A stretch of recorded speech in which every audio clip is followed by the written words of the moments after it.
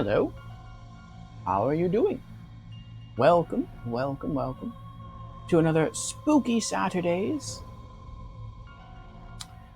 Hitting up my phone to make sure the audio is coming through okay, to make sure we're actually streaming. Stream Elements says we're streaming.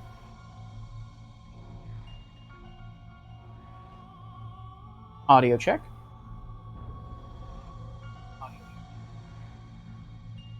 Sounds good on my end. All right.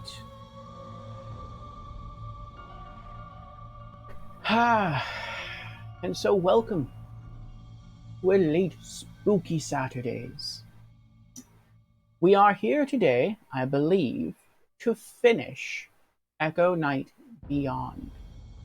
So earlier this afternoon, I transferred last Saturday's stream session over to the YouTube channel,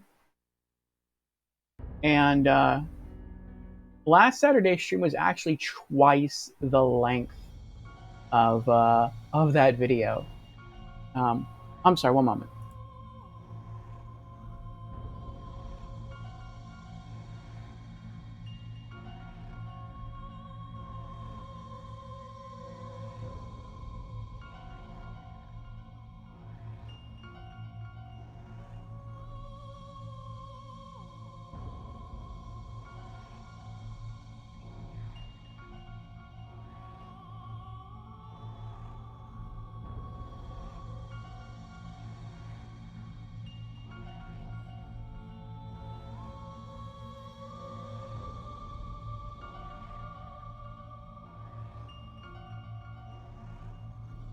Okay, we're back.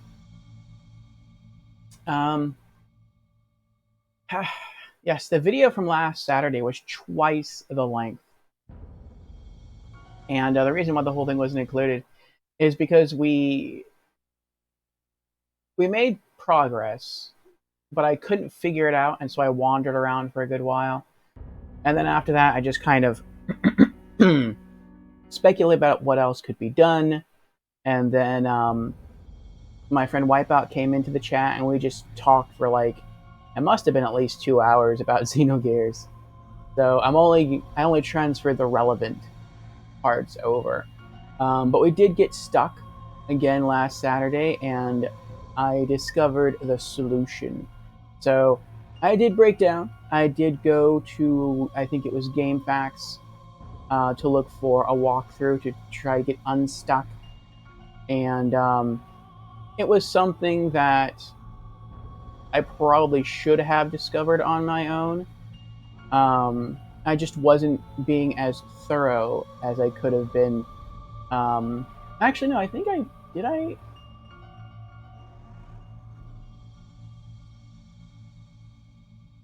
No, I think you were. I think that was part of last Saturday as well, where I used a strategy guide, and I think I related that to you. And then we had to use that security camera to find that torn paper on the wall, and then we roamed the halls of the residential hall. We searched the different rooms of the residential hall for a certain piece of paper, and we couldn't find that piece of paper. And I did go back and I looked up where to find that piece of paper. I think that's where we left off.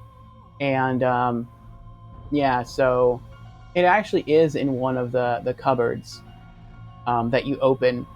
And that's kind of deceptive, because whenever you look into a cupboard in a room in the residential hall, like when you click the cupboard, it slides it open. And then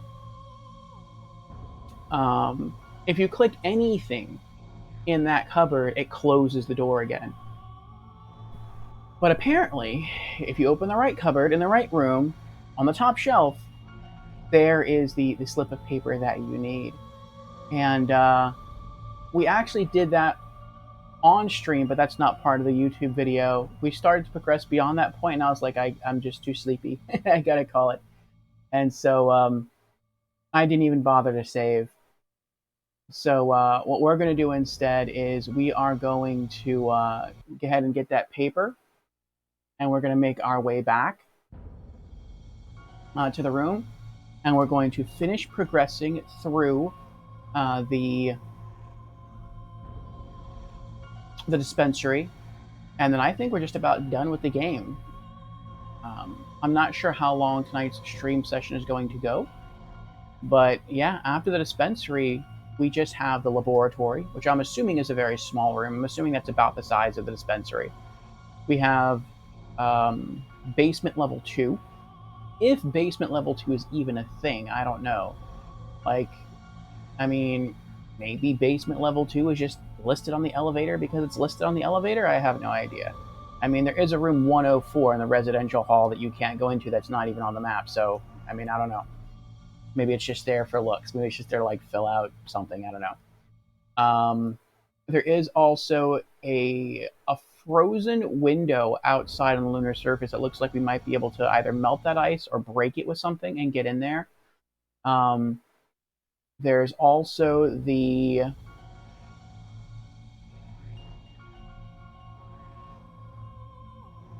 Is that it?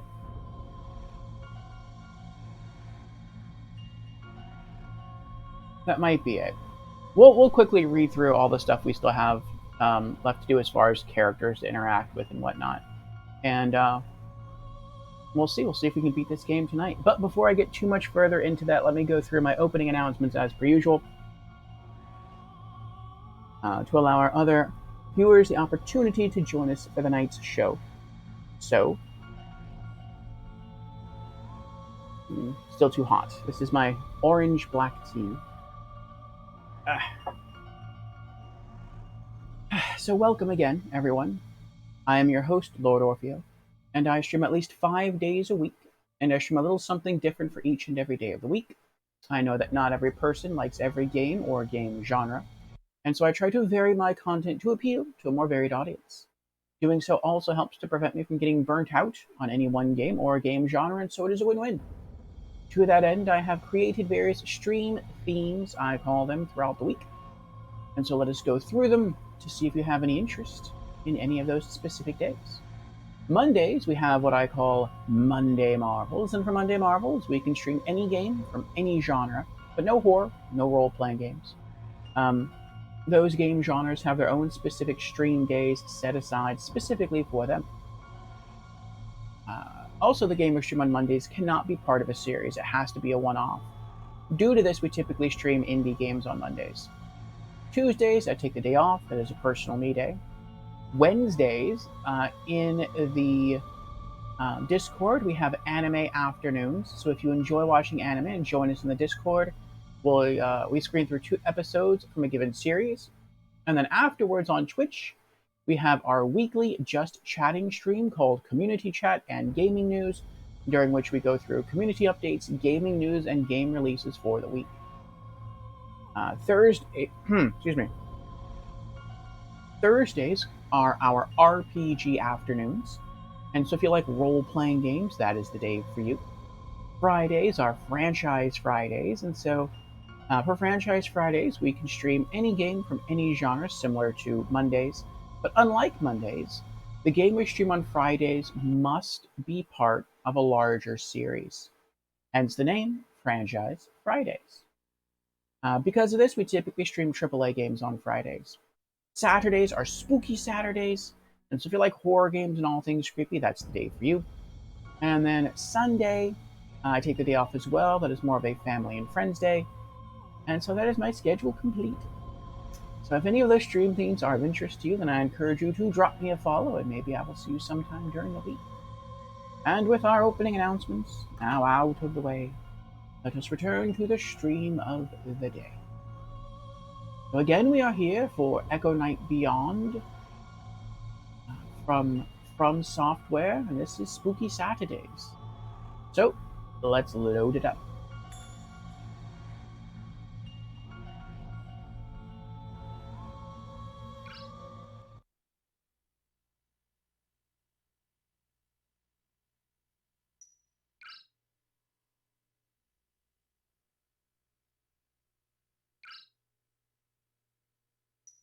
And you can see our playtime on the game is 25 hours, 46 minutes, 13 seconds. We've saved a total of 77 times.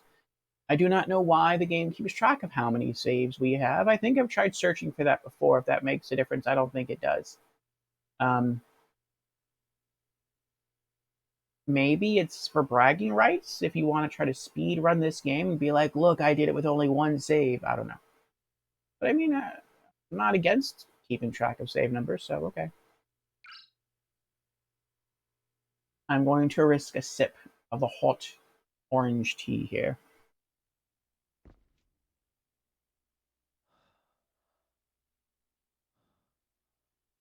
And if I am correct, and we do beat this game today, then that means next Saturday we will have a new game. And I'm looking forward to completing this game. I'm also looking forward to starting a new game, a new horror game soon. And that horror game will be a return to the Resident Evil series with Resident Evil The Dark Side Chronicles. So, yes, I already have that game downloaded and installed on my PlayStation 3's um, hard drive, and it is ready to go. So, we're just waiting to complete this game here. But we shall not rush through this game. We do want to enjoy it as much as we can. And we left our saved character here. This is the monitoring room in the residence hall. So we can go right from here to fetch the paper we need and then head to the dispensary. But before we do that, let us quickly go through the items in our inventory as well as any pertinent notes. So let's see, items we have. We have our, what is this? I don't know what this is. Top left for the item name. We have a promise ring. The initials RO are engraved on the inside. I think that is supposed to be our name, Richard Osmond. We have a Claudia's photo. This is a photo of our fiance. A photograph of Claudia. Where is she now? We are looking for her. We have a med kit. 3 sedative-filled syringes are inside the kit. This is kind of neat in that in this game, you can die. I think you can die one of 3 ways. The first way you can die is if you see a ghost, your heart rate will start going up. And if your heart rate exceeds 300 beats per minute, your character essentially has a heart attack and dies.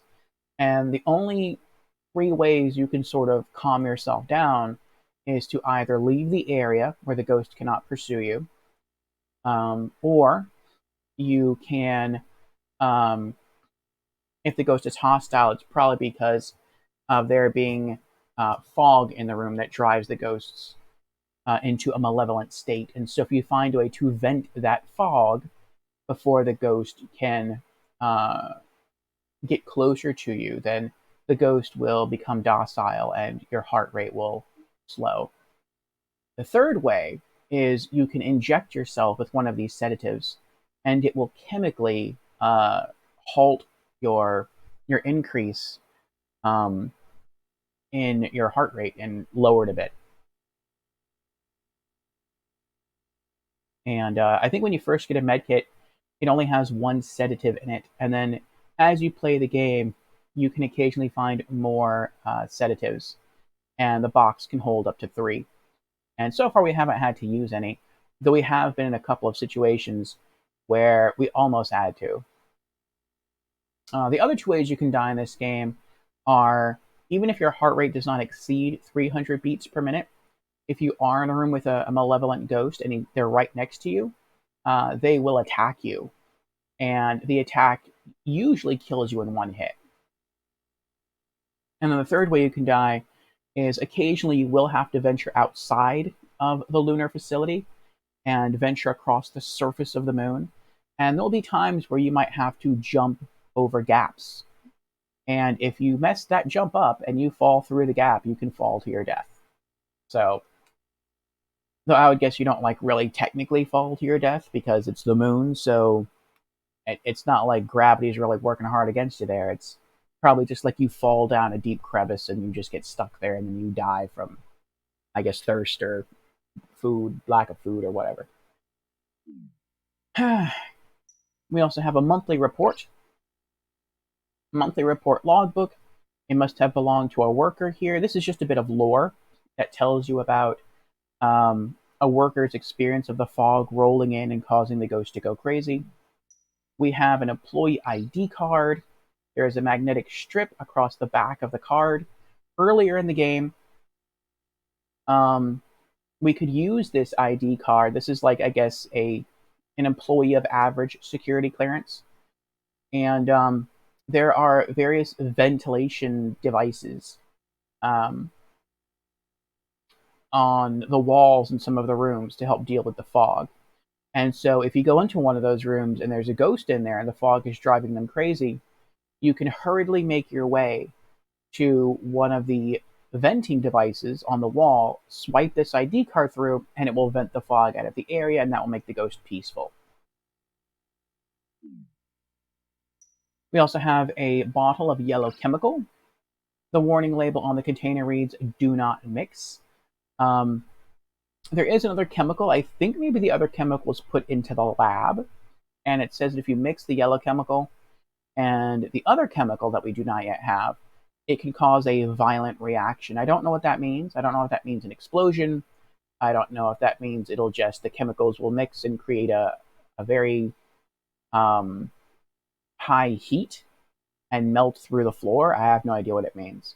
Though, maybe we do have to go into the lab and find the other chemical and then go back to the lunar surface. I'm just thinking out loud now. And the what looked to be a roof window. I mean, if we're standing on the lunar surface, it's the floor, but it looks like it's a room that's beneath the lunar surface that's built into the moon, and the top of it is frozen over. So maybe we have to get the two chemicals that can cause a violent reaction, make our way back to the lunar surface, and then pour the yellow chemical on there, and then pour the other chemical on there, and then watch them mix together, maybe create a high heat, melt through the ice, and that would allow us to get into that room. That could be it. Um, what else do we have? We have a level 1 card key. So in this game, some of the doors are always unlocked. You can pass through them whenever you want. Other doors are locked with security key cards. And there are various security levels in the game. And so this is level 1. We also have a can opener. I'm not even sure we need this thing anymore. We needed this to help one of the ghosts earlier in the game. He wanted to open a can of food for his wife, who had also become a ghost. That was like the last thing he wanted to do before he was able to sort of move on into the next life. And so we used this can opener to open the can of food for him. But then instead of just leaving it there, I picked it back up. And the game let me pick it back up, so I don't know if we need to continue carrying it with us, or does it no longer serve a purpose? I don't know. But, I mean, the game let me pick it back up. I'll pick it back up, so. I'm not sure we have a limit as far as how many items we can carry. Like, you see some blank squares here, but, I mean, maybe we can scroll further down if we start collecting more and more items. We also have a level 2 security card key. We have a daily report. This is more lore. Daily report logbook. We have an executive ID card. So once you get deeper into the facility, you need a higher class of employee ID card above this one in order to use the venting stations deeper into the station. And so we had to get this one to progress further into the game. We also have the level 3 security card key. We have a diary here of Nancy Spinell. So that's a bit more lore. We have a purple diary with some more lore. We have a cat bell, which when we ring it, calls a cat out, the ghost of a cat. And similar to the can opener, we already used this item to sort of appease the ghosts that we needed to, and they moved on to the next life. But the game let me pick the bell back up, so I picked it back up. We have a crew logbook. This is more lore. And then we have the level 4 security card key. And so far as I'm aware, the only thing the level 4 security card key can get you into is the dispensary, which is the area we got stuck in last Saturday. So let's go through some notes real. Oh, that went down too far. Let's go to the notes. Okay. So we have, let's see here. We're only going to look through the notes of the people that we still have to find, I guess, or to work with. You can see it. This is why I think we're so close to beating this game tonight. It says character completion 94%. We have to be getting close to the end of the game. Again, I think we just have like a planetarium to explore. We have to finish with the dispensary. We have the lab. We may or may not have basement level 2. I'm not sure if that's a real area. And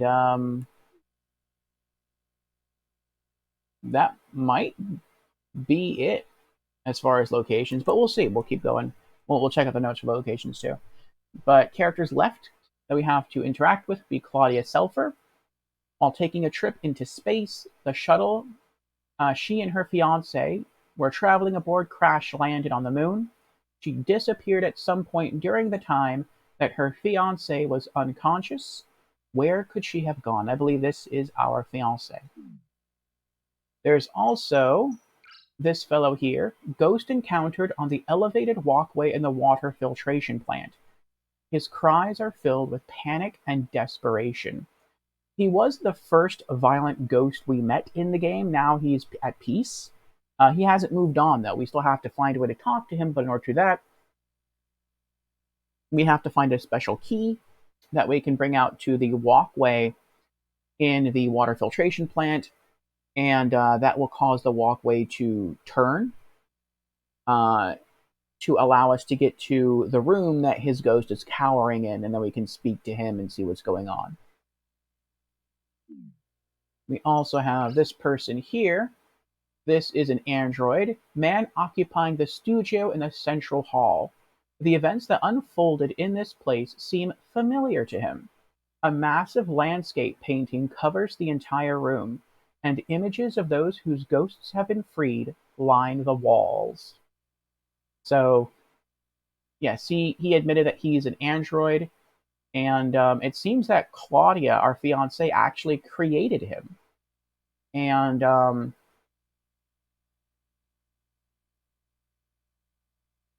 he just kind of hangs out in a small studio room, and like the description says, every time we free a ghost, we can go back, talk to him, and he's already painted their mural on the wall. So that's kind of cool. We can see what they looked like when they were alive.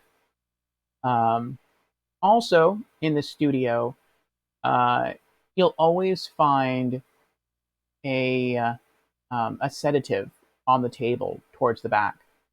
So if you are using sedatives as you play through the game and you're running out, then I think you could be a little cheap. I think you can like save, quit the game, load the game, go into the art studio, there'll be a syringe on the table, pick it up, go into a save room, save your game, reload the game, go back, find another syringe there. Also, if you just go back, I think as time goes by, like as you complete certain in-game events, after enough of them, the syringe might also respawn on the table. And so he acts as sort of almost like a medic. Like he'll always keep giving you syringes, which is kind of cool. And when you talk to him throughout the game, he also gives you different information, more information. So it helps to expand the lore. Let me see here. Who else? We can't help her. We helped him. He's passed on. He's passed on. He's passed on. We helped him. We helped her. We helped her. Man from security camera recordings. It seems he was directly involved with mining operations responsible for the discovery of a new mineral at the lunar facility. What's interesting about this is we saw someone in a flashback sequence who talked about this. We don't know who it was. Now, our character is actually a lot, I guess, more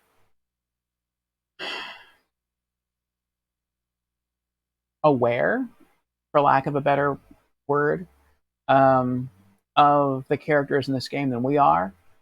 Because if he meets the ghost, let's say he meets the ghost of this character, this person here, then we'll be able to actually go back into the notes and those question marks will be gone, and the name of that person will be there.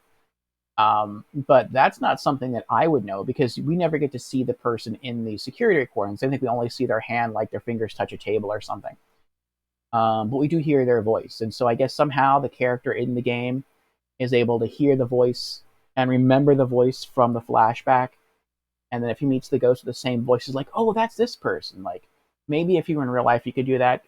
Me as a person just playing the game, I'm not one to make those connections, but it's nice the game does that for you. Katarina, we helped her. Katrina, we helped her. Jacob, we helped him. Oliver, we helped him. Biggs, we helped him. Nick, Nick is still alive. Well, he's not alive. He's a ghost. He's still wandering the facility. Nick Getchell, ghost seen wandering areas of the facility engulfed in the fog. He is a priest that was dispatched to the facility, being one of the few people whose counsel the director would listen to. So, unlike other ghosts, when you flush the fog out of an area, they become docile. With Nick, when the fog vanishes, he vanishes with the fog. And he's always extremely hostile. With the other ghosts, even if they are hostile from the fog, they only display that hostility when you enter a room with them. If you just observe those ghosts through a security camera, they ignore you completely. But with Nick is somehow smart enough or aware enough to know when you're watching him through a security camera, and he'll actually float up to the security camera and grab it and shake it back and forth. If you don't do anything for a while, then he'll leave the security camera alone. I guess he doesn't necessarily know you're watching him, but what he observes is the movement of the camera, and he doesn't like the fact that he's being watched, so he'll shake the camera and get violent. I have learned though that you can use that to distract him. Like there's actually some instances where you need to get past Nick, and the way you kind of make that work for you is you distract him by moving a camera, and that'll make him float up to the camera. And while he's attacking it, you run out of the camera room and you run in the opposite direction. And then it's like he sees you, and then he has to let go of the camera and then float down and then turn and then start floating after you. And yeah, it's pretty neat. That was a pretty cool little mechanic. I hope we don't have to do it again though. Victor Nickel, we helped him already. Igor Hingen, we helped him. He's gone. Dmitry Iuksin, we helped him. He's gone. Nathan Gold, we helped him. He's gone. Paolo Dato, we helped him. Norman Spinell. For some reason, Norman Spinell never became a ghost. Maybe that's because he died on collision. Once the shuttle hit the moon, that could be it. I'm not sure. But yeah, we only know of him because we found his dead body in the shuttle, not because we encountered his ghost. That's not to say we won't encounter his ghost, but I mean, we haven't yet. Natalia Rizkaya, she's still around. Ghost operating the linear transport's controls in the crew's room. She's been in contact with her commander and was surprised that he remembered her from when she was still just a trainee. I honestly don't know why she's still here or why she's still there. The only thing I could think of is that maybe one of the possible endings to the game is for our character to find fuel and then make it to the shuttle that she and her crew use to arrive at this lunar facility. And if we can do that, if we can refuel her shuttle, then we can take off and get back to Earth. Maybe that's why she's still here, but I don't know of anything else we have to do to appease her. All she says is that she wants to.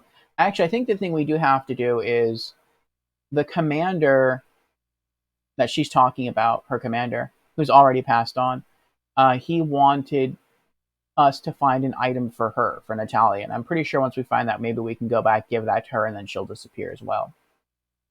But we'll see what happens. We should get that item after I think we complete the dispensary.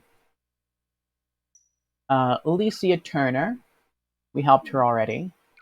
Nancy Spinell, we helped her already. Alan Coleman, we helped him. Ruthie the cat, we helped her. Christina Pegma, we helped her. Sergei Disclosio, we helped him. And then we have unknown ghost seen typing at a computer terminal in the dispensary. This is the ghost we're trying to work with now. It appears he is waiting to receive a prisoner release confirmation from his headquarters. He is very impatient, as the expected release date has already passed. And then this one.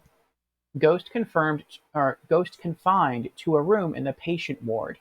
It seems he is already supposed to be out, but the required prisoner release confirmation from headquarters hasn't arrived yet. So right now, the dispenser, we're trying to help both of these ghosts find their peace and move on. And then I think we're going to get a special item for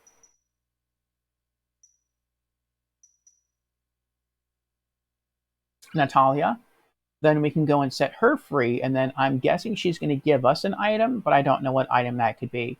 It could be the lab key. It could be basement level 2 key. It could be the key to the planetarium. That's all I can think of. But out of the things I mentioned, only basement level 2, if again basement level 2 is a real area, only basement level 2 would be like a full map. The planetarium is only going to be a single room, I'm guessing. And the lab is only going to be a single room. So we have to almost be done with this game. Hey, Ratika! Hello, Ratika. How are you doing? Oh, and Ratika has just resubscribed for 6 months. It's half a year. Wow. Well, thank you very much, Ratika. I appreciate it. Thank you for your continued support. Subscriptions are always appreciated. Never required, but always appreciated. Thank you. How are you doing? You're good? That is good. What are you up to? Are you following your destiny?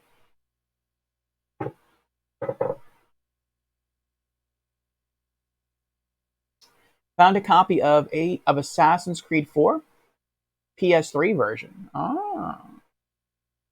What's the subtitle on Assassin's Creed 4?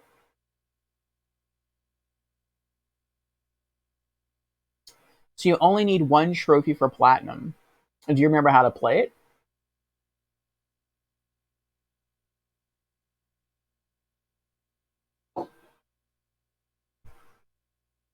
Oh, Assassin's Creed 4 Black Flag. Gotcha. The pirate one. Well, it's in muscle memory? Okay.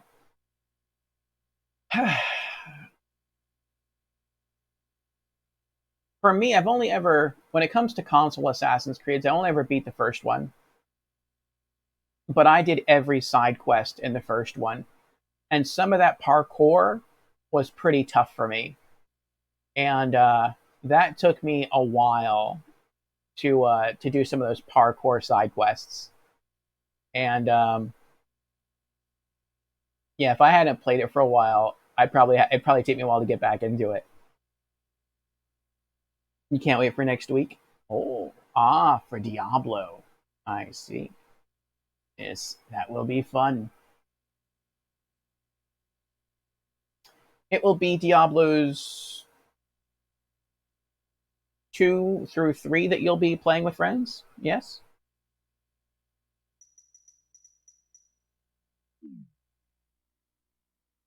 Oh, I didn't mean to exit the notes. Okay, for our locations, right now I'm just sort of, yeah, nice. That is very nice, Ratika, very nice. I hope you all have a lot of fun. I'm sure you will.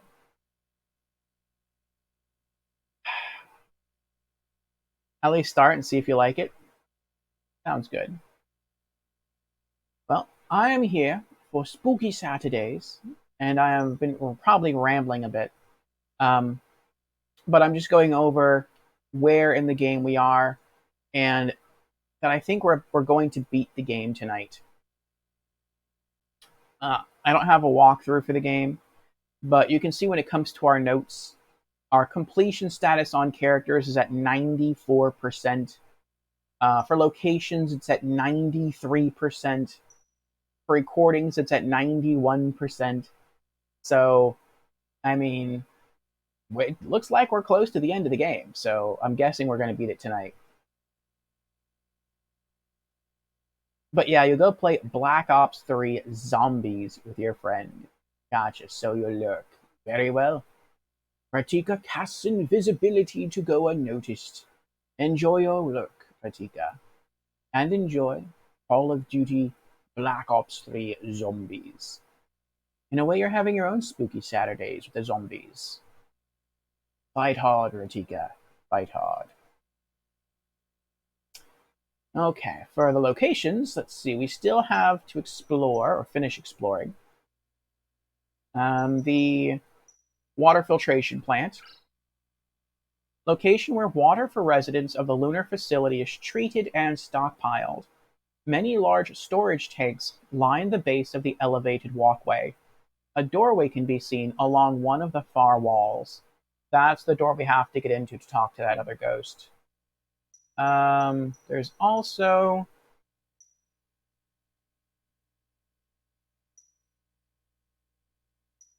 eventually we're probably going to have to go back to the studio. Studio located in the central hall. A panoramic landscape painting covers the entire room. Portraits of facility residents whose ghosts have been freed adorn the walls. There's also, I think we have to go to room 105 to get that letter. This room appears to have had 3 occupants who lived in close proximity to one another, but judging from their personal possessions, shared little in common. The observatory foyer. Observatory antechamber. A massive telescope is visible through the windows lining the far side of the room. To get through those doors, we need a legitimate key. Not a key card, a key. So that's one area we have yet to explore. Maybe not really the freight elevator, but maybe elevator lobby basement 2. As you can see, there's a basement 1. There's the buttons on the elevator panel. Maybe we will get to go to level 2. If so, that's going to be the last big map, and then we're done. There's also, let's see.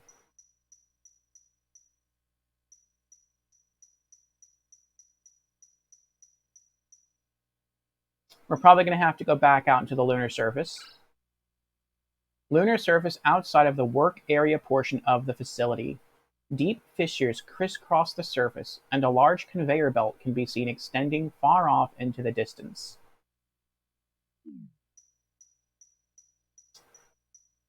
And there's also crew's room we're going to have to go back into. Room containing the Linear Transport's remote control operating system and communications equipment. And that's just to go give that gift to Natalia when we get it. The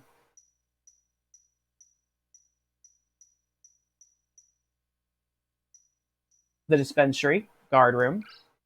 Examination room filled with medical supplies and machinery. The monitoring system controls cameras located in the adjacent patient ward and operating room. The entire section has been converted into a makeshift jail. Also, the patient ward cells, area once used to house patients recovering from medical procedures. The rooms have been outfitted with high security locks and now serve as holding cells. And the operating room. Originally an emergency operating room, it has since been adapted to serve as a communication center. A computer and printer are located on the desk in the back of the room.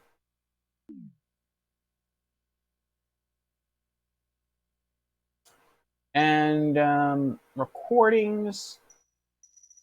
Let me see, the last recording is the cell footprints. We have those footprints inside a room in the patient ward.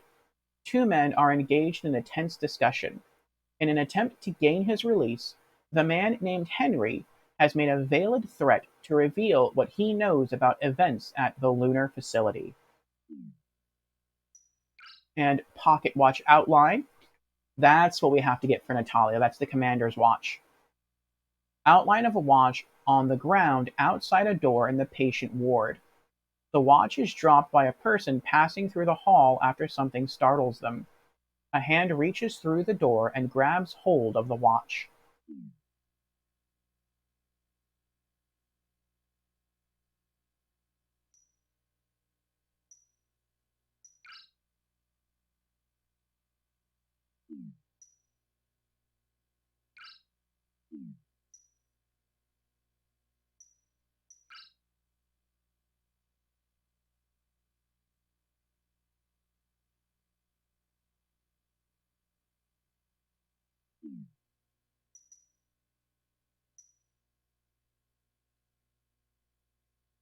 We're missing one. We're missing a flashback sequence. Yeah, now I'm glad I did this.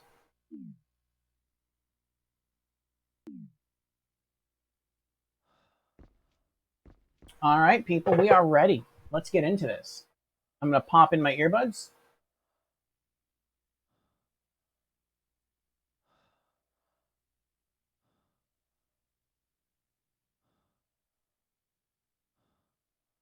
We're going to snatch that paper, get that flashback sequence, free two ghosts, and then see where the story takes us from there.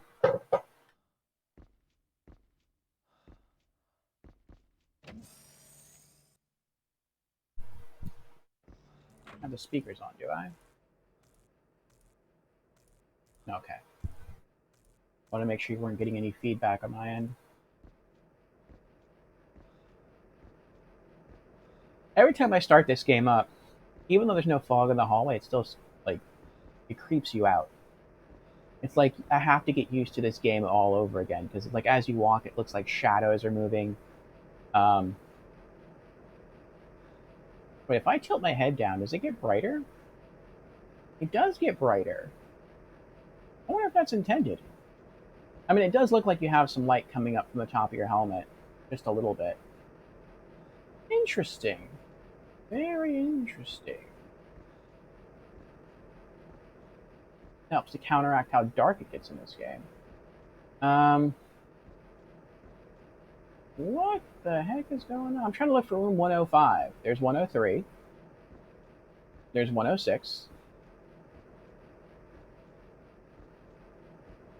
There's 105. Okay.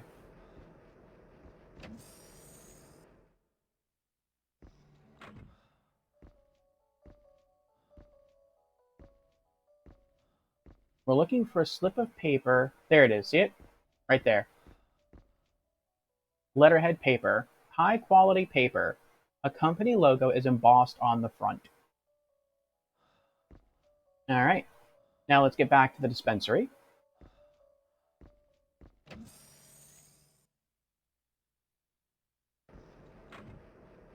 Okay, now to get back to the dispensary, we have to go back to the central hall. That's this way, towards the glowing green door. This will take us back out into the main hub. We'll be downstairs in the main hub, I believe. Yep. We have to go back up there. This is the down escalator. The up escalator is over there, so let's walk around.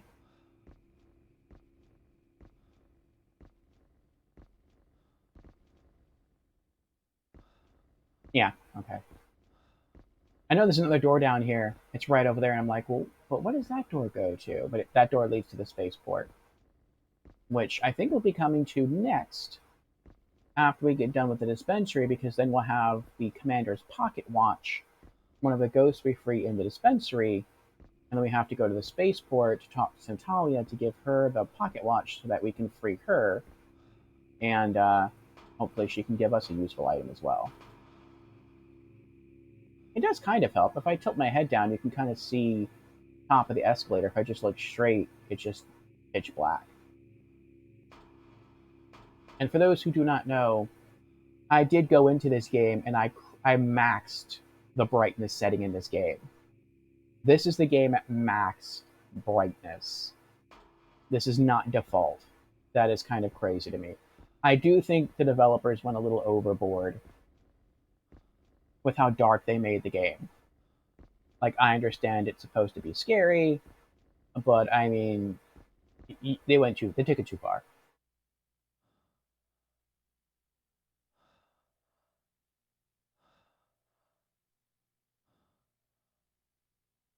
I made a mistake just now. I just realized it. Sorry. So now we have to go back down the elevator. I was trying to think of where the dispensary is. And I'm like, okay, where do we have to go? We have to go here, here, here, here. Okay, then we're there. And yeah, I messed up.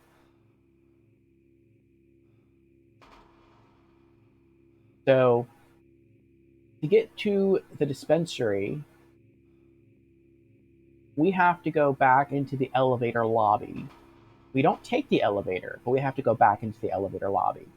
And to get to the elevator lobby, we have to go through the residential area. So we have to go back to where we came from.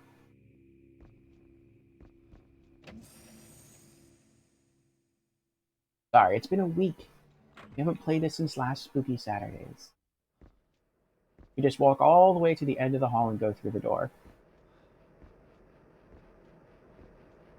But yeah, it's like you have to get accustomed to the dark hallways and to the moving shadows as you walk. And it's like I have to do that every single time. If not, it's like the game will scare the crap out of you the whole time. This also scares the crap out of you because this room is full of fog. And there's no way to vent the fog in this room. There's no machine in here to do that for you.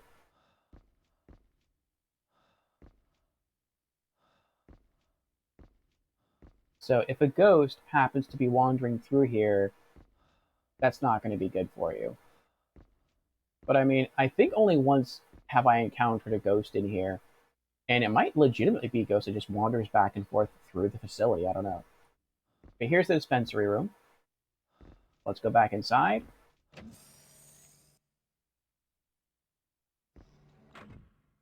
Look how dark this is. Again, this is max brightness. Now you do have a lamp on your shoulder.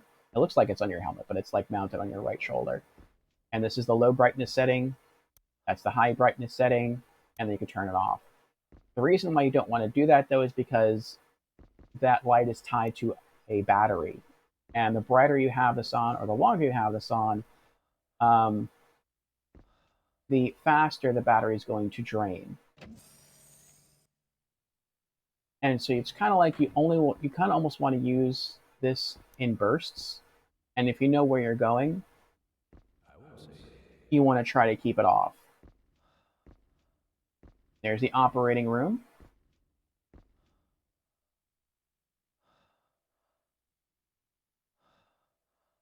No, sorry. We're not going to go there yet. That's the room where the prisoner ghost is being locked, but he's peaceful.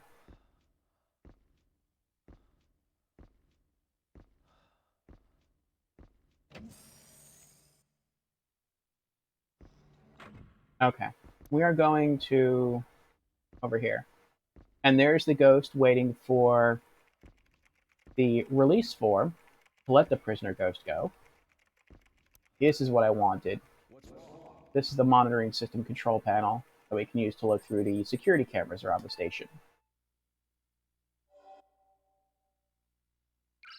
We can go into the cells. I'll show you camera 3. That's where the prisoner ghost is. He's just staring at the door. And go to the operating room. And this is what I missed the first time. So I always try to look for green markings to see if I can find any flashback sequences. And I thoroughly searched this part of the operating room. I didn't find any. I even looked over here. This is where the security, or not security, this is where the printer is that we're going to have to use very soon. What I did miss, though, was kind of like this little, almost like a little hallway, where there's a piece of paper over there on the wall that's ripped up. I read this, but I never zoomed in on it with the security cameras. You can see there's a green handprint on there. What is that? Oh, that's just a piece of technology. I thought that was a doll sitting there. I'm like, what is a doll doing in here? That's creepy.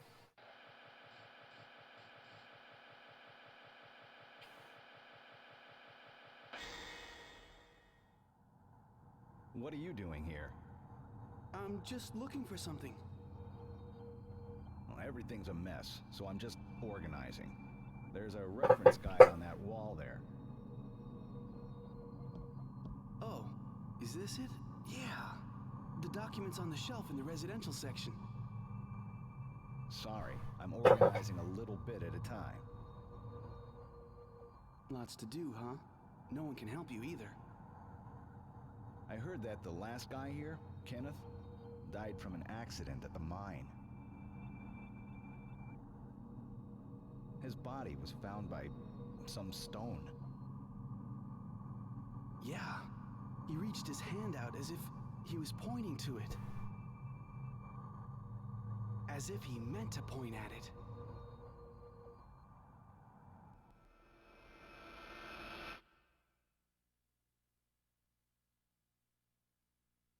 Part of the notice has been torn off. And this is kind of what had us stumped last Saturday. It says, notice, materials have moved. Sorry for the trouble. Files, residential area, room 10, and that's it. And so last Saturday, we went from room to room, and legitimately, it looks like there could be um, files in each of the personal rooms. It legitimately looks that way. Um, and so you're not really sure which room you're supposed to check in. And we spent quite a lot of time. We went through the rooms in all the rooms in the residential hallway multiple times, and we couldn't figure it out. So I had to cave, and I'm like, I'm done. I I have to use a walkthrough to figure this out. And yeah, it was the piece of paper that we just grabbed in the cupboard, because every time we go into that cupboard, the cupboard that you saw me grab the paper from, if you're not aiming at the camera directly at the paper, if you're aiming like just inside the cabinet and you click a button, it just closes the cabinet. So I'm like, I guess there's nothing in the cabinets, because every time I open them and I try to click a book or try to click anything inside, it just closes the cabinet. I'm like, I guess it can't be that. And that's actually what the solution was. So, all right, we're gonna have to turn a light on here. I'm lost. There we go. That's where I'm trying to get to. Printer? A printer. There's no paper in the tray. All right, let's go over here. And we are going to put the letterhead paper into the printer.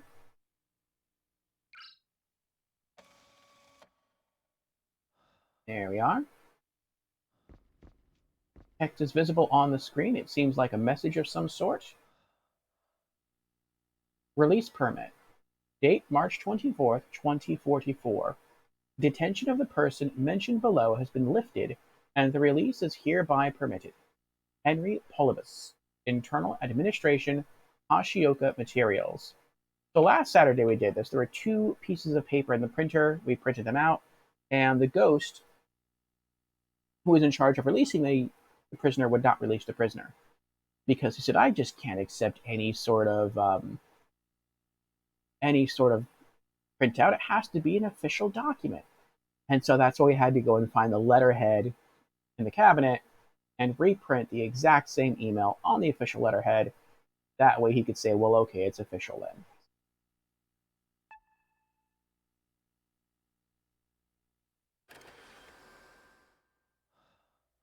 There we go. The printing is complete. Official release permit. Printout of the prisoner release confirmation. All right. Now we take this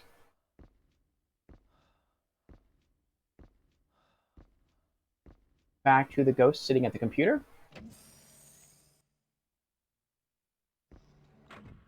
And then I believe he will set the ghost in the cell free.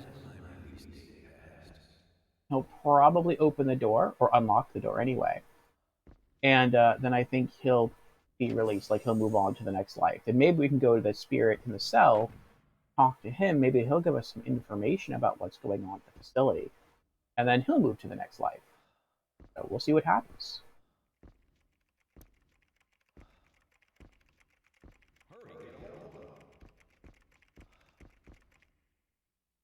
What are you doing? You're interfering with my work.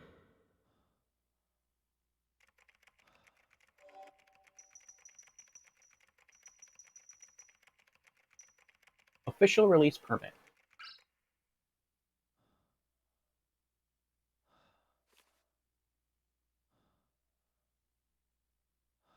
Looks like I finally got through to headquarters.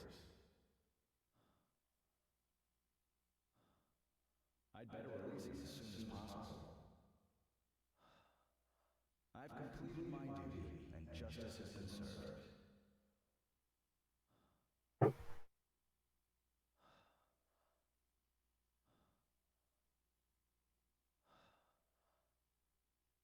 Turning this up a bit more for me.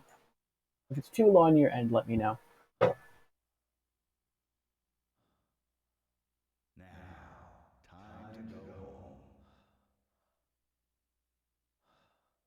Being a guard is not easy.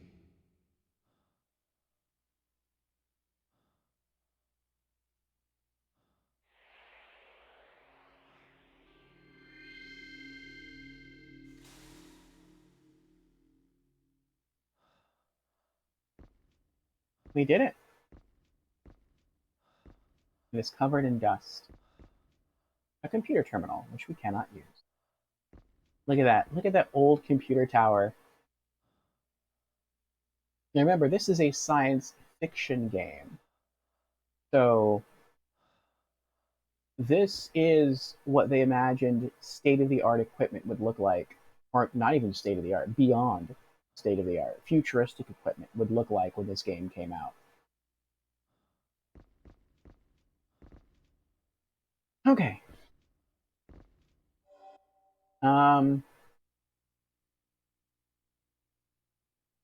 Yeah. Let's go back to notes. And see if we can read his character file. There it is. Clark Brogan. Male. Ghost that was typing at the computer terminal in the dispensary. He released the lock on the cell door after I handed him the prisoner release confirmation. Relieved to be finished with his work, he gained his freedom.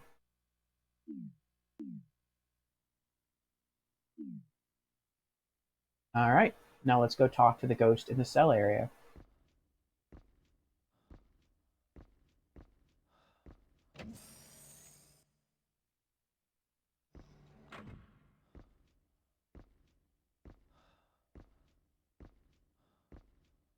I won't say anything.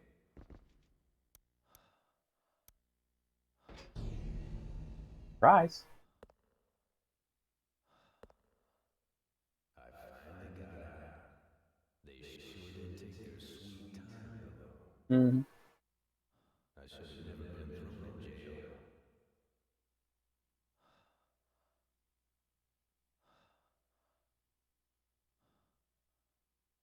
I threatened to rat out the director. I got sent to jail. Well, here's better than being left in the basement, I suppose. The priest is, I am sure, dead by now. Oh, that's what they did to the priest's body? They locked him in the basement? Maybe he's in basement level 2. Maybe that's where his body is. Maybe he got so, like, horrified by being trapped there. That's why his ghost is so hostile. If left in a place like that, he'd be gone in no time. Take this. I don't need it anymore.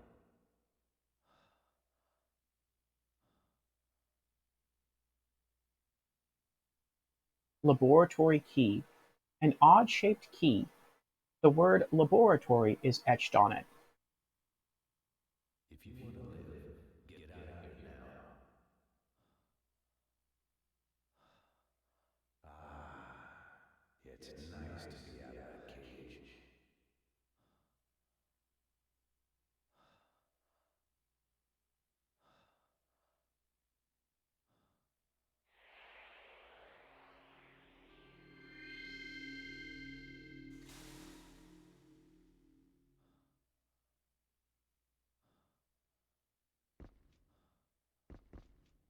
There's something on the ground. Pocket watch. An antique. The name Disclosio is engraved on it. Oh, that's right. Disclosio was the name of the commander.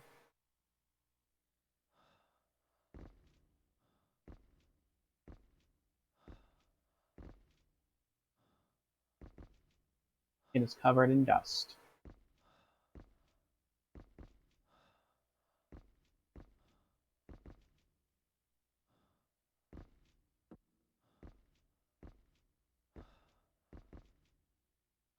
Ink is filthy.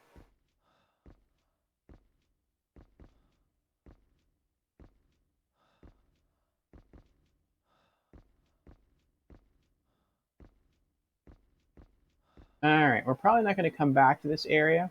Ever. I hope. So...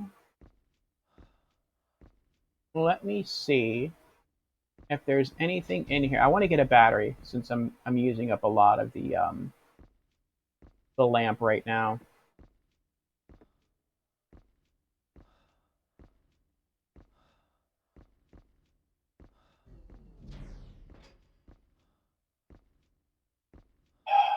Scare the crap out of me. Like, I know I'm safe, and this game still scares the crap out of me. And I know I'm safe because there's no fog in here. And ghosts are only violent when there's fog. So if there is a ghost here, he's not going to hurt you.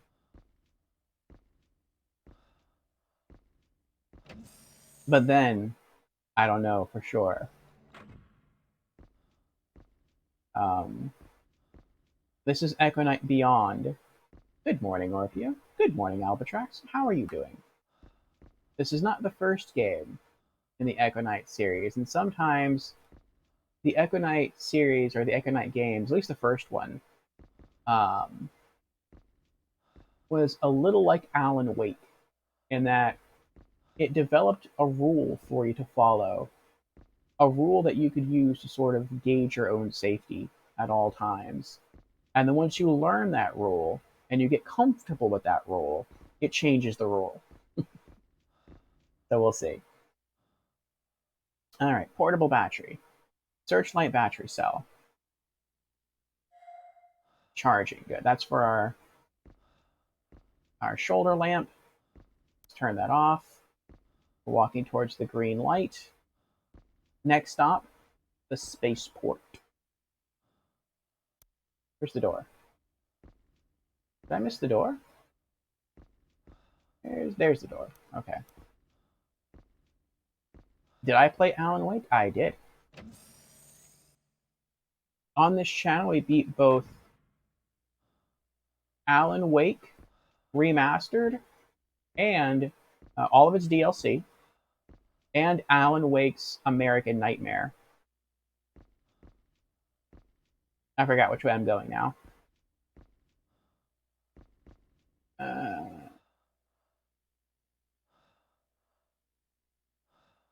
I think it's this way.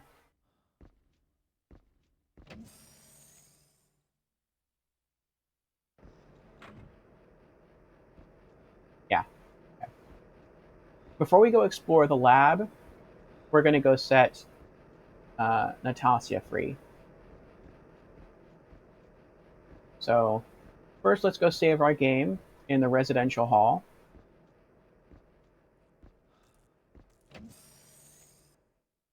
There's a whole Lovecraft sale going on Steam. Really?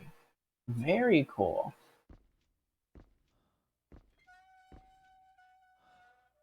Oh, not there. Will it just show up on the Steam main page?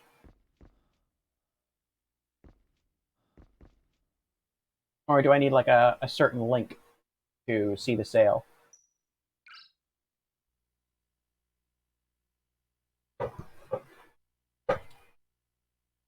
Alright. The artwork for the sale is so cool. Cool.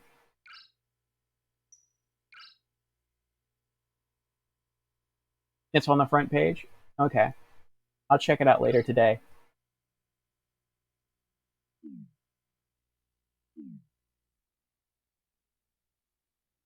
Alright. Next stop, the spaceport.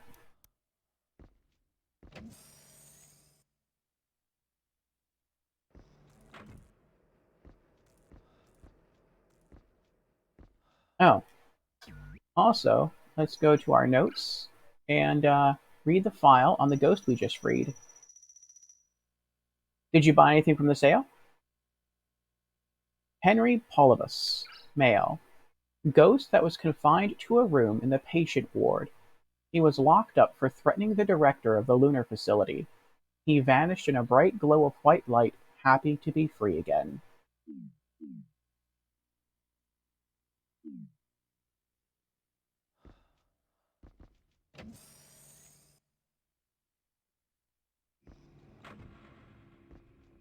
Alright. Now we walk around to the door on the other side of this cylindrical room. Like a circular room.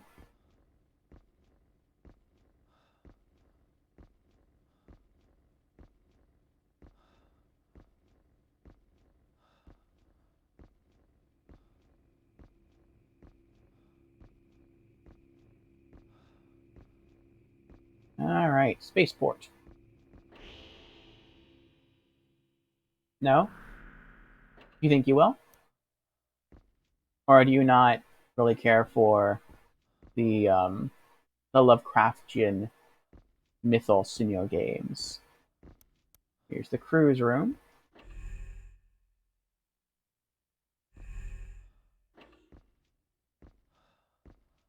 And here she is.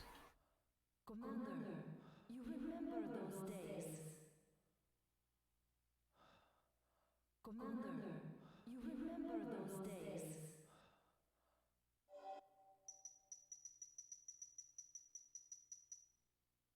Pocket watch.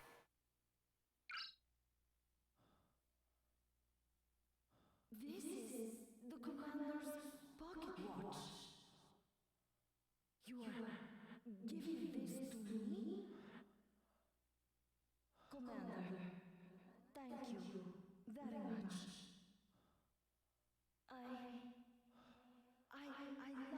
you. Aww.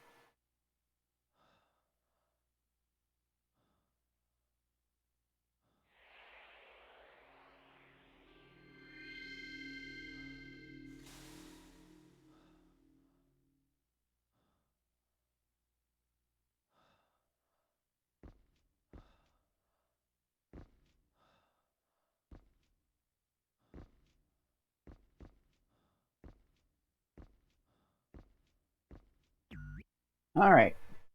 Notes again. Let's check her file. There she is. Natalia Ruskaya, female. Ghost that was operating the controls in the cruise room. She was surprised to learn that the leader of her team had always looked upon her fondly. Comforted by this thought, she was freed after I gave her his watch.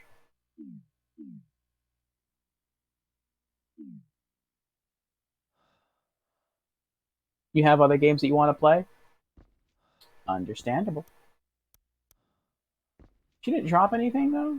She didn't leave anything for us? She did not. I mean, she gave us a lot of stuff. She was probably the most helpful ghost in the entire game. But, well, okay. Next stop, we are going back to the main. That always freaks me out when I see that. We're headed back to the main hub area. Let's ride the escalator back up. And we're going to go check out the art studio to see the images of the ghosts we helped set free. And also speak to the android painter in the studio, see if he's going to tell us anything new. Then we'll go save our game again and see what's in the lab.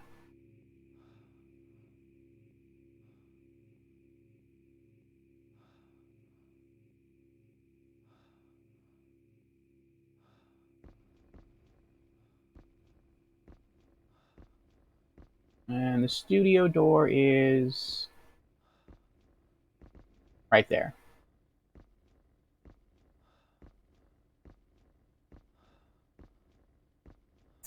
I mean, I'll definitely check the sale. If there's something I want and the price is really low, then I might get it. That's how I typically get most of my games. I get them either through being like a member of PlayStation Plus, or I get them through like flash sales or sales in general. And just generally being way behind in your game catalog helps too.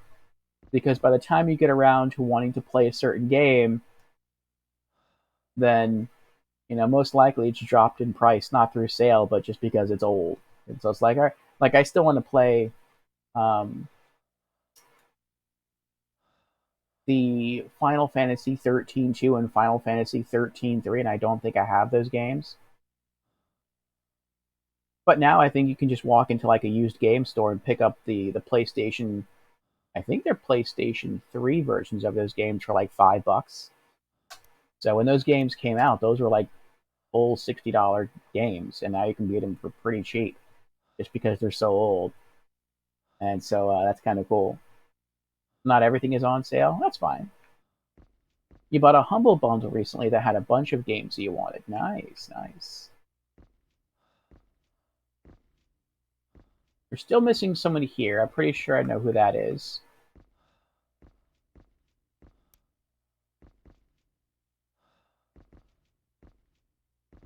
Clark Brogan. That's the guy who was at the computer terminal. That was the guard. Henry Polybus. That was the prisoner.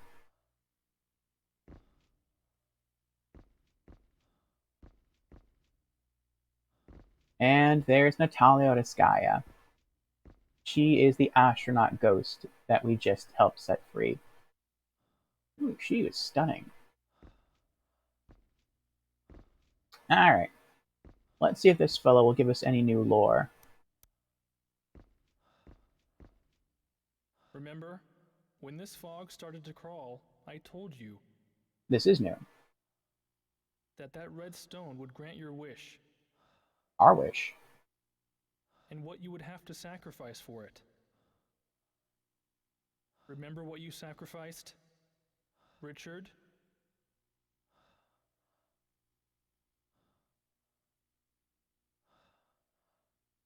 You and I were the only ones who were left here.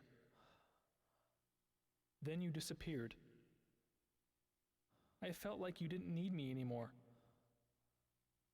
even though I was born out of your wish.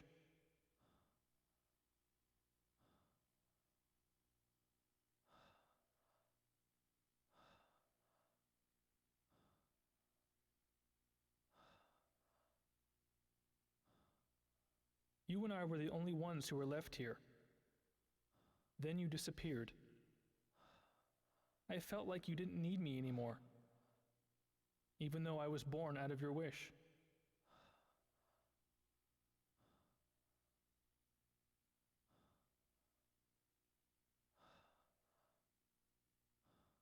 Hmm.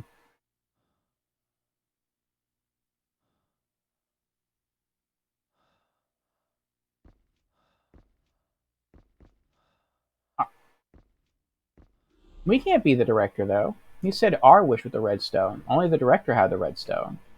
Unless we somehow obtained the redstone. But I mean, no one has referred to us as the director. They've only talked about the director to us in the third person, which makes me think we're not the director. But I mean, maybe we somehow obtained the redstone. I don't know. Not in our inventory.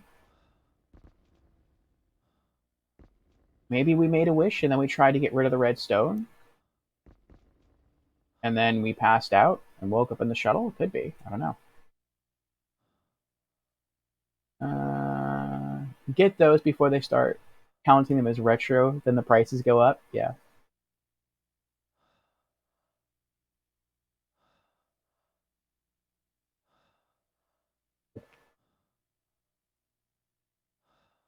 That's what's going to start happening with some Nintendo 3DS games and some Nintendo Wii U games. The physical price of some of those games was still kind of high because Nintendo games tend to hold their value, especially first party games. But recently, as I think as of the end of last month, those online game stores shut down. And so now, if you want to buy a game for your Wii U or your Nintendo 3DS, you have to buy a physical game. You cannot buy a digital version anymore. And due to that, the prices of those physical games is going to increase because now it's like you don't have an option. Okay. So now our next stop is going to be the lab. How do we get to the lab? Laboratory key. An odd-shaped key. The word laboratory is etched on it. Um,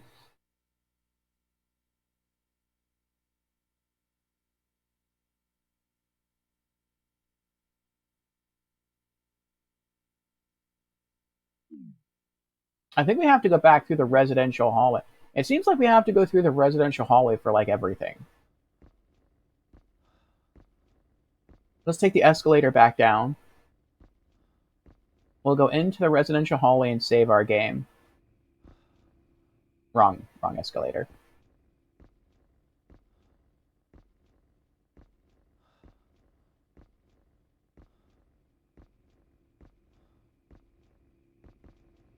There we go.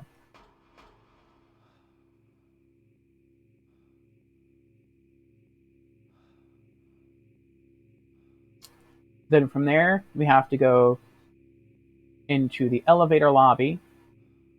Then beyond the elevator lobby into the renovation area. And I think that's where the laboratory is.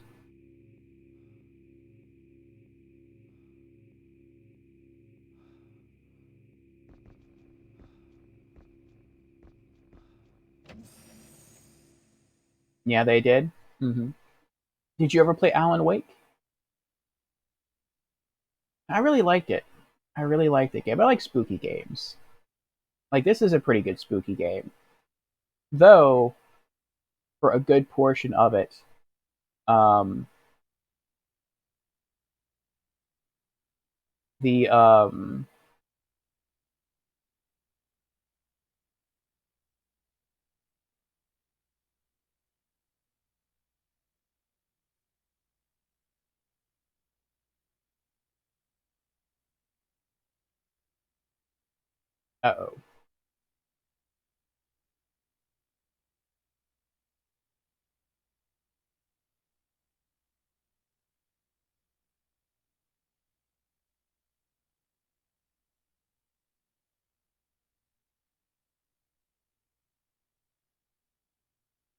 Oh.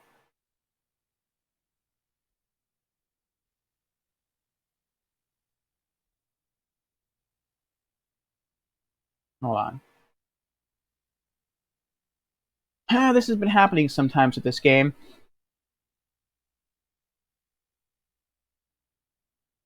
Now I have to go back to our last save file and do the stuff all over again. I don't think we're that far away, though. I think we just have to go go back to the spaceport, give Natalia the pocket watch, and then go talk to the ghost, not the ghost, the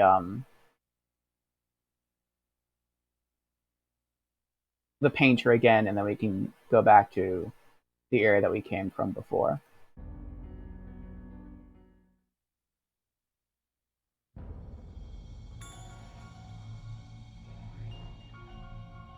I'm looking forward to the release of Alan Wake 2 this year.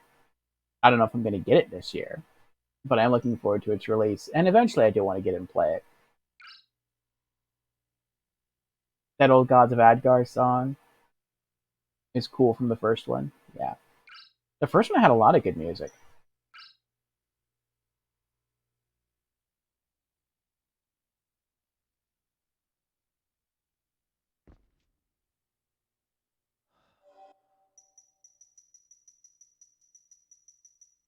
Yeah, we still got the pocket watch. I thought so. Okay. That's why it is good to save often in this game. I don't know if it's just the laser in my PlayStation 3 going bad, or maybe it's the disc. I haven't looked at the back of the disc. The disc could be a little dusty. I'm not sure. Um, but during the beginning of this game, it was fine. But it seems as we're getting closer to the end of this game, it does sometimes uh, look like it goes into a transition screen where we're going from one room into the next, and then it just stays on a black screen. So that that's kind of stinky poopy there. Have I played Control? Not yet. That's coming up somewhat soon for Monday Marbles. We did play through Quantum Break, which is in the same universe, and in Quantum Break, especially close to the beginning of Quantum Break, one of the main characters in the game wears an old Gods of Asgard T-shirt. So that's pretty cool, and you see posters for the old Gods of Asgard music group. And Creepy is here. Hello, Creepy. Welcome, welcome. Creepy says, "Spoopy, too spoopy for you." And Creepy has redeemed, "Hello, I'm new to stream." Well, welcome to our stream, Creepy, for the very first time. Again. Excuse me. And Creepy has redeemed Hydrate. Very well.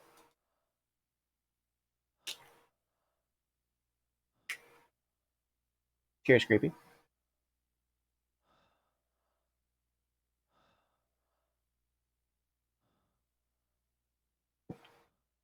How are you doing tonight?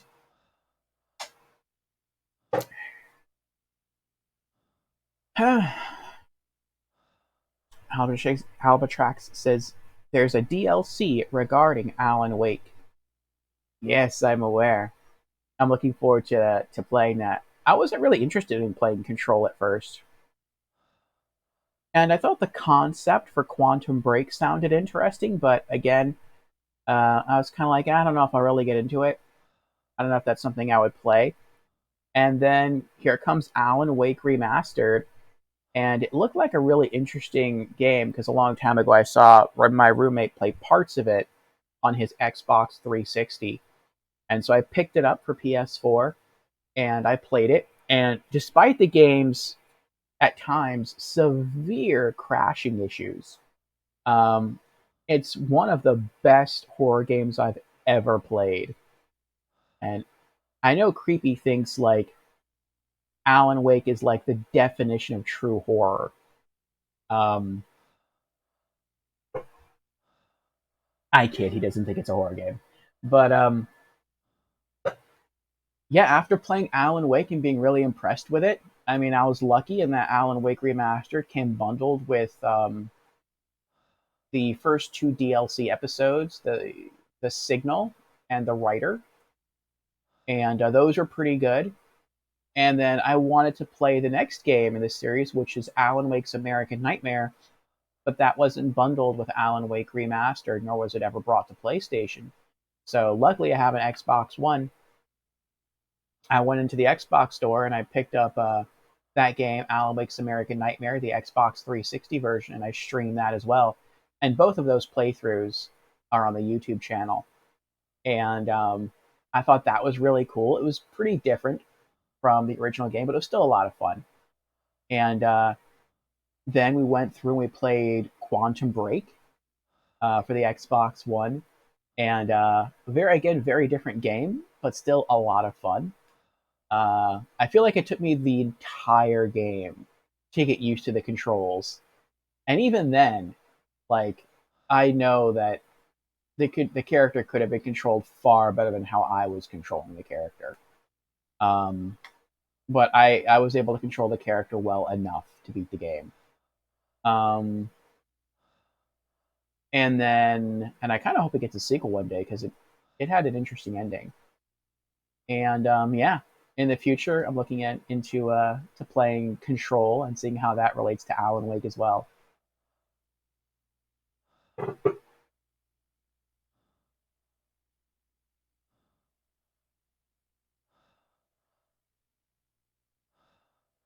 Control's pretty cool. Nice. Alan Wake is a thriller. Alan Wake and Bake is also referenced in Can't Roll by his typewriter being an altered object. What? I'm not sure what that means.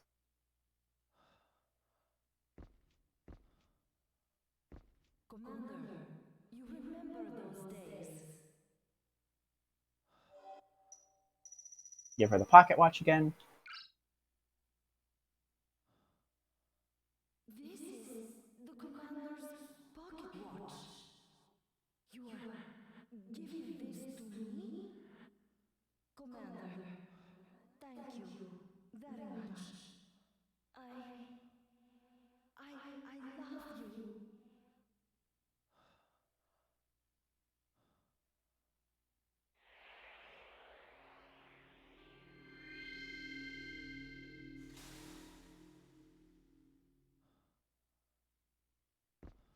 And there we are.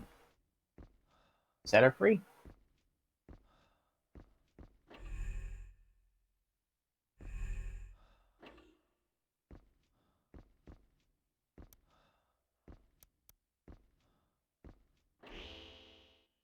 Head back to the main hallway. And we're going to take the escalator up again. Go speak to the artist for that bit of lore. And then ride the escalator back down, and then go back into the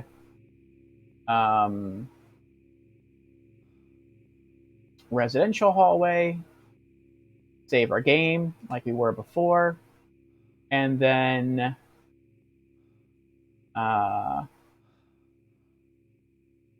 we'll go check out the lab. It's so dark, I know. This is the game at max brightness. With default lighting, you wouldn't be able to see any of this. It would just it'd almost be like pitch black. Like I understand what the developer was going for. They wanted the game to be dark, so it was always like extra scary and mysterious. And they gave you this lamp that you can use that's mounted on your shoulder. And that's kind of cool. I think that would have added to the tension. But over time, the battery does drain, and you have to keep finding more battery packs for it throughout the game, which isn't too bad because the further into the game you get, it seems like the more battery packs there are. And so long as you don't use the lamp all the time, you'll typically have plenty of power in your shoulder lamp. But they made it too dark. Like the way I have it now should be the game's default brightness setting, and that's the game at maximum brightness.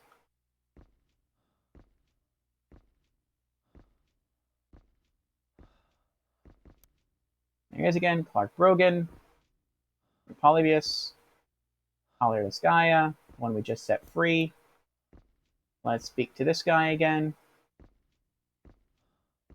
Remember, when this fog started to crawl, I told you that that red stone would grant your wish, and what you would have to sacrifice for it. Remember what you sacrificed, Richard? You and I were the only ones who were left here. Then you disappeared. I felt like you didn't need me anymore, even though I was born out of your wish.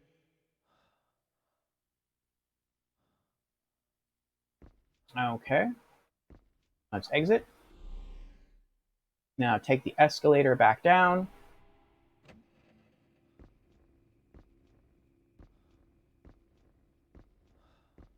I think we're beating this game tonight, Creepy. Unless, like, a glitch prevents us from doing so. We've already had to reset the game once. Because sometimes it seems like we'll go into a different room. This game is kind of like Resident Evil, like old school Resident Evil, where it's like if you try to go from room to room in Resident Evil, it's like the rest of the game cuts away and it just shows the door and the door opens, then it like loads the next area. This is kind of similar where the door opens, the screen fades to black, and then the new room just kind of like loads. And for the past, I would say 3 streams, and it hasn't happened too often, but it's like the door opens, the screen goes black, and then it just stays black. It's like the new room doesn't load, and then we have to reset the game, and that's kind of a bummer. But we're so close. We're so very close.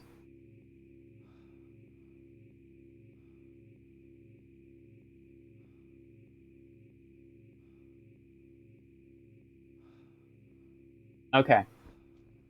There's the residential area. There's the fade to black. Come on, load. There we go. Good, good. Now we're going to go into the monitor room and save our game again.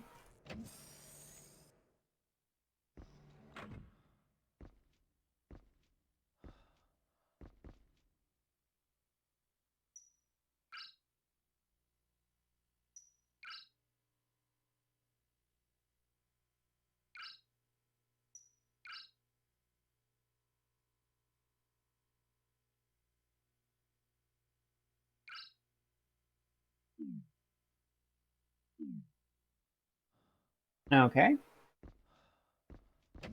Back out into the residential hallway. And now we're headed to the laboratory for the very first time.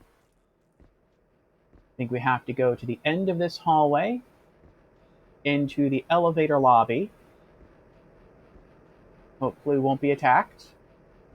The elevator lobby and the renovation area always frighten you, because they're both areas that have fog, so if ghosts are in them, they will be hostile.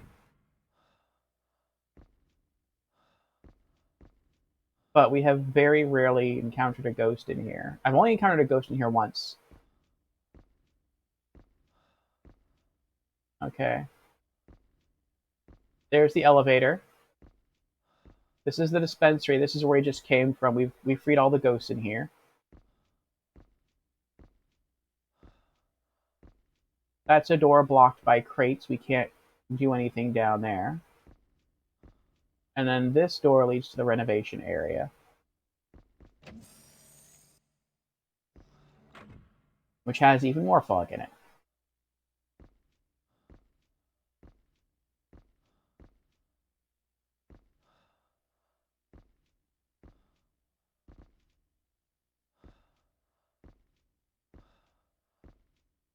What's that? I don't know what that is. Oh, I can just turn on my light.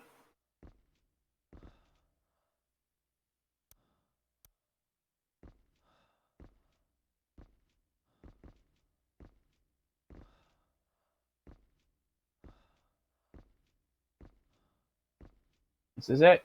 Laboratory. Intercom control panel. The lock requires a special key. Access denied. Please insert security key. Laboratory key. Security key recognized. Access granted.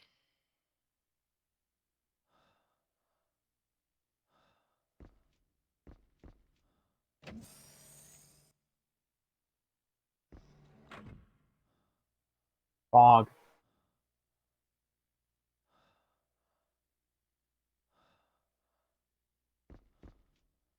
There's the vent. We're going for it. Ventilation control device. A card reader is visible on the front panel. Please insert employee ID card. Executive ID. Alright. ID verified. Ventilation system activated. Nice. We're safe.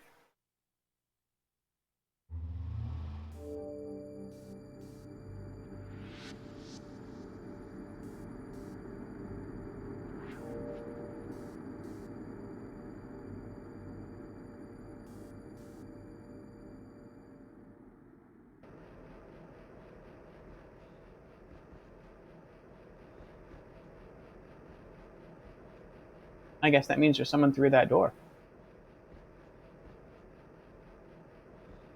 Oh. That also means if we probably would have just continued through that door without scanning our card key, we probably would have died. What's this? Research equipment.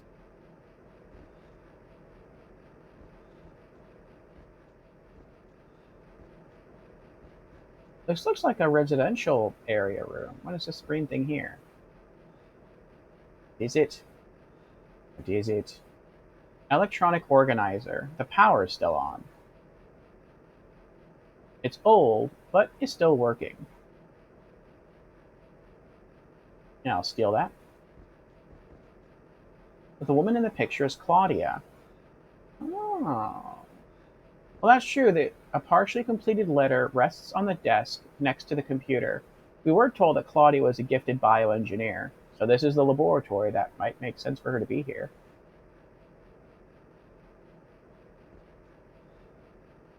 It doesn't look like I can access... I can't access the letter, though, or the computer. Test results. The papers are faded with age, and the writing is barely legible. Alright, let's check out this item we just picked up here, and let's go through our new notes.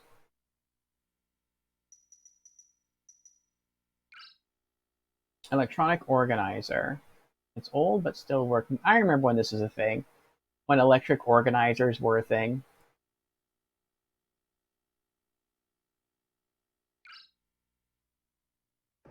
Nothing happened. No, I didn't want to do that. I wish I could read it. Like, when we went to pick it up, you could kind of read it. Oh, wait, can I zoom in? I can zoom in. How do I zoom? There we go. Memo. The orb knows a color of the truth. What? The orb? Am I reading that right? The orb knows a color of the truth? Oh, I can read it.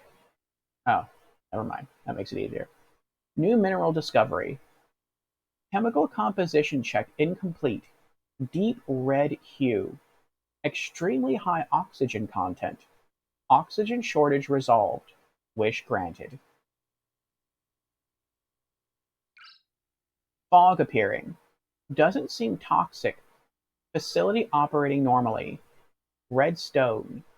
Sacrifice. Must keep operations on schedule. Claudia can join me here then. Accidents increasing.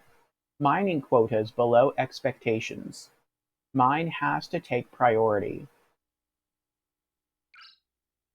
Facility deserted.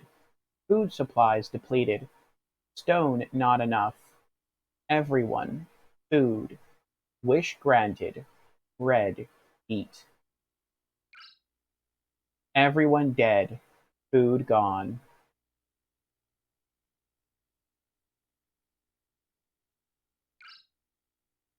Stone. Memo. Orb. The secret lies in these colors.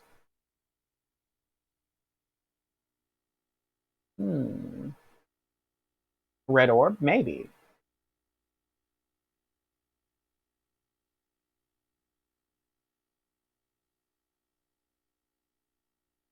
this is a little disturbing here because something happened, or there's kind of been a question that I raised. I think it was almost when we first started streaming. Maybe it was in our second stream that I brought up this question and I kind of brushed it off. But this may have answered the question.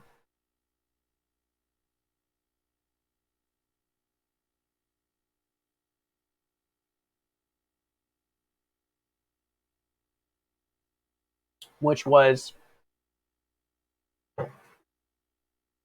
there's ghosts in the station. Okay.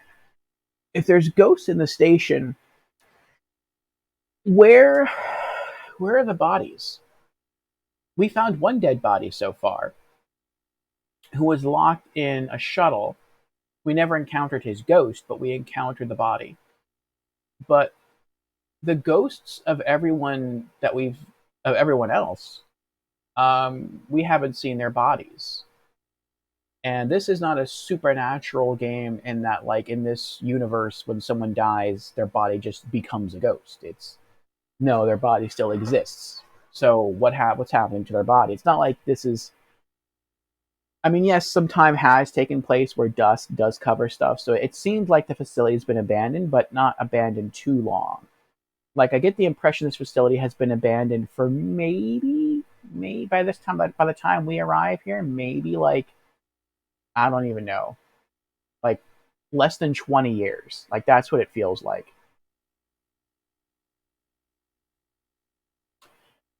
So it wouldn't give enough time for someone's body to completely just become dust, basically, to break down into nothing. So what's going on with the bodies? And I thought, well, maybe the bodies just aren't here because it's more of like a technical issue. Maybe since this game was made for the PlayStation 2, maybe the bodies just aren't rendered just to save memory, and try to give higher detailed environments. Maybe that's the logic behind it, but there might be a story reason behind it. There'd be bones? Yes, there would be bones. And I'm like, I don't get why they're not here. But this says, it seems to say in here that it's like there was a shortage of food and then wish granted. So maybe it means like the person to survive ate the bodies of the people who died. So, new mineral discovery, chemical composition check incomplete, deep red hue.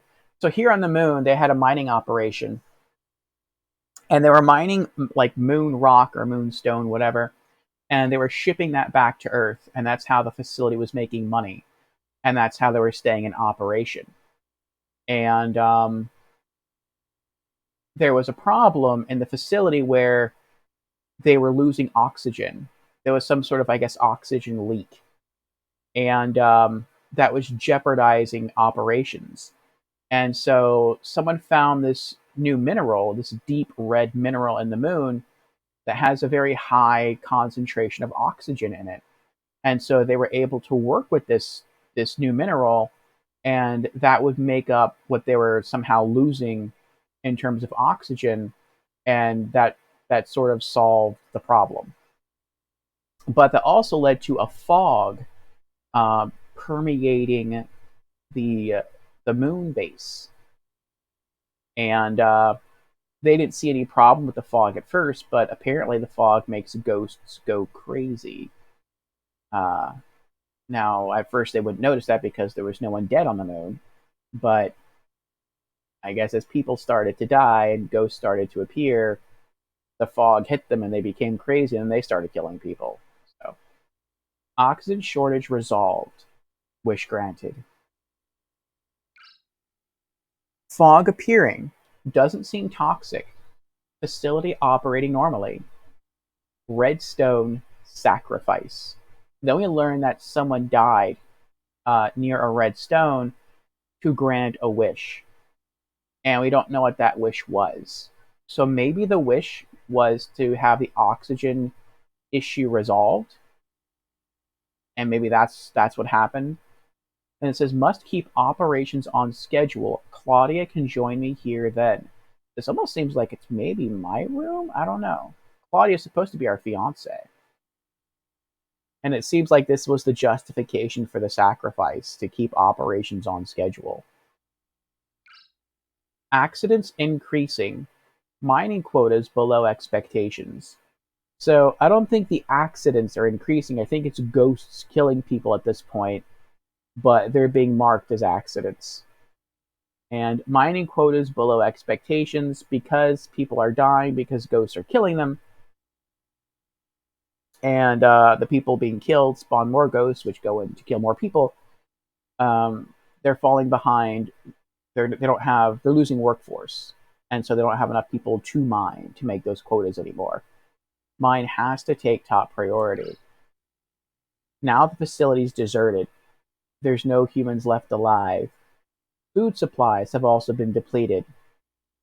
So there's no normal food left to eat. Stone, not enough. They don't have enough stone to ship out to Earth for more money, more supplies. Everyone food. Wish granted. So that makes me think that food supplies are depleted. Now the person with this organizer is like, well, then I'll just eat the dead bodies of people here. Wish granted. So now I have food again. And then it says red, referring to the red stone, and then eat. So that's apparently what happened. Everyone dead, food gone. Like, everyone's still dead, but now all their bodies are gone. Stone is all he has. I guess the stone is the only thing that he still wants to send out or to acquire. New memo. Orb. The secret lies in these colors. And that's it. Maybe it means green or red? I don't know.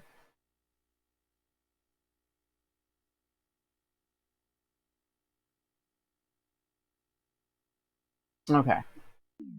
Interesting. Let's see what else we got around here.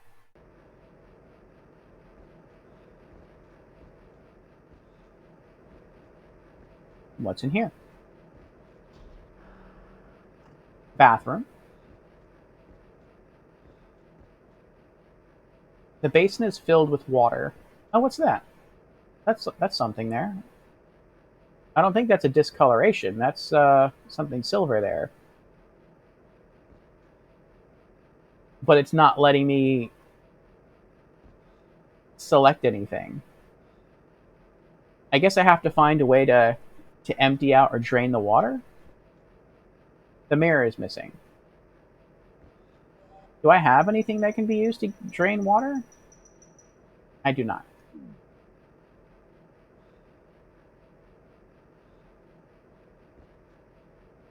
Yeah, there's something in there. I think that might be basement level 2 security card key. What about this?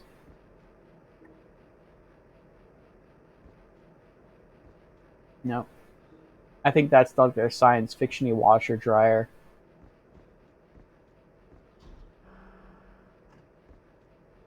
The tub area.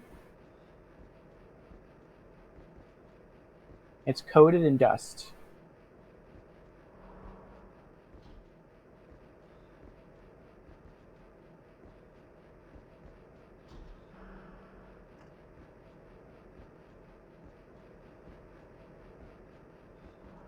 And this. Toilet area.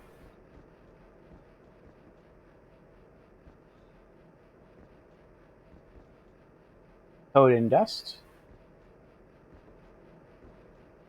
The game seems to want us to go in there, so I'm saving that for last. Research equipment.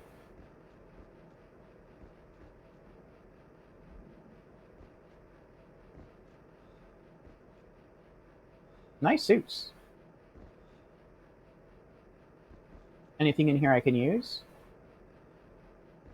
No. Okay.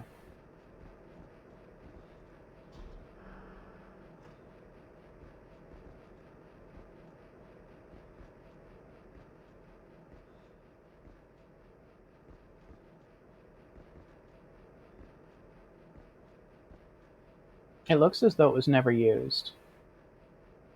The bed is neatly made. So it looks like this is just a normal room, the residential area.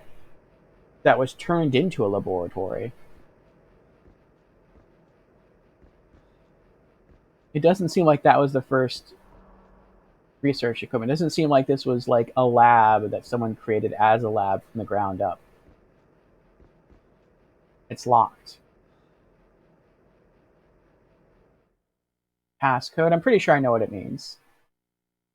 When it said the orb holds the key, I think orb stands for orange, red, blue. But I don't want to enter that yet. Because doing that might trigger something. What is this?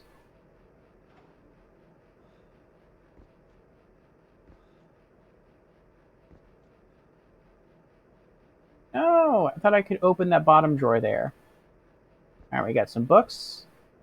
We got more books. We got some supplies. I guess those are like lab supplies.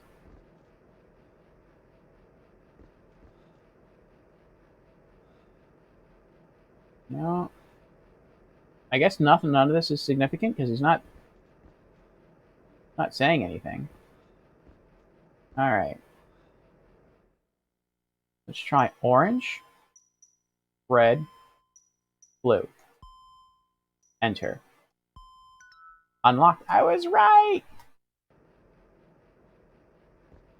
It was the organizer. The organizer was the hint. It was the memo.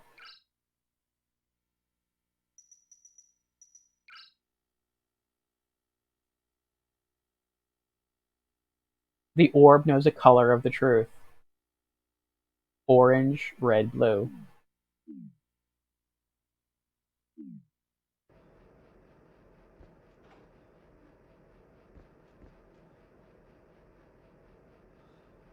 More books. Looks like a religious text. There's the other chemical, a chemical canister. Red chemical. The warning label on the container reads, "Do not mix." Now let's mix them.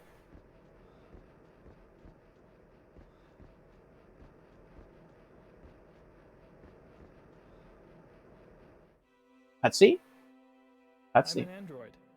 All I do is memorize things. You and Claudia are apart.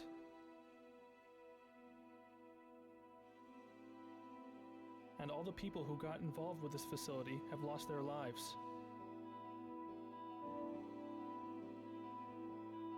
But they're also bound by memory.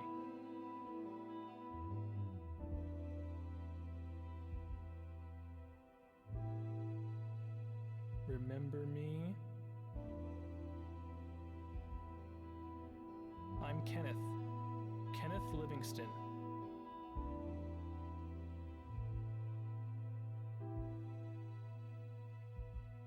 This place has quieted down a lot.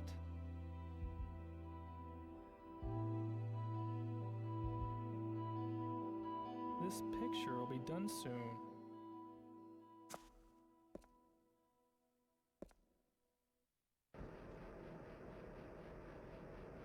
He can just like freely travel around the station and ghosts never attack him because he's not a living person. He's just an android. Did he kill them all? Did who kill everyone? Kenneth is supposed to be a person that was thought to be the best friend of the director of the moon base. And then Kenneth died, and it was like the death of Kenneth was, some say, the first sacrifice. That's what saved the moon base and helped out their oxygen issue. And so I guess what happened was the Claudia and maybe the director missed Kenneth, and so they created an android to look just like Kenneth. And so he kind of filled in for the dead person, the dead human. No, I don't think the android killed them all. What I'm gathering from the story, like I said earlier, is that the base was running into problems and it was probably going to have to close down. And the director of the moon base didn't want to do that. He wanted to be a successful person. And so he had to try to figure out a way to solve the oxygen issue. And he came across this red stone. And the red stone is kind of infamous in the Echo Knight games, where the red stone can grant your whatever wish you want, whatever desire you want. But the cost is extremely high.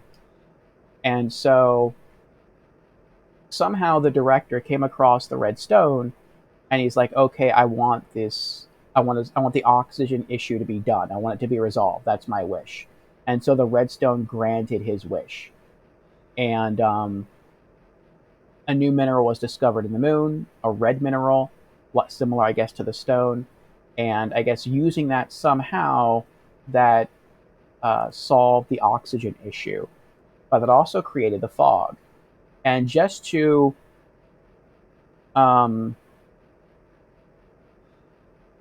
grant the wish of finding the red mineral that would grant the station more oxygen, a sacrifice had to be made. And that sacrifice was the death of Kenneth. It looked like Kenneth fell to his death somewhere in the facility. And that's the person, not the android. And so Kenneth was probably the first ghost.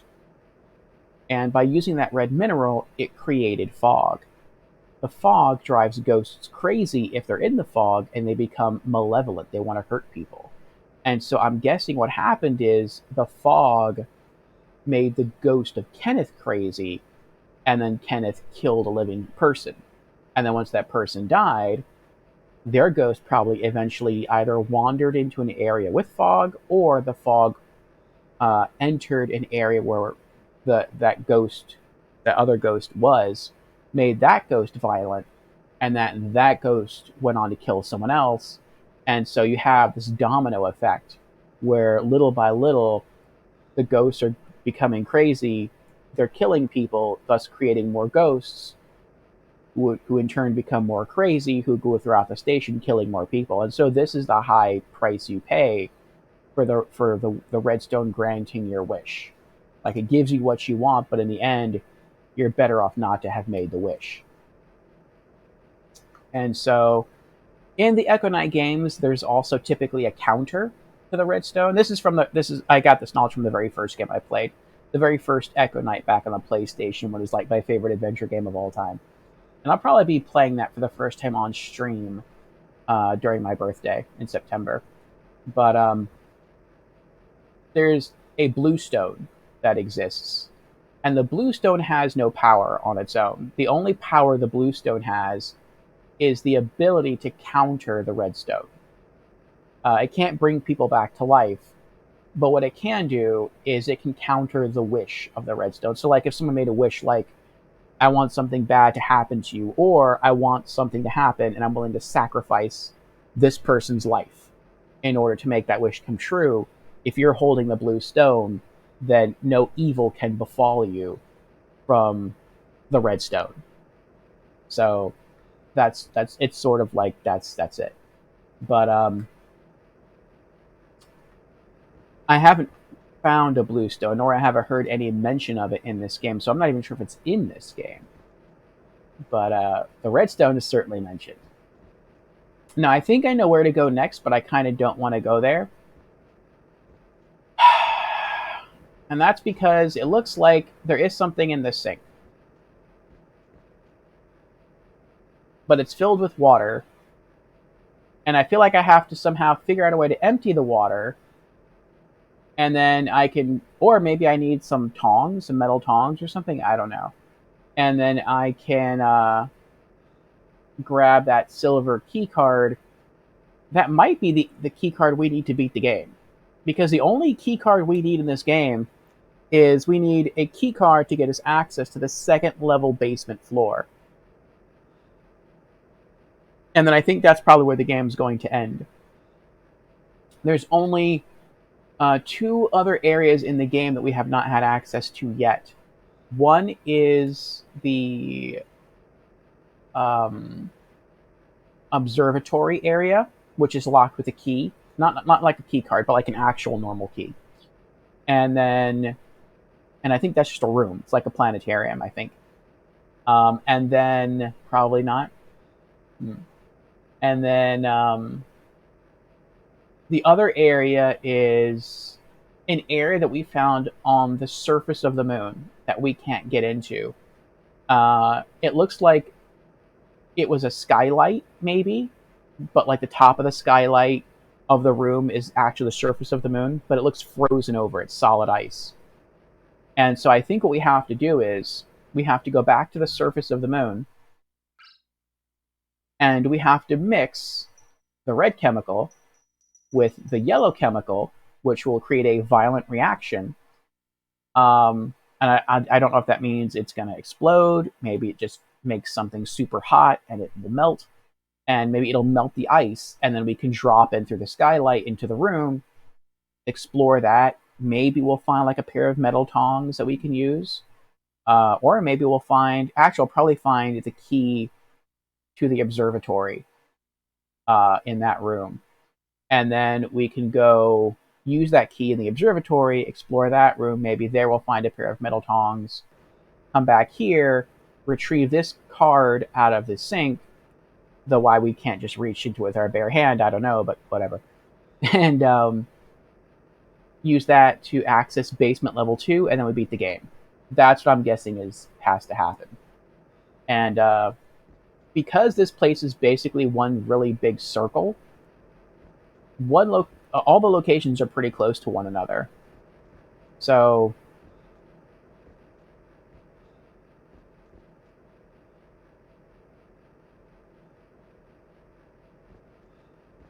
I feel like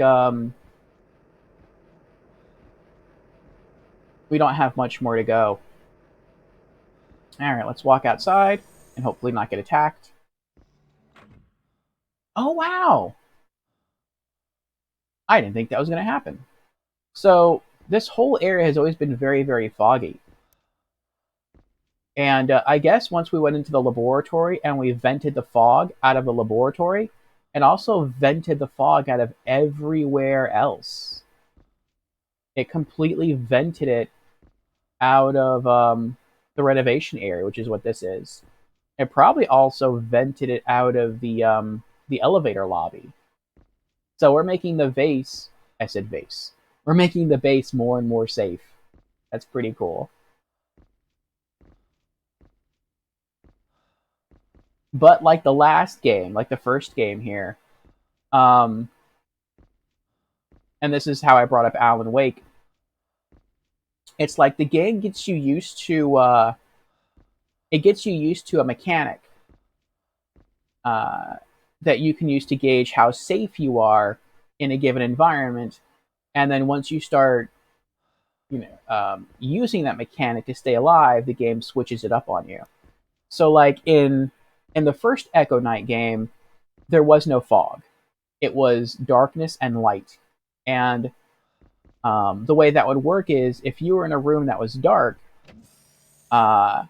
there could be a ghost in there, and the ghost may or may not be a vengeful ghost. It may or may not be an evil ghost. Oh, that freaked me out. The bobbing of my helmet when I turned. But yeah, the ghost may or may not have been evil.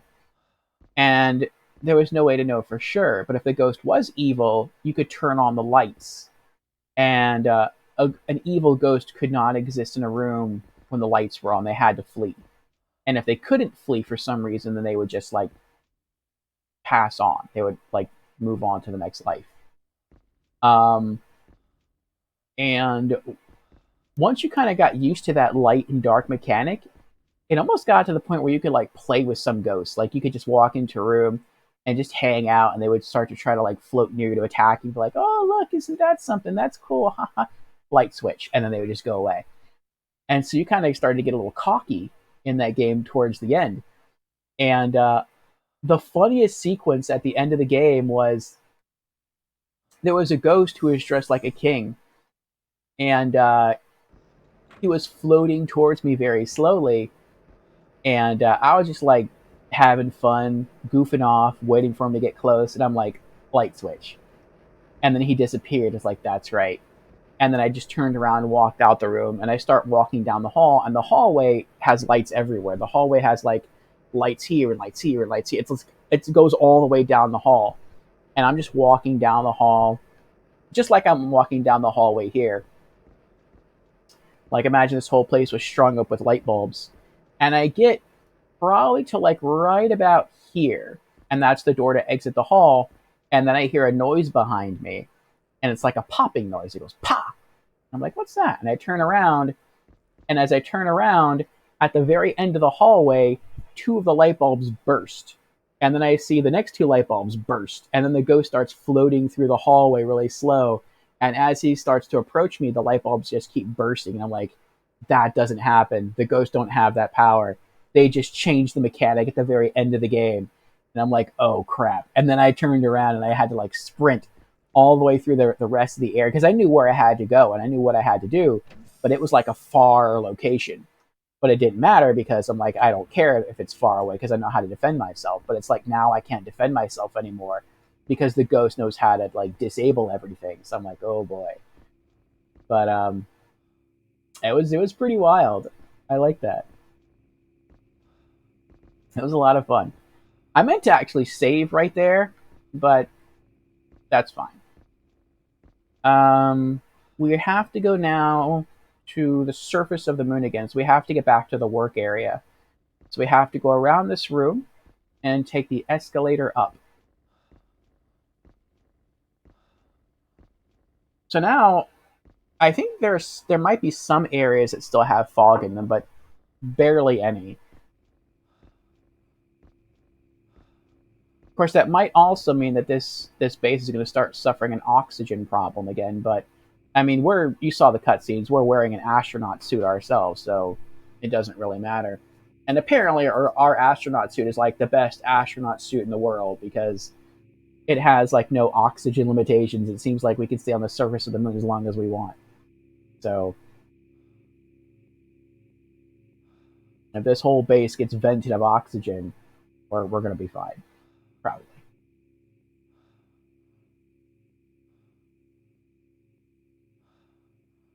Alright, well, since the android guy came and talked to us, let's go back and talk to him. He's going to be in that room right over there.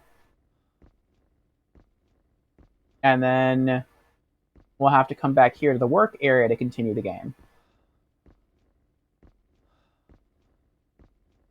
I wish you could save in his art studio.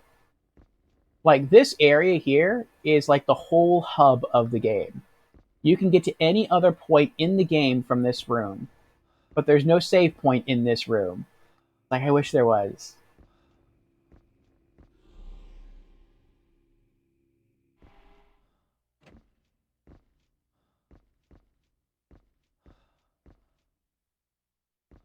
You and I were the only ones who were left here.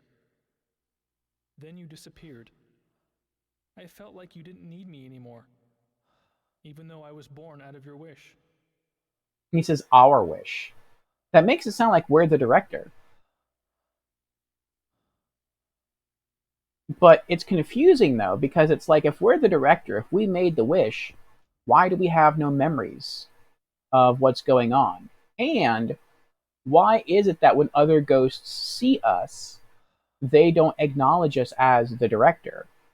I mean, it could be that we're wearing a spacesuit and so they can't see our face through the helmet, but I mean, they're a ghost. I would think ghosts just like they would be able to sense who you are. They would like visually use their eyes, their ghost eyes, to have to see you or something. I mean, I don't know. That's just it's a little weird to me.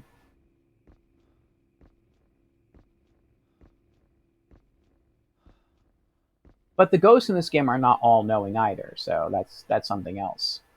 We had a sort of a mini side quest where a ghost wanted us to retrieve an item for him, and he was banging on the window outside the station, and he was pointing to what looked like a locker in the hall, and I went to the locker, and there's nothing there. And I'm like, I don't know what he's asking for. There's literally nothing here. And what I found out is that through one of the flashback videos, through security footage, there was an item there. It was a music box. but the music box wasn't in the locker anymore. It was in another part of the facility. It was still nearby, but it was in the opposite direction of where he was pointing. But the ghost didn't know that. The last place the ghost saw the music box was in the locker, and that's why he was pointing to the locker. So the ghosts are not omniscient. They're not all knowing. He didn't know that the music box wasn't over there anymore, that it was over there. Otherwise, he would have pointed in that direction. So maybe they don't know. Maybe they don't know that I'm the director, if I am the director. But that's kind of wild, though. If we are the director, that means we're trying to fight against ourselves, sort of, because we started this mess and now we have no memory, and now we're trying to undo everything. I don't know. The redstone does corrupt people, though. It's kind of like the saying, power corrupts. The redstone gives you a lot of power, and so maybe we sort of, this is us with no memory, or with no memory beyond the redstone. Look at me, I'm the director now. Alright. For safety's sake, because this game does sometimes crash, we're going to go into this monitoring room and save our game.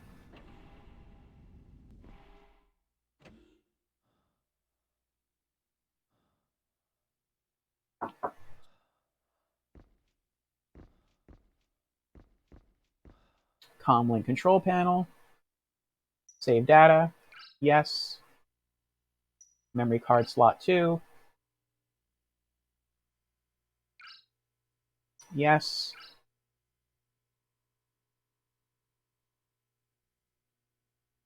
Save successful. Good.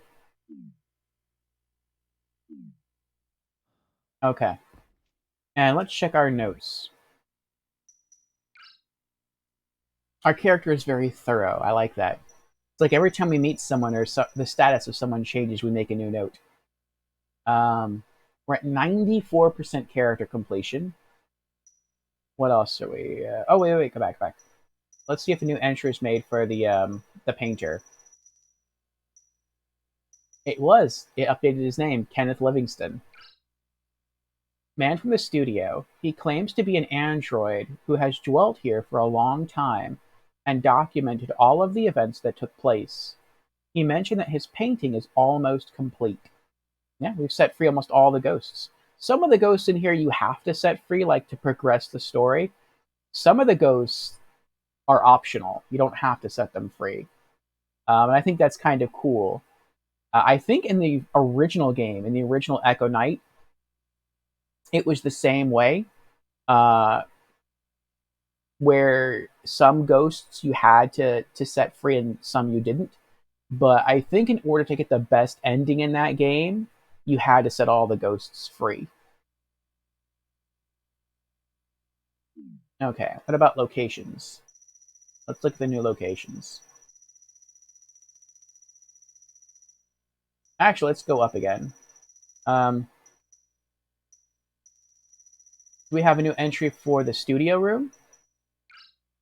Studio located in the central hall. A panoramic landscape painting covers the entire room. Portraits of facility residents whose ghosts have been freed adorn the walls. No, that doesn't have a new entry. Okay. Oh my gosh, they killed Kenny! Bastards. They did kill Kenny. And here we go. Laboratory. A small laboratory located in the residential area. Equipment used to analyze minerals is set up along one side of the room. A picture of Claudia has been sitting on the desk. Locations at 94%. Recordings now at 96%. Look how close we are to the end of this game. 96, 94, 94. We have like, what, 5% of the game left to play and we're done? Oh, it's so exciting. Okay. Door. There's door.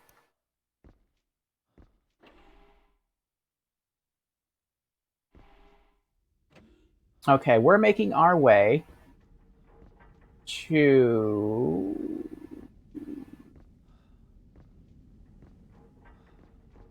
through here.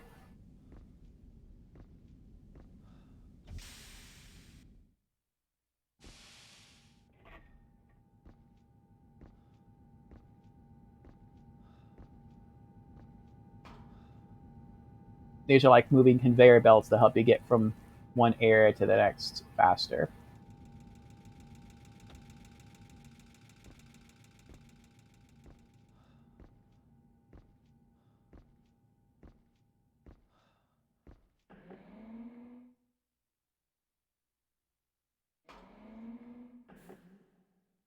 Okay.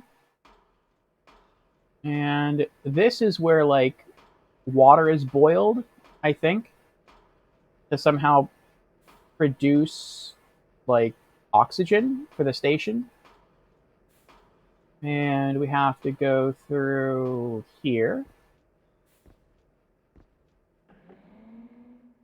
And I also like the fact that at any time, you can, like, always go back to the room, or to any room, really, that you've explored in the station.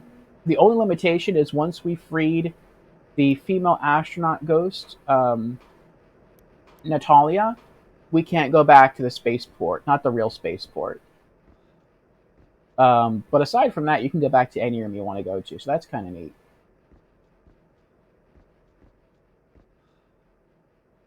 Alright, we have to go out through the airlock door here, back onto the surface of the moon.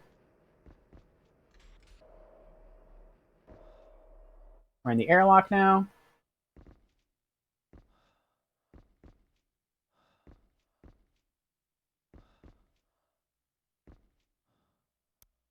Oh, it's a caution. I was like, why is that panel a different color?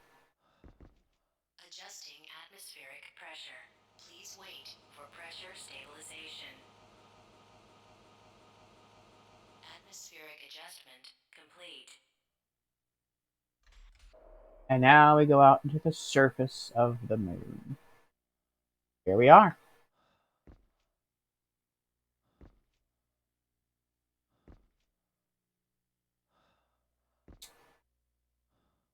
Kind of irksome thing about the surface of the moon is that you walk really slow. You can try to run, but your running turns into like bunny hops, which is what you have to do to get across this crevice here. If not, you'll fall through there and die. Whee! Alright. We made it. We're on the other side now. Let's walk through here. And you can see in the corner, this is the outside of the moon base. It looks like in the corner on the far left, you can kind of see a an uprising out of the ground. It looks like there's white smoke coming up through there. And I think that's the part of this facility covered with ice. And I think that's we have to use the chemicals to either explode through or melt through.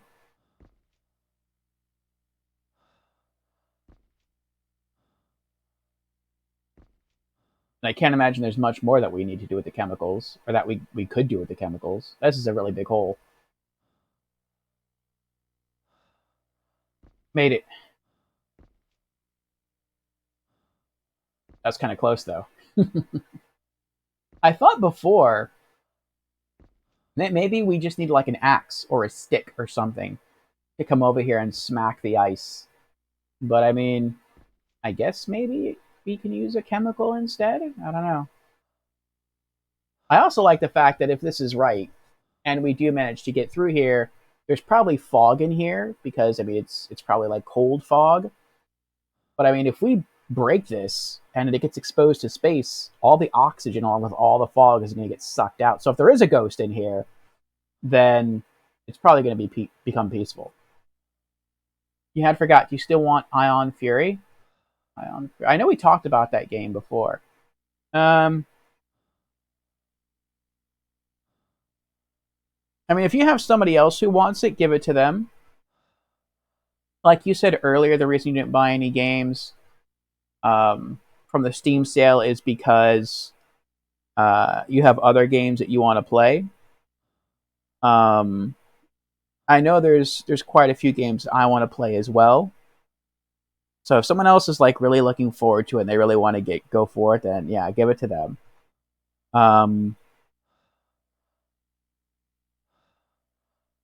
Oh, this okay, the FPS game.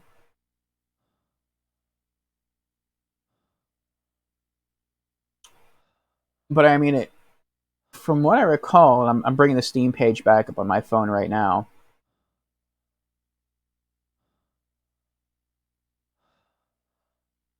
Oh, this is like, is this the female Duke Nukem game?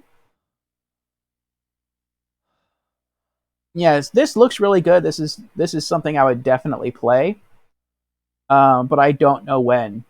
This would probably be an unscheduled stream on either a Tuesday or a Sunday when I would want to like really dig into some gameplay. And I would probably add this to the retired retro reminiscence playlist. Like I probably would transfer this to the YouTube channel.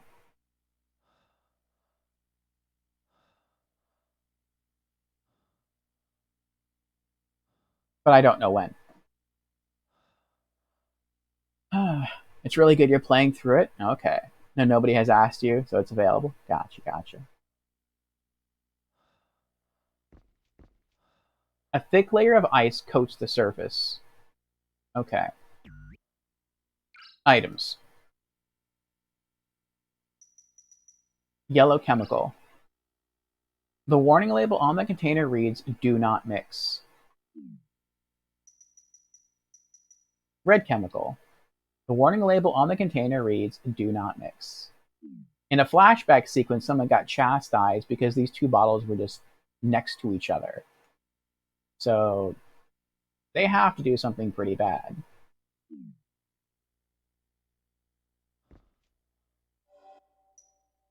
Yellow chemical.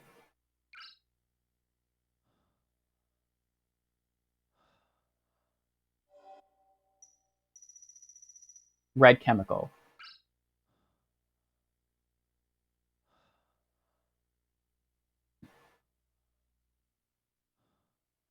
It melted the ice. I was right. I thought that was a window, though. I didn't know that was a door.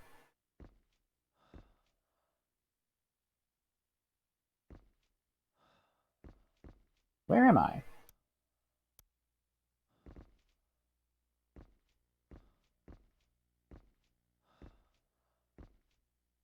You came in through the roof.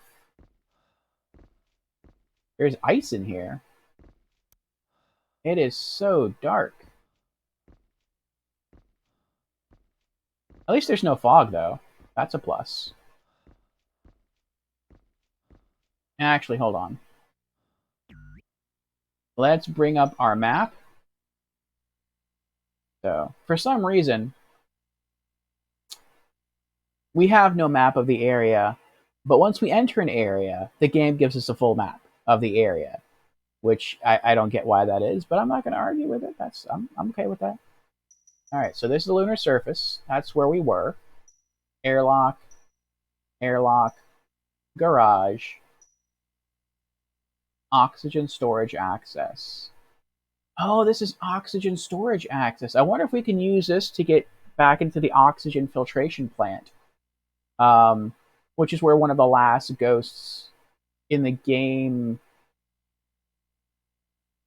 is. Like now, he's one of the last ghosts in the game, but he was actually the very first violent ghost we met. Now he's not violent anymore. We flushed out all the fog in that area, but we can't reach him. He's in a different room now. This looks like a very small hallway. So let's go to our notes and read a little something about this. Locations, we're now at 95%. Oxygen storage access. Passageway connecting the emergency oxygen storage area to the lunar surface. The ceiling and walls are encased in a thick layer of ice.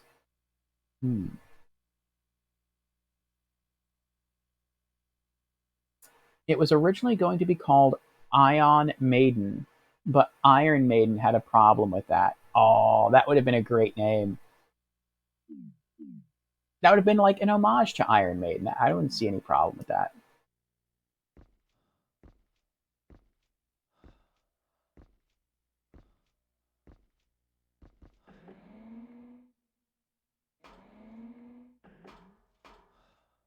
Oh my. There's bodies in there. This is like the Uh-oh. And there's a ghost. If there wasn't a ghost, my character wouldn't be freaking out right now.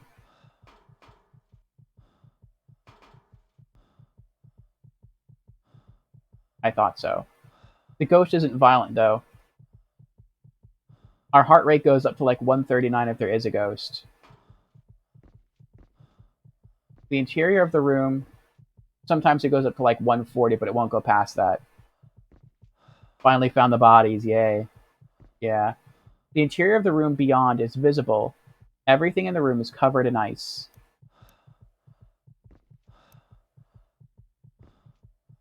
We found 3 of them anyway.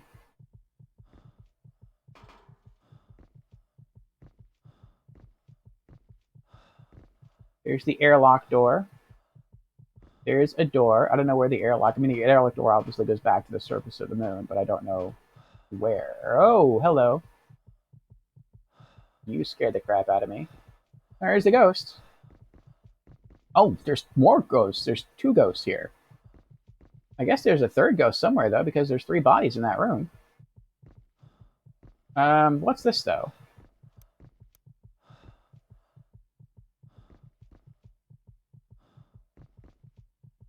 Door lock activation panel. Battery for controller 1 is low. Connect the controller using USB cable and recharge the battery. Now I'll do that soon. Door lock activation panel. The controls are broken. Oh. Oh, that sucks. So I wonder if that means that the people that are down here, or at least the bodies that are down here, I wonder if they were trapped in here and they couldn't escape. Like maybe they tried to leave through the airlock door, but they couldn't because the panel's broken. And so they tried to use the stairwell through this door that we came through, but they couldn't exit because the doors were frozen shut. And so they were just trapped in here, and that's how they died. That stinks. Alright, let me go to turn off the controller. And I have another controller that has been charging. I always keep one controller plugged in and charging. And once my first controller is about to die, I turn it off, I plug it in to recharge, and then I take my second controller off the charger, and I have a fully charged controller.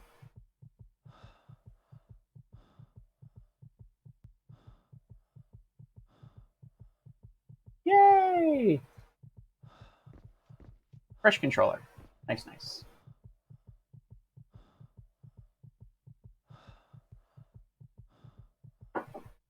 Okay. Where are they? Where are you? What happens if I just click the door? Does anything happen? Uh-oh. What? I thought the door controls were broken.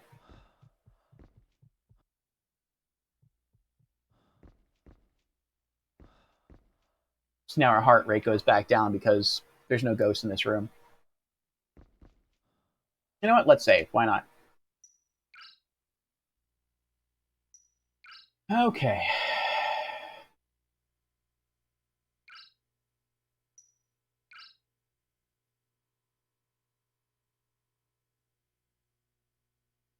Monitor room oxygen. I didn't know there would be a monitor room down here.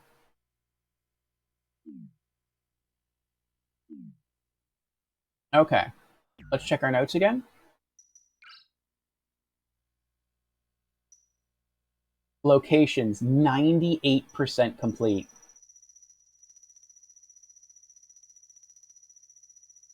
We are so close.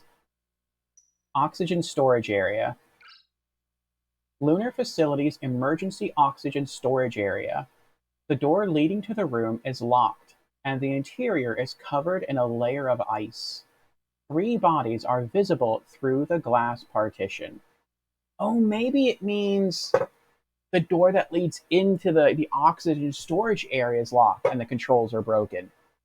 Maybe it's that they couldn't even get to the door where I was, where the roof was sort of frozen over with ice. Maybe they couldn't get through that door. Maybe that's why they all died in that room specifically, because the door wouldn't open.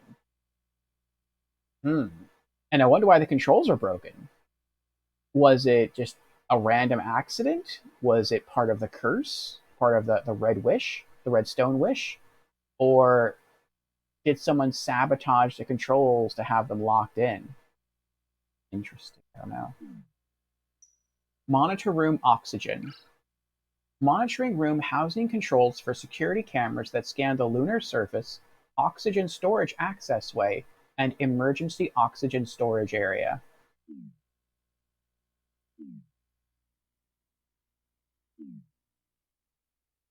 All right, let's use the cameras. See what we can see.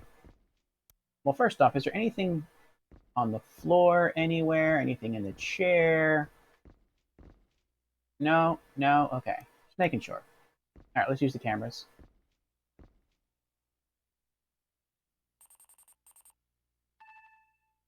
We're probably going to save after this, too. Okay. We can examine the lunar surface. I didn't even know there were cameras in the lunar surface. The oxygen storage access way that we walked through, and the oxygen storage area that we may not be able to get to because the doors are locked. Let's check out the lunar surface. Looks like there's 3 security cameras.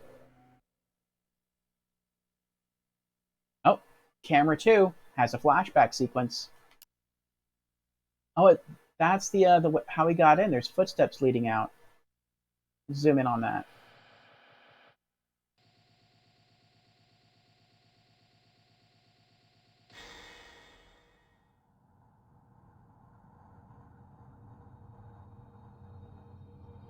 Where are you?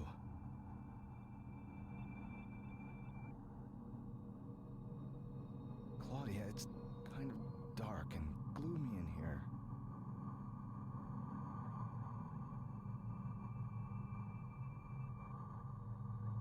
I just wanted to save everyone.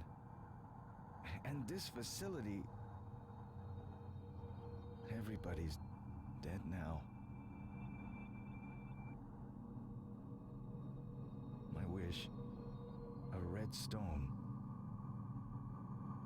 My last wish... Claudia.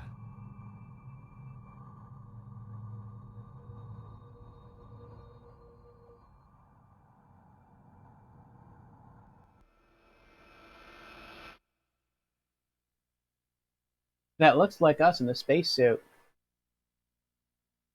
It looks like we wished...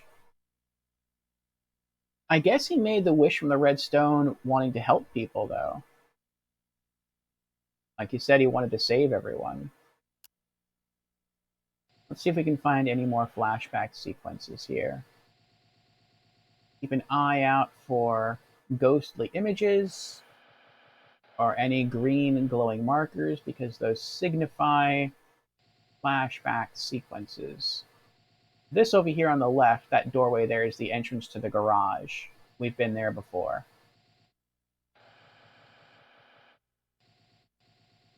We never did get to walk all the way down to the end of this map, though. Just because you walk so slow in this game, I don't want to do it.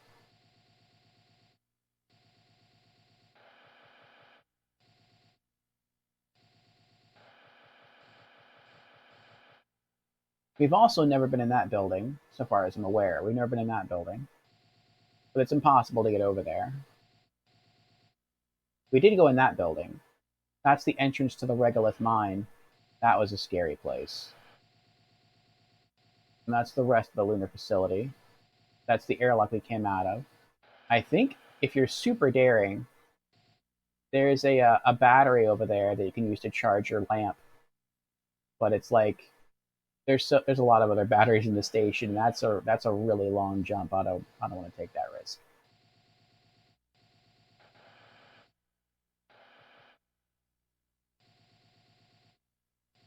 Is there anything else here? I'm not seeing anything, but I mean, this is such a huge expanse of ground to cover that I could just be missing something. I'm pretty sure there aren't any ghosts out here. There were earlier, but we helped them and they moved on to the afterlife. So now I'm just really trying to look for any green markers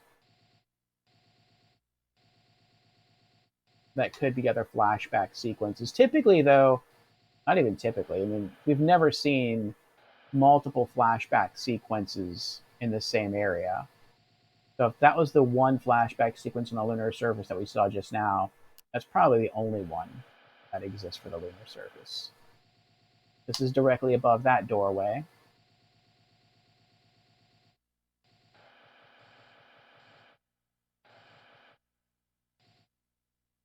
That would have made a decent flashback sequence right there, though. That's where a ghost used to be that we helped.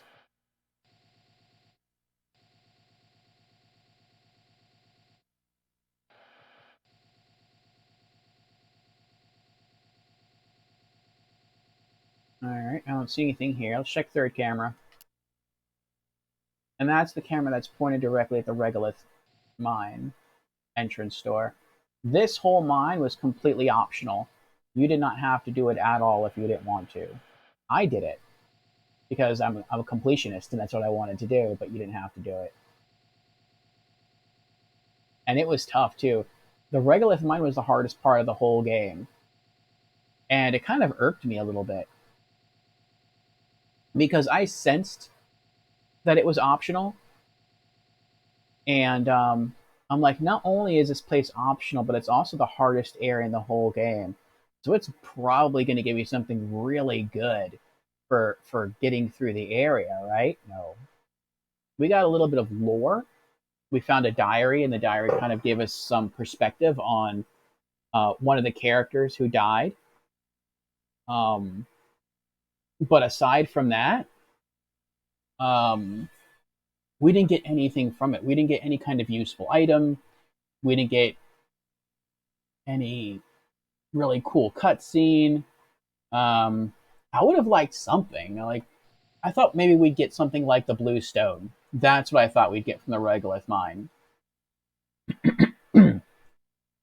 Like, and maybe the Blue Stone would only like maybe at the end of the game, maybe the killer has the Red Stone and is coming to kill you or something. And I thought, well, maybe the Blue Stone, if we did this optional quest, would just slow down the killer with the Red Stone. So maybe they couldn't like run after you. Maybe they could only like walk after you, and that would give you a bit more time to like go and do whatever you have to do.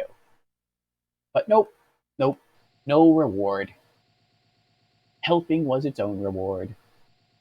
It's like,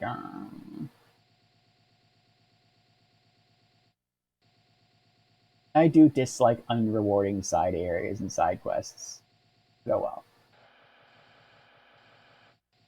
Here's the entrance to the garage again. I'm not seeing any other green marks out here. Alright, I think we're done looking around out here. And that's the other part of the facility you can't reach. Just you can't get past this long conveyor belt. Alright, where else can we look? We can look in the oxygen storage access area. This is the hallway that we walk down through. Anything here?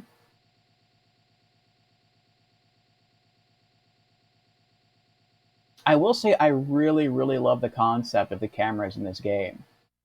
Because it's like, it makes you, like, when you walk through these areas physically as a character, you feel scared because they're dark. You don't know if there are ghosts. If there are ghosts, you don't know where they are, how many there are, if they're violent. But when you look through the cameras, for some reason, the cameras must have like really awesome night vision lenses or whatever, because it's never dark when you look through the cameras. You can see everything in great detail.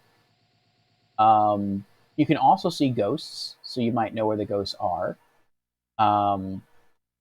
And you never have to worry about getting attacked with the cameras because, you know, it's a camera. It's not you. So you're not going to get hurt at all. So it allows you the ability to like freely explore without being anxious And I think that's really cool. The game keeps you scared because it's a horror game and it should, but it also lets you explore without being scared through the camera system. And so if you're kind of a completionist or you really do want to see everything in the game, you can do that and not feel like anxious the whole time, like something's going to kill you. I really really like that a lot. All right, I don't see anything here. Let's go to the last area, the oxygen storage area. There's only one camera here. See how bright this area looks? When we were in here before, we had to turn on our shoulder lamp because we couldn't look around in this place because it was too dark. Like now, we can see everything. The interior of the room beyond is visible. Everything in the room is covered in ice. And they're not wearing helmets either. Maybe they froze to death.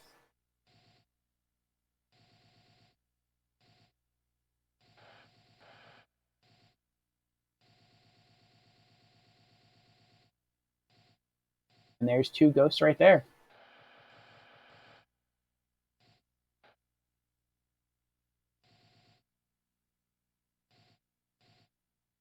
Wonder what she's holding.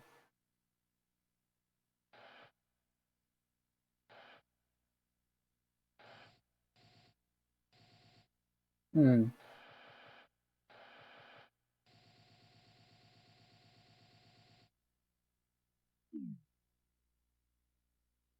Oh, go back, go back, go back.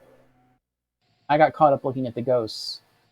I stopped looking at the I stopped looking for green marks. I always want to look for green marks to see if there's any flashback sequences. I don't see anything there. Is there anything through here? Anything on the door? No. No.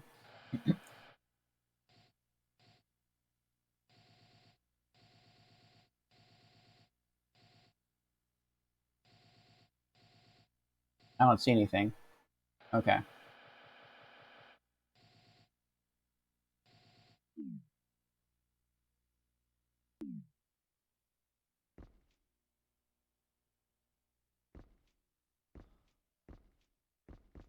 Let's check our notes again.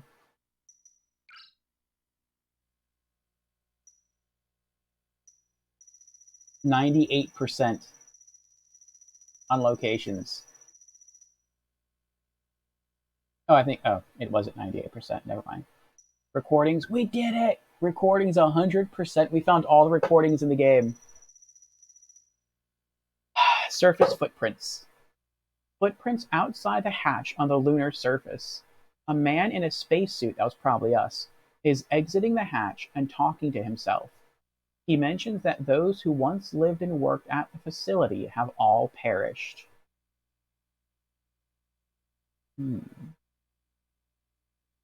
Maybe his last wish, or I guess our last wish, was to be with Claudia.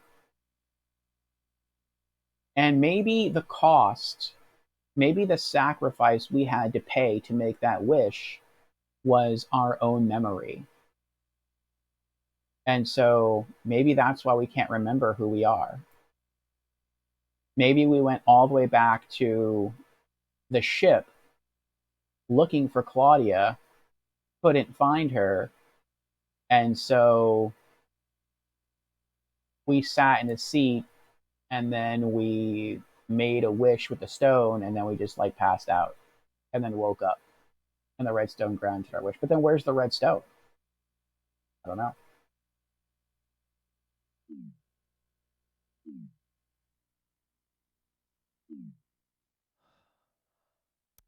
All right, we're going to save again, and then we're going to go outside and talk to those two ghosts.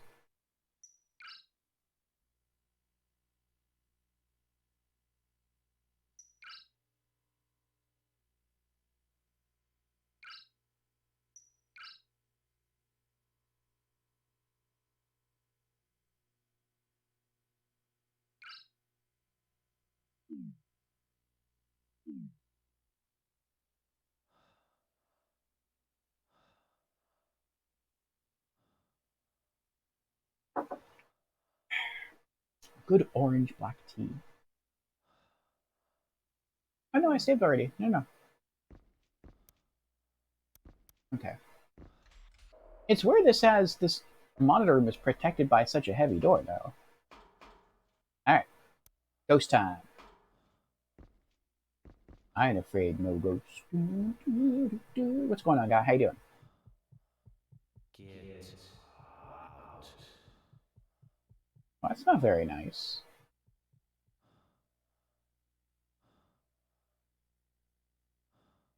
I don't like you. Why not? I won't allow this. Well, what? Maybe he actually recognizes that we are the director. Where is the priest? Oh, I think the priest might have been someone who was genuinely trying to stop us when he was alive. That's why we locked him into the basement in basement level 2. Maybe that's why he's so like pissed off with us. Maybe that's why he's always trying to kill us and travels with the fog. He was the first person who praised me. He was like a leader to me.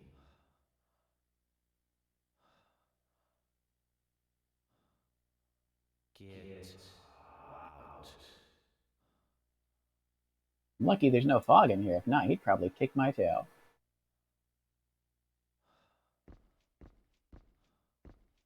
You. Me? Why did you come here? Get out. Get out right now. I won't allow this. Absolutely not. Not you. Aren't you ashamed of your behavior?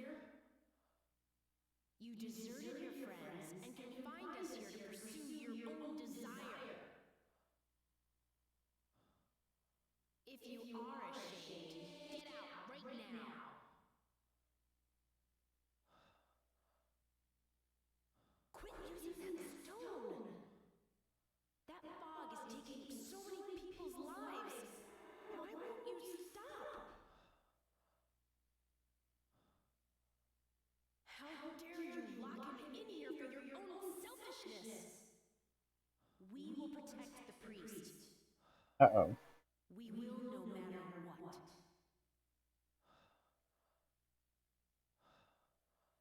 Quit using that stone. That fog is taking so many people's lives. Why won't you stop?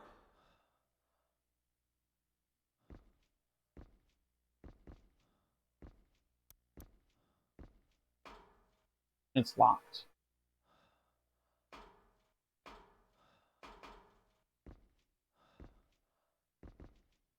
Door lock activation panel. The controls are broken. Oh boy. This might be introducing me to, like, maybe the priest ghost is going to have allies that he can use to stop us, and they're just not trying to stop us now because there's no fog here to make them angry.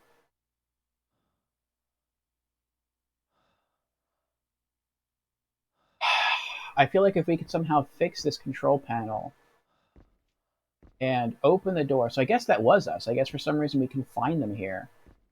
So we told them to get in the room, or maybe we found them in the room, we damaged the control panels, and that jammed the door shut. But I feel like maybe if we can get in here, then,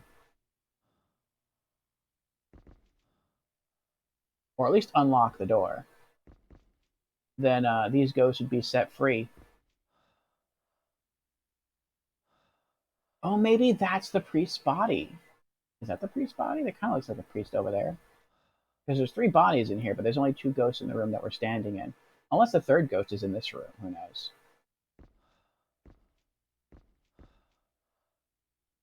Alright, let's check our notes again.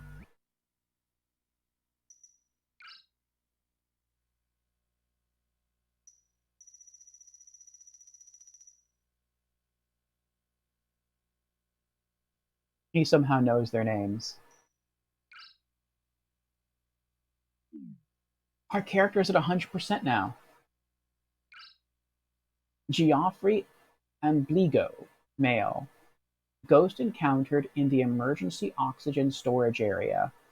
He held the priest in very high regard and still searches for him even now.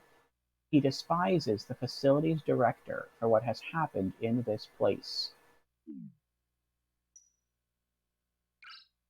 Kayla Onichalco, female, ghost encountered in the emergency oxygen storage area. She died at the priest's side after being locked in the adjacent room by the director. She hates the director and his continued use of the stone. I wonder if now.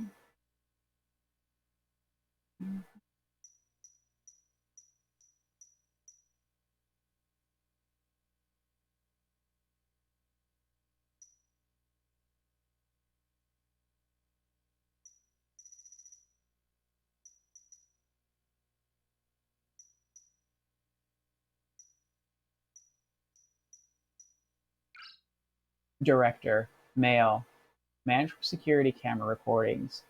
He was the director of the facility and seems to have had a personal interest in the new mineral discovery that was made here.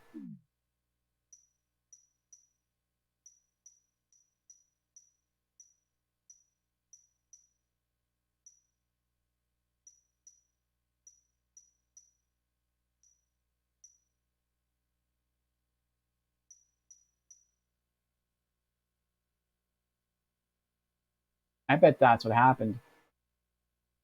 I bet as the director, we made a wish, and that wish was to be with Claudia again. But maybe Claudia wouldn't want to be with us because of all the bad things we did. And so the Redstone granted our wish by making us forget who we were. And since we forgot who we were, we lost all access to everything in the station. And we basically had to help the ghosts to put their spirits to rest in order to make progress, since we needed their help. And maybe by helping all the ghosts, um, maybe that would be like maybe that would draw out um, our fiance. Um, that would draw out Claudia because she sees that there's no danger anymore, and that it seems like maybe we've become a different person.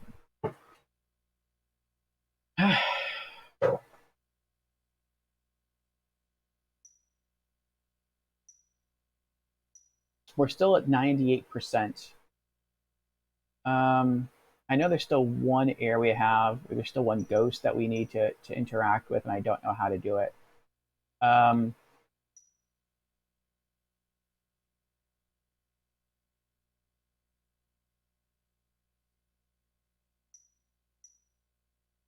yeah, there's still a few locations. We still have to get inside the room that we can't get into because of the broken door. We still have to use a key to get into the planetarium area. We still have to go to basement level 2 if that's a thing.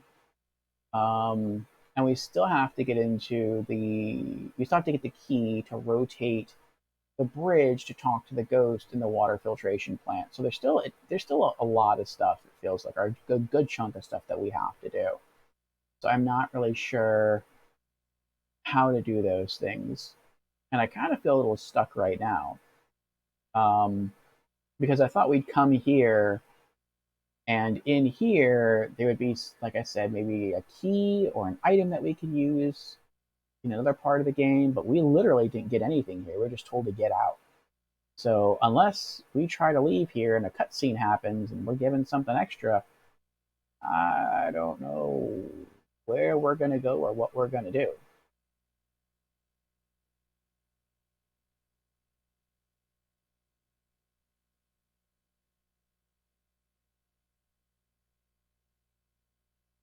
Though, maybe we have something in our inventory that we can use to fix the door already. I didn't think about that. Um,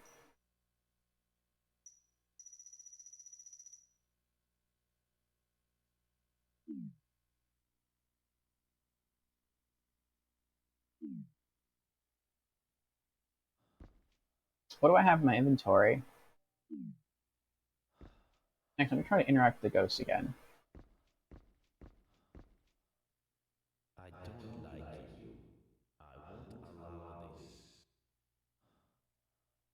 Oh, that's right. I wanted to read the description of the preacher again, real quick, because they talk about the preacher. I totally forgot what the preacher's name is, though. I wish they just called him preacher. The same way they call director director. Uh, was it Nick? It was Nick.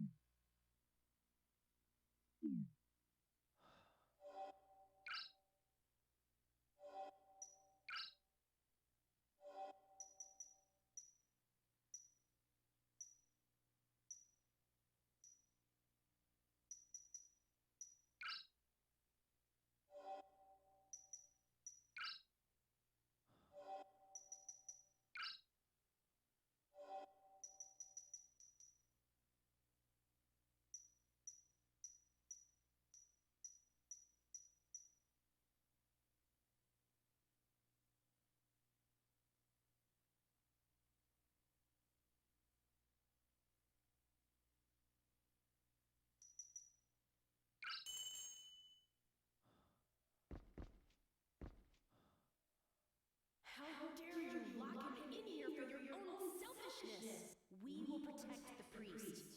We will no matter what.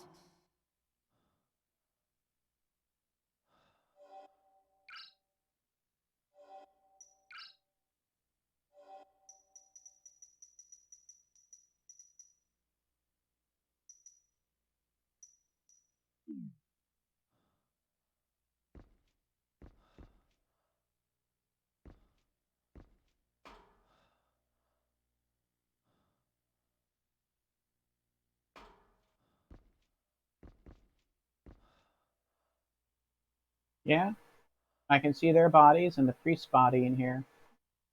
So they all froze to death.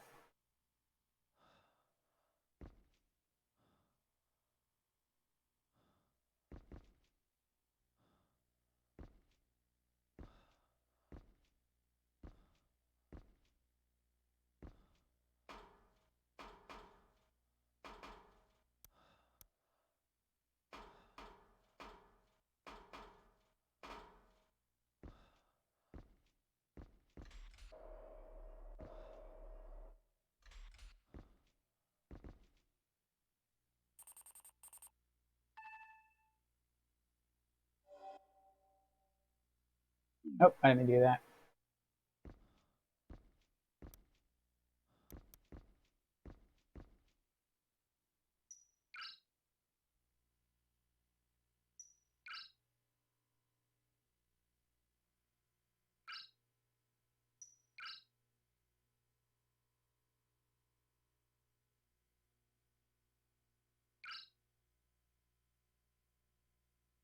Alright, so now I'm stuck again. I'm stuck.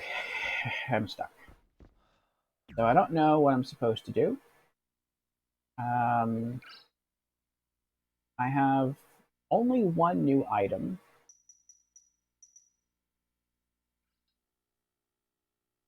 It did help me solve a puzzle to get the other chemical. Um,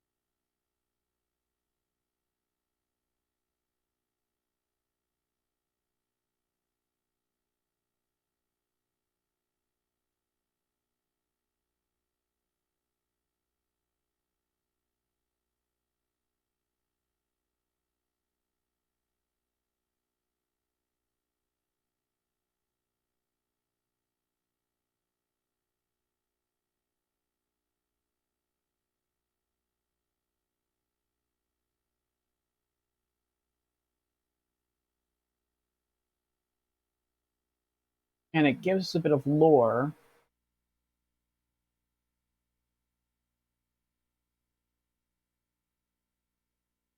I'm thinking if there's like the only other thing I can think of is that maybe there's a room. There's nothing else in here, is there? Like maybe there's a room that has tools that I can use to fix the door. But if there is, I mean, I should have been able to pick them up a while ago. But I mean, it could be a paper situation, like with the official letterhead, where we could have probably picked up a long time ago, but we didn't because I didn't know that I could.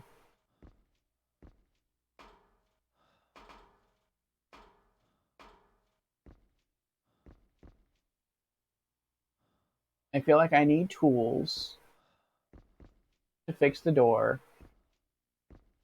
to get in here, and then that would release the two spirits here, and then the only spirit that would be left in this place would be the preacher's because he always stays with the fog, and then I would just have to contend with him for something.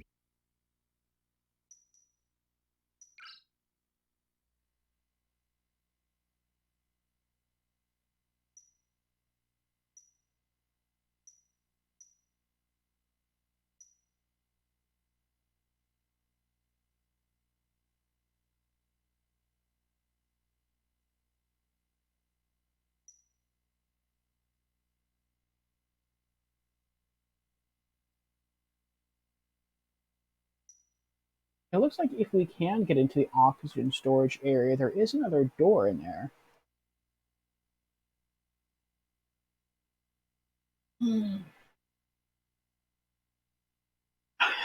but I don't know how to get in there unless I can fix the door locks. I might cheat, honestly. I might reconsult a walkthrough here. Just because we have been on this game for quite some time. And it's been a good game, it really has been. But I also want to see how it ends. And last time we got into a puzzle like this where like I had no idea what to do, I literally racked my brain for like I think it was almost 3 full stream sessions trying to solve a single puzzle. And I solved it. But like I said, it took like 3 full stream sessions. And it's like I want to do it. I want to complete the game. So let's see if I can find, if possible, a walkthrough for Echo Night Beyond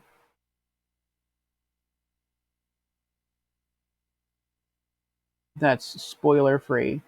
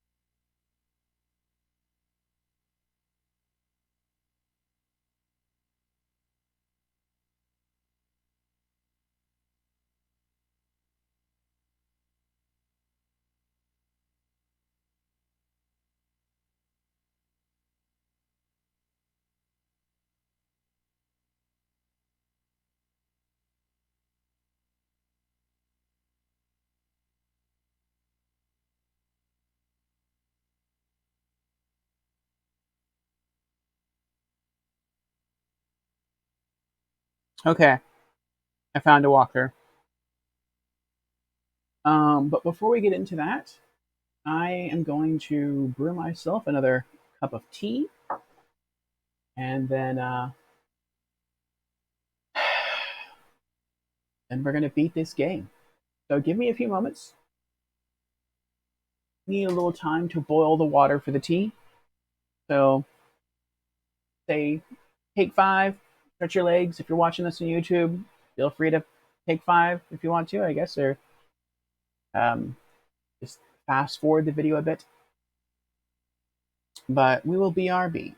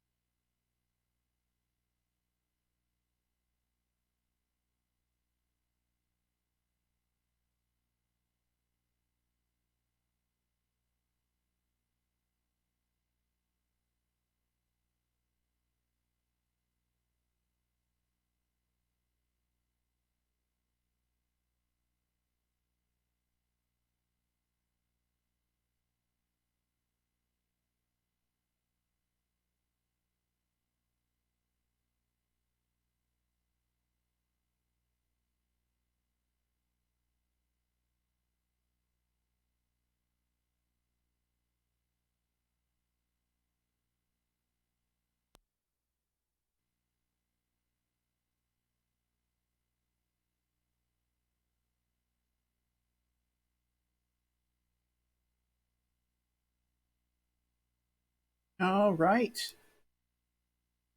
That was our 5-minute break. I don't know if that was actually 5 minutes, but that was our break. I had the opportunity to use the restroom and get myself a fresh hot cup of orange black tea, which I'm going to have to wait for it to cool. Hmm. And while I was waiting for the water to boil, I also nibbled on some shredded mini wheats. So those are tasty little things.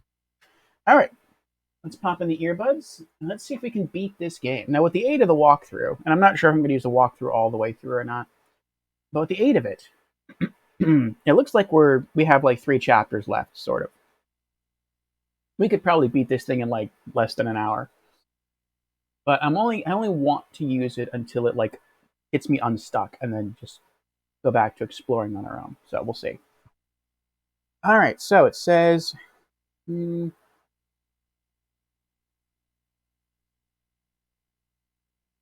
Work area, putting chairs on the tables, turning out the lights. First things first, if you have explored the spaceport for whatever you need, and you have no need to go back there, let me sit up while I'm reading this so you don't see the top of my head. Um, then go ahead and give Natalia the pocket watch. Doing so will free her. However, you will no longer have anyone to send you to the spaceport, so you may want to save her for last. I don't think I'll ever need to go back there, and I already did anyway, so there's no going back. Now, on to the lunar surface. Almost everything you have left to do is here. On the surface, if you gave Alan the music box, which we did, talk to Nathan, and a cutscene will play, after which both Alan and Nathan will be freed. We did that earlier. We did that last stream. Go into the mining area, which we also did. In the mine entrance, Nick will be kneeling before the altar. Now that all the fog is gone, he is all right. Talk to him to get the rosary. He mentions 2 people named Kayla and Geoffrey before he is freed. We did not do that.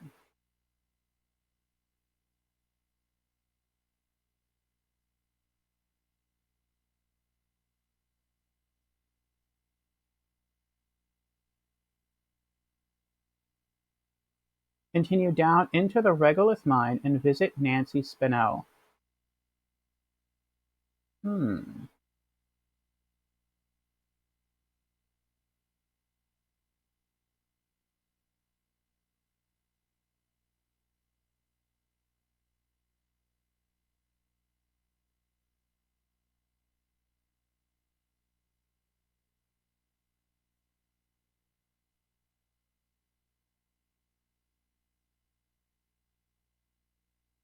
So I think we missed something then.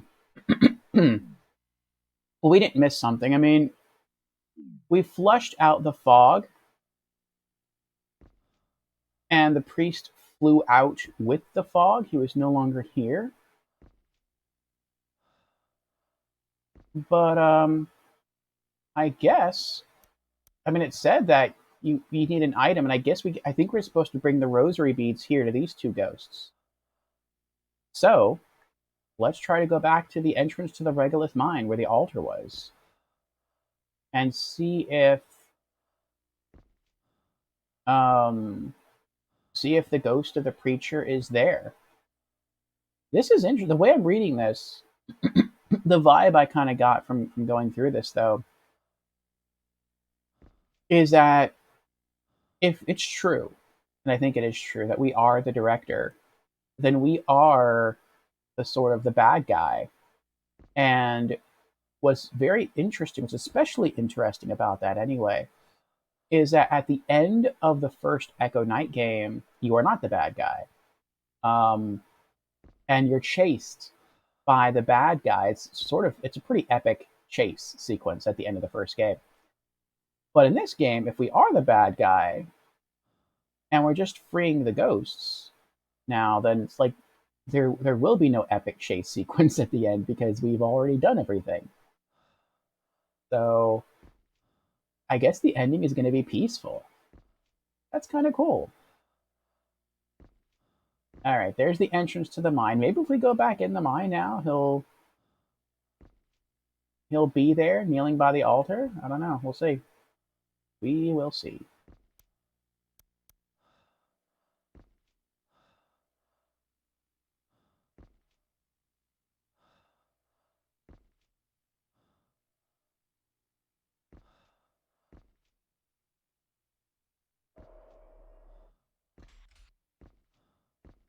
Adjusting atmospheric pressure. Please wait for pressure stabilization. Atmospheric adjustment complete.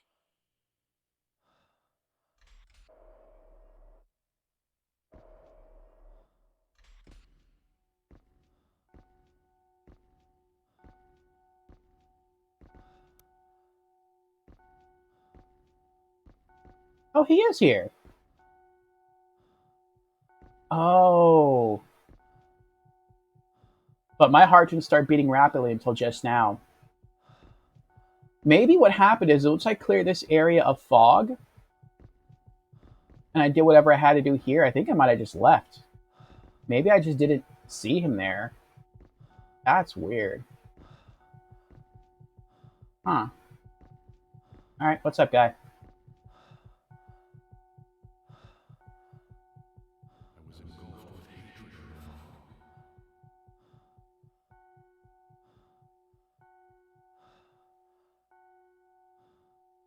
Since Kayla and Jeffrey died, confined in the basement to save my life,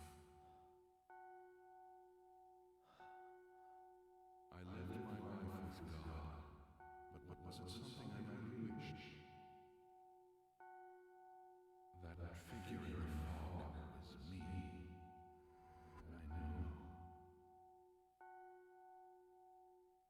I knew what I wished was in that fog. Is this the priest? It is the priest. I thought he would be the main villain at the end, but when I came here earlier, this was the Regolith mine. He was in here and he was trying to kill me. And I ran past him. And I vented the fog out of the area so he wouldn't be violent anymore. But the priest ghost did something unique. And I think I mentioned this earlier, where if there was any ghost in the area, not the priest, but if there was any like other ghost in the area where there's fog, and you vent the fog out of the room, then the ghost becomes peaceful. The ghost might go to a different room, but they remain peaceful. With the priest, whenever you flushed the fog out of the room, he left with the fog.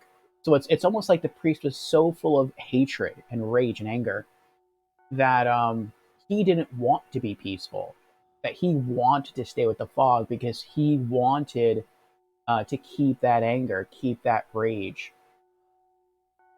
But I think maybe now I'm thinking about this more. Maybe now the reason why he's here, back at his sort of post, back at the altar, is because I think we flushed all the fog out of the facility now. He can't go anywhere. There's nowhere else for him to go. So since there's nowhere else for him to go, he can't hold on to the fog. He can't hold on to his anger anymore, and so he just chose to come back here. So now we're kind of seeing what's happening here. This is what the director was saying about the fog. The power of that red stone. Take this. Look after it.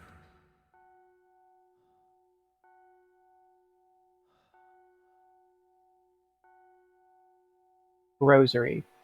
Priest's rosary necklace. Kayla, Jeffrey, I pray they will be released and find their way out of that dark fog. May the truth fall upon you.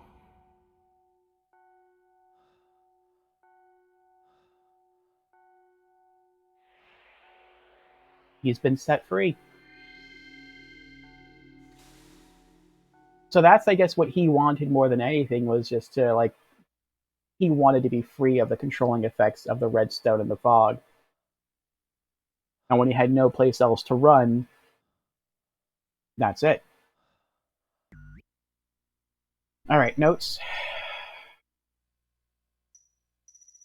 And Nick Getchell, male. A priest dispatched to the lunar facility. He hated the fog for what it did to people, and remained in areas it enveloped with the hope of saving those trapped. Oh, that's why he stayed there. He came to grips with his anger and was freed.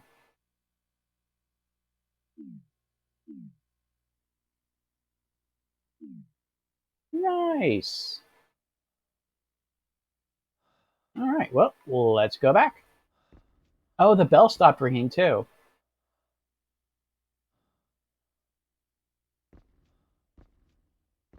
Yeah, this was a super hard area. Like I said, this was the hardest area in the game when I first got here. Um, when you first get to the area, it seems safe, but it's full of fog. And there's a monitor room, which is like a save area and an area where you can use the cameras. And you can't see him, but the priest ghost is here, and he's like standing on the stairs. And he sees you when you come downstairs, and he starts to slowly float towards you. And when he gets close enough, he starts to attack you, and you get freaked out. And so you run, and you can either choose to run in here, or you can choose to run back up the stairs, back out onto the moon's surface.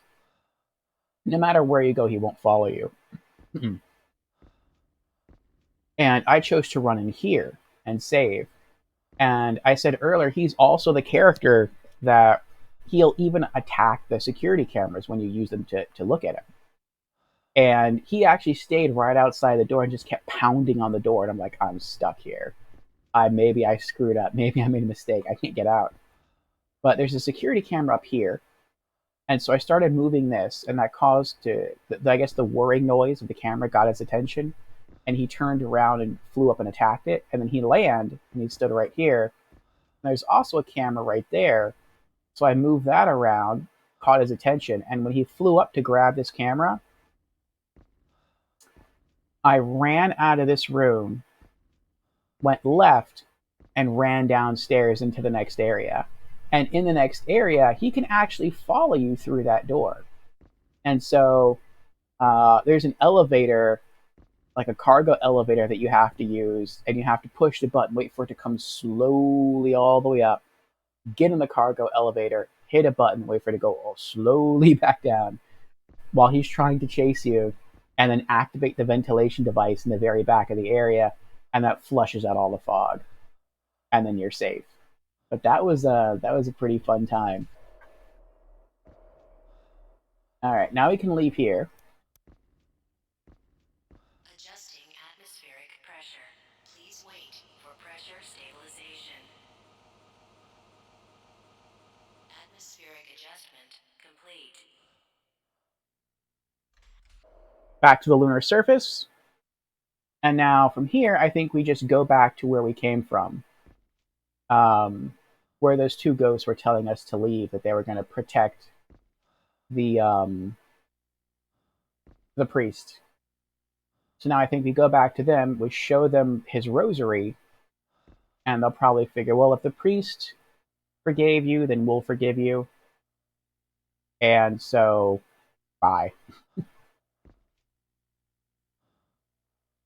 And they'll probably both pass on to the afterlife as well.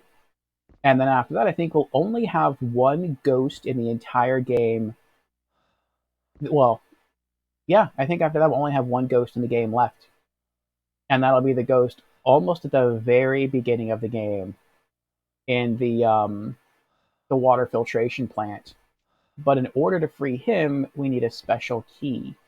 But it would make sense if they had the key because they're in an oxygen area, and the water, I think the water in the water filtration plant was not only filtered for like drinking use and whatever, but I think part of that was also like I said, turned into oxygen so that they could breathe. So maybe they have the key to the walkway. That could be it. And if that's the case, then that means that I would then be able to free all the ghosts. Big jump. Here we go. Ah, I made it.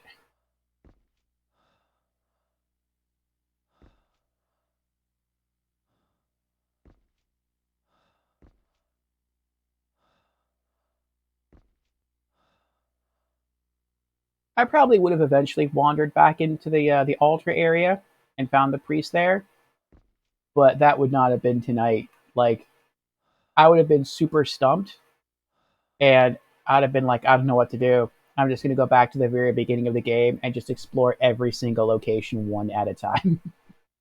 And it would have been a long time till I got back to the altar area. That might have been at the end. I might have discovered that at the end of the next stream.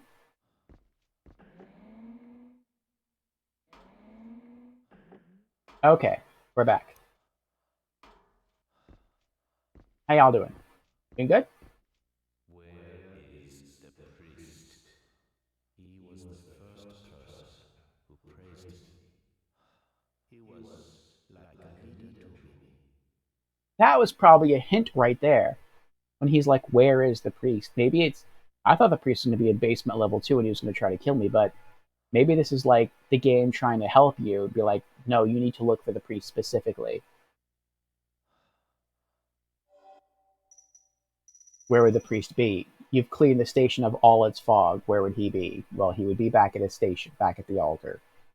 That makes sense. Alright, give him the rosary. I guess we heard the rosary.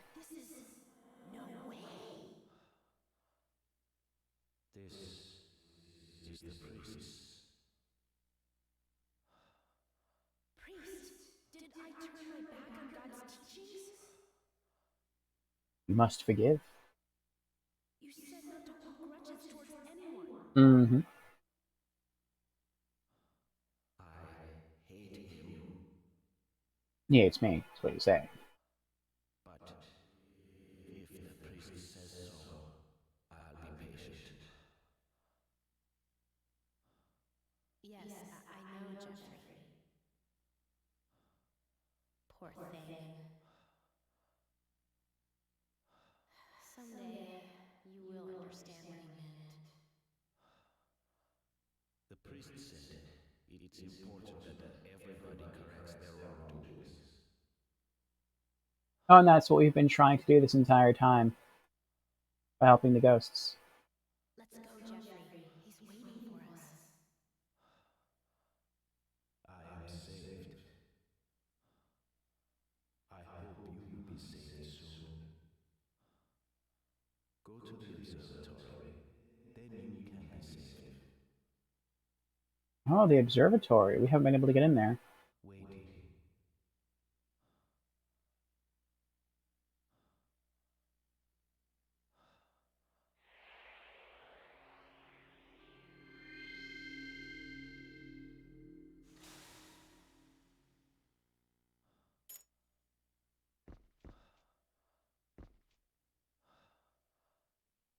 Observatory key. Metal key with the word observatory etched on it.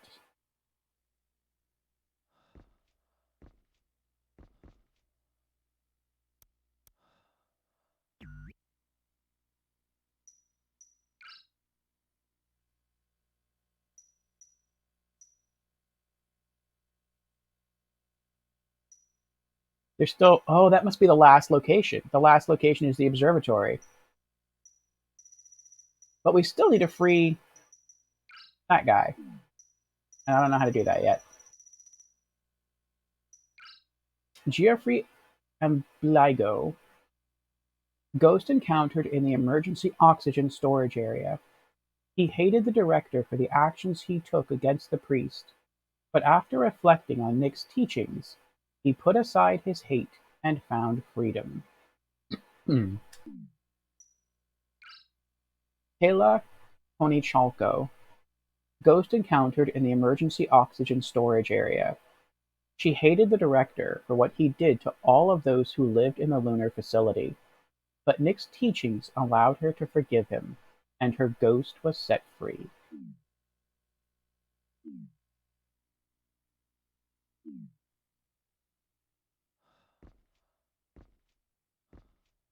Nice. Alright, let's go save. Now, something was mentioned in the walkthrough that I glanced, and I think it said something like, if you're ready to beat the game, you can beat the game now. But it's like, but I still have one ghost though that I haven't been able to talk to. Like, I don't want to beat the game without saving the last ghost. So I might try to peruse it a bit more. Save successful. Good, good, good. Okay. Let's see here what else it says.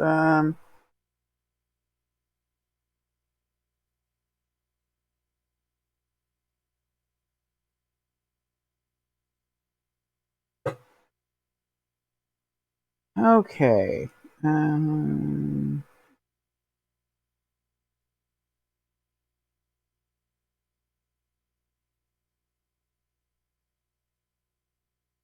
Okay, continue down into the Regolith mine and revisit Nancy Spinell. Give her the passenger's letter you got in the shuttle. At first she seems amused by the contents. You'd think she'd be more grateful. Honestly, what does it take to make some people happy? But speak to her again to learn she's having some regrets. Now give her the tie pin. She'll thank you and be freed. We did that already. Back on the surface, head over to that frozen fixture that you remember from so long ago. Mix the chemicals. We did that. Go downstairs. The observatory key. We got that.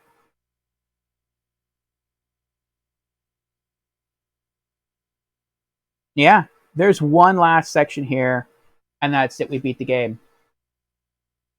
At this point, you are ready to complete the game, but with your current status, you can only access half of the endings.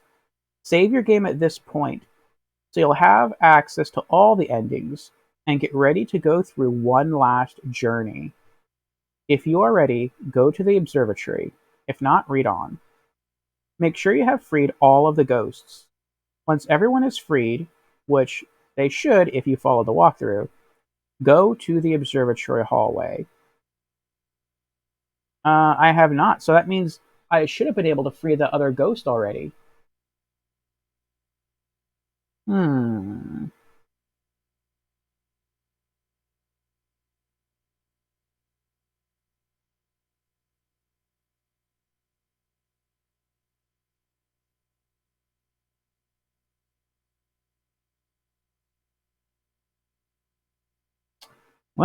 Well, let me scroll up then.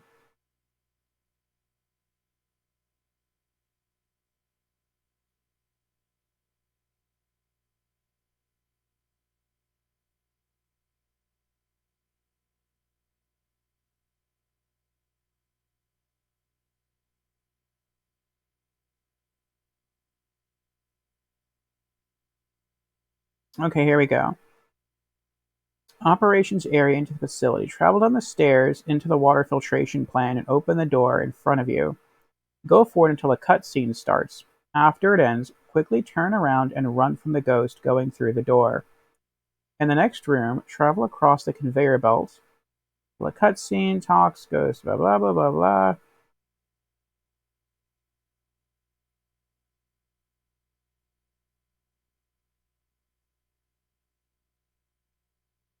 Energy and residential area.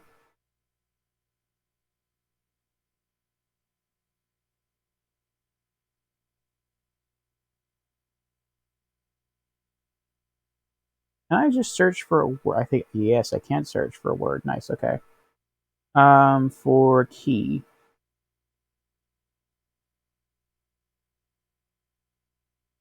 Elevator card key, greenhouse key, greenhouse key.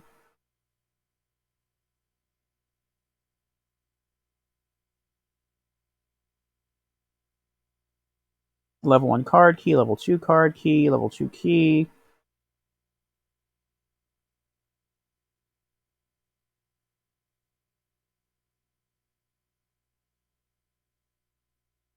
Filtration plant key, that's what I'm looking for. Where is that?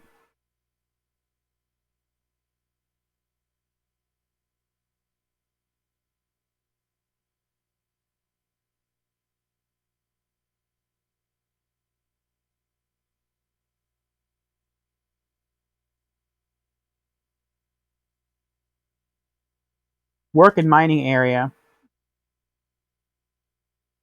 The plant and the crater. Okay. First, a little detour. Travel all the way back to the energy area and head for the monitor room. Be careful, as you will be attacked in the energy area hallway. Leave and re-enter to survive. Examine the battery room for the ghost. And when he goes past the machine in the middle of the walkway, disconnect and go using a brand new level 2 card to open the door. Inside, you need to get to that machine and examine it. Doing so will cause a display to appear showing a gauge. It says discharge. Yeah, I did that already. Okay. The ghost Dan Bertrand will be benign now, but he needs something that you don't have yet, so leave him for now. Back in the central hall, you need to go into the rest area, as this is the area marked work area by the sign on the wall.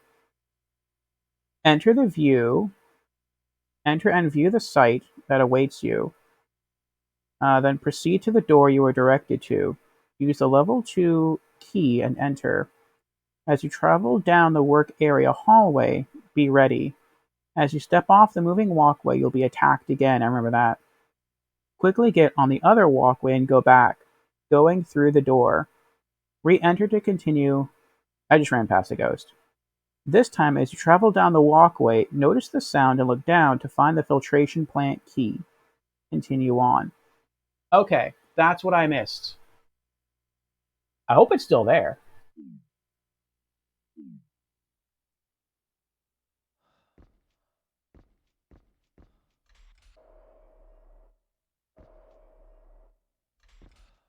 So you can never get in this room.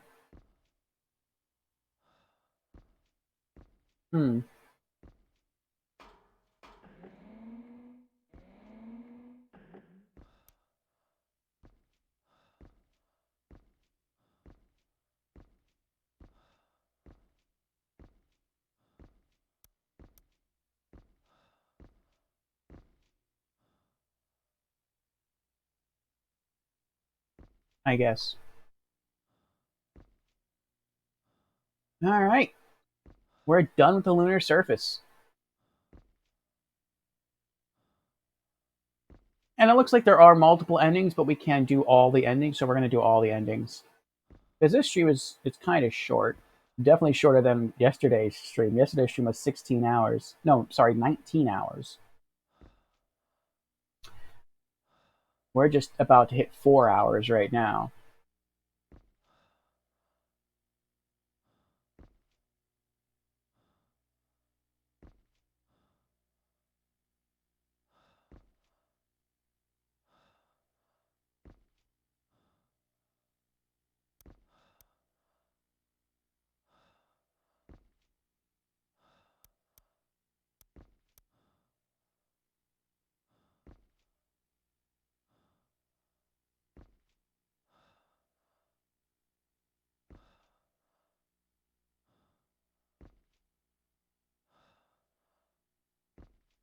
Alright, we got one more jump here. Want to make sure I have plenty of room for it. We just need to get back to that door. And we're done with this area. We never have to come back.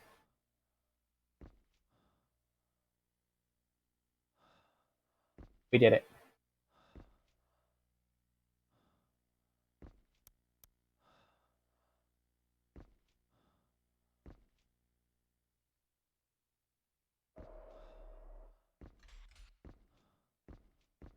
Adjusting atmospheric pressure.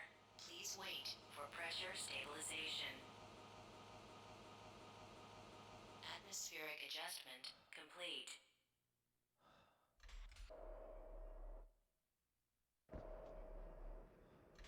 Alright, we're back in the lunar facility. We can move normally now. If I'm right, there shouldn't be any ghosts left, and there shouldn't be any dangers left in the entire facility. It should be completely free of anyone who wants to cause us harm. Which is kind of cool.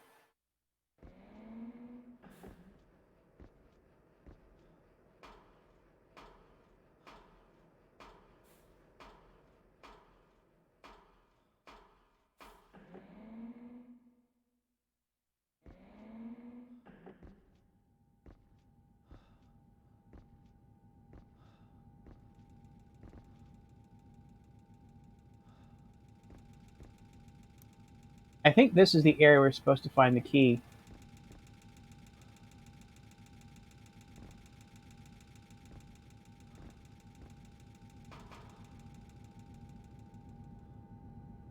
This is the work area.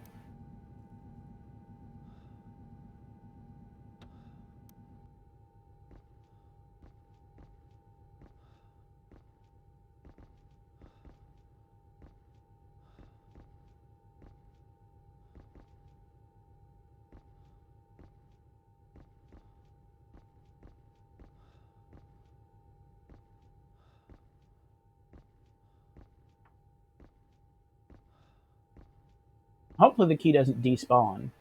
That would suck.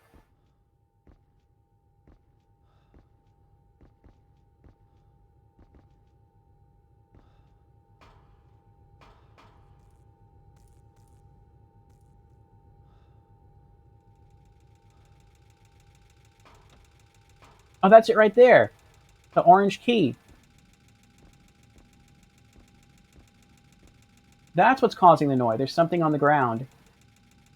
I thought that was a running light this whole time. Filtration plant key. The words water filtration plant are etched on the key.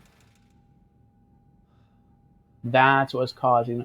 I just thought it was rickety. I mean, I've read on like escalators and I've read on like things like this before that make those noises. I just thought that was the sound it made. I just thought this whole place is old. The whole place is like it hasn't been kept up very well. It has been maintained very well. I just thought that was like the sound it made. I didn't know that was because of a key.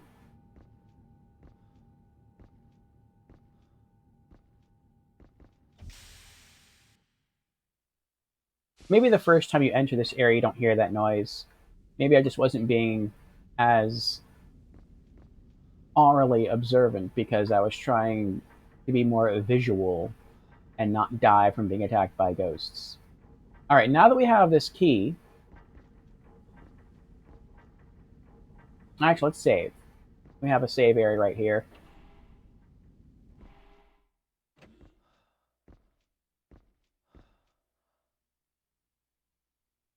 That way, if something crazy happens, we don't have to reload our last save from the lunar surface area, then have to go and run and jump and do all that slow movement again.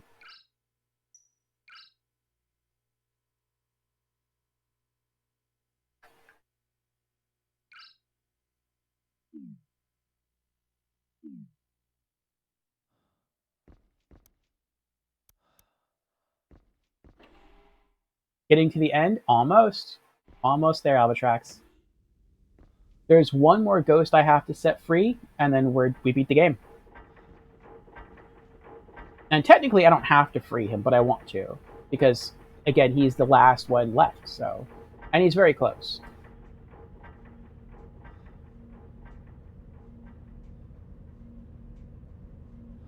And it seems the game does have multiple endings, and we're going to do all of the endings. It looks like it might just be like a simple choice we have to make or something for each of the endings. So I'm fine with that. I think I did that with the first game too. I think the first game has like 4 endings as well, like the first Echo Knight game, and I saw all 4 like I did all 4. All right, now we're here. Now we have to ride this thing all the way down to the door at the end. And as I was saying, we shouldn't be in any threat from anything because we vented out all the fog in the entire moon base. And so we should be safe now. We can basically, if we wanted to, we could just explore the whole base all over again, and we wouldn't have to worry about anything trying to kill us, which is awesome. When you first get to this place, it feels like everything wants to, like there could be something hiding around every corner waiting to kill you. But now it's like we're done. The control panel is locked. Nothing happened, it's locked. Okay. Filtration plant key. Alright, it worked. Rotating the walkway. Cool, cutscene.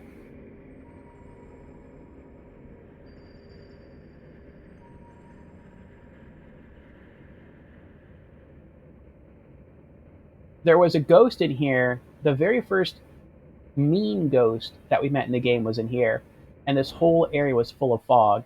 And we flushed out the fog, but after we flushed out the fog, the ghost floated away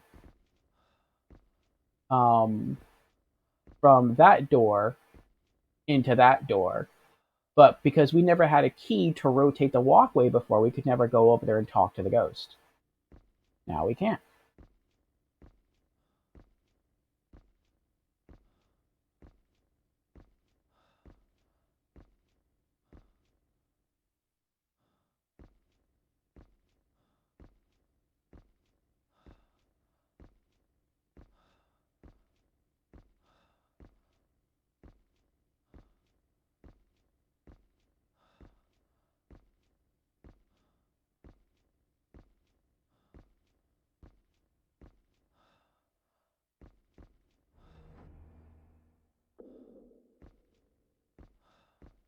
Oh, his body's in here. So once we got rid of the fog, the ghost returned to his body.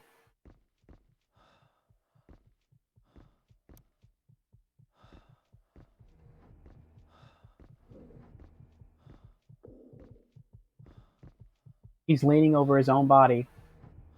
Poor guy. How long have I been here? Oh, yeah.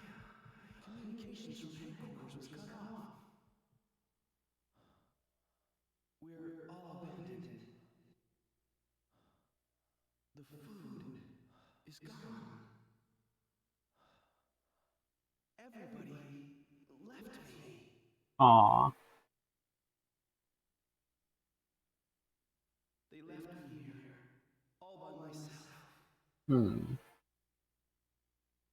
I was so lonely.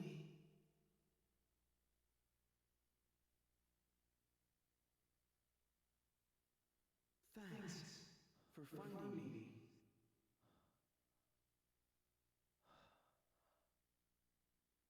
Oh, that was it? I guess all he wanted was someone to show up.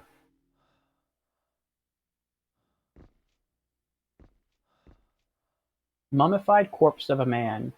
He's been dead a long time. Is he holding something? No. You can't really get a good look at his skin either.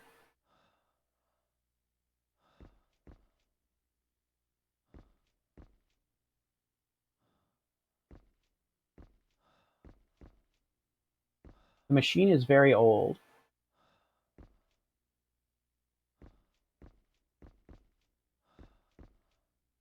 Water filtration control system. It's in standby mode. Can I do anything? I guess I can't do anything. Portable battery. Searchlight battery cell. Take it. Charging battery. Yay!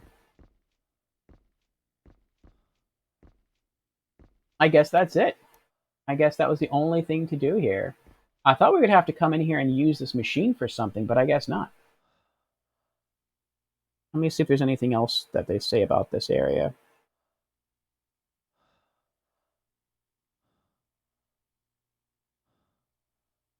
Oh, who is this person, by the way? Notes.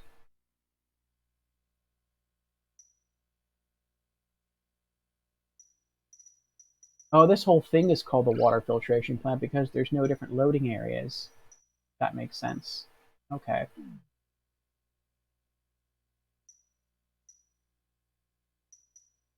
There he is. Martin Herkimer, male. Ghost encountered on the elevated walkway in the water filtration plant. He died alone in a room waiting to be rescued. Aw. Relieved at being discovered, his ghost finally found its release. He was just waiting for someone to come in and try to save him.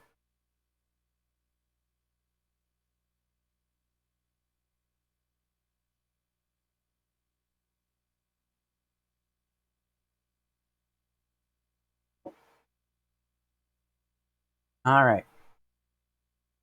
Let's see here.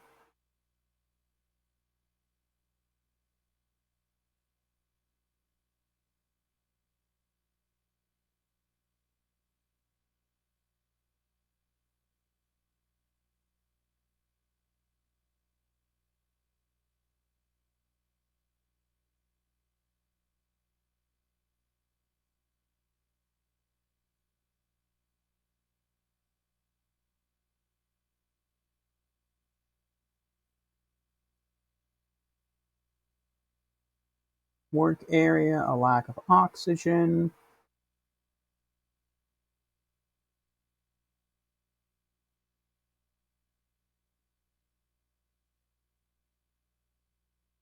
Shuttle operations area, bodies and bad power.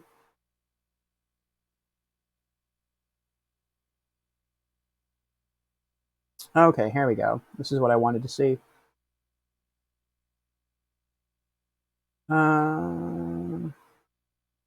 This is optional and can be done at any time. If you are ready to move on, go to the next section. Before you go to the next section, there are some things you can do first.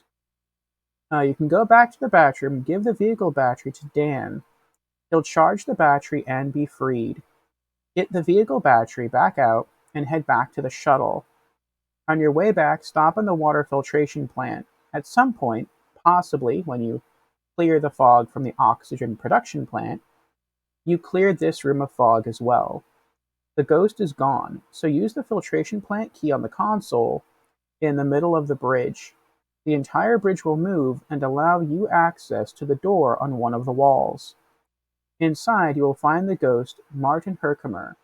He'll thank you for finding him and will be freed. Grab the portable battery before you go. Use the machine again to reset the bridge to its original position. And that's it. Okay. So yeah, that was it. That was the last ghost we need. Let me scroll back down to the very end.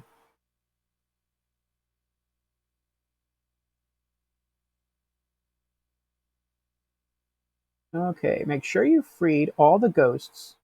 Once everyone is freed, go to the observatory hallway. You'll be greeted by the android, who has some cryptic statements for you. He tells you to come to his room one last time as his picture is done. Nice. Yeah, now we freed all the ghosts. That's right.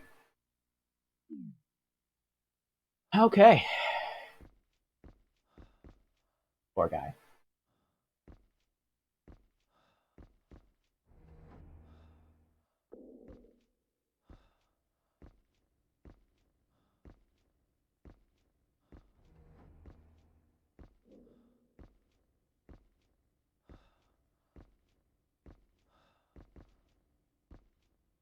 The control panel is unlocked.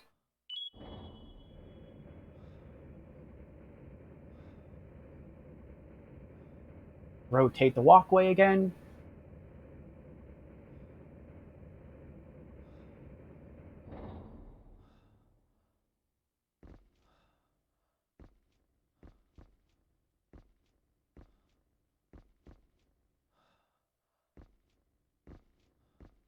Yeah, I gotta go back this way. Okay.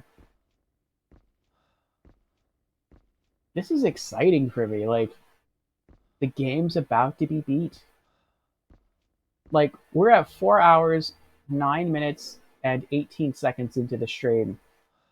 Probably by the time we hit 5 hours, probably before then, we're going to have beaten this game and experienced all the endings. I'm pretty confident of that.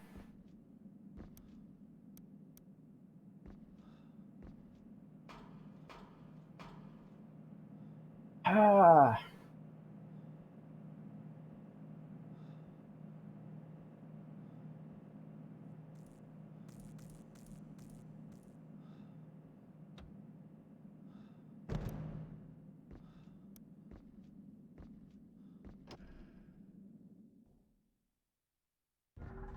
So I'm guessing that's where Claudia is then. Maybe Claudia hid in the observatory. Maybe that's why they told us to go to the observatory to find salvation, because that's where Claudia is. That's who we've been looking for the entire time.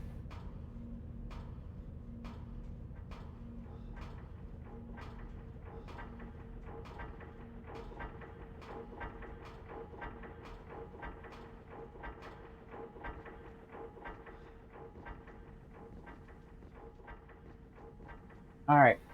We're going to save our game again.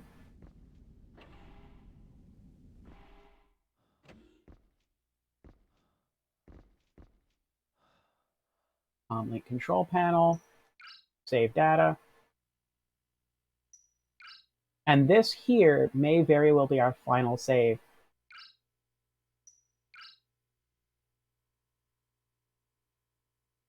"86 saves for the game." We might still do more, but we'll see. We'll see what happens.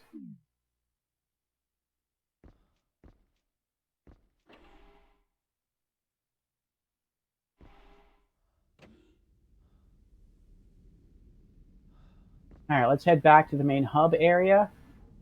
Now, I didn't get any cutscene with him telling me that we're supposed to get it here, but we didn't get it here, but that's fine. I want to go look at the paintings anyway. Let's head back to the main hub area. And let's go to his workshop. And look at the finished painting.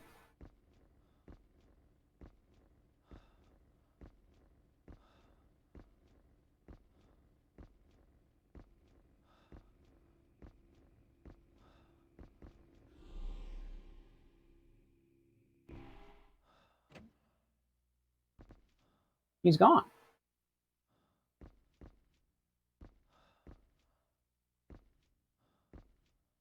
We did it, though. There's the missing guy, Martin Herkimer.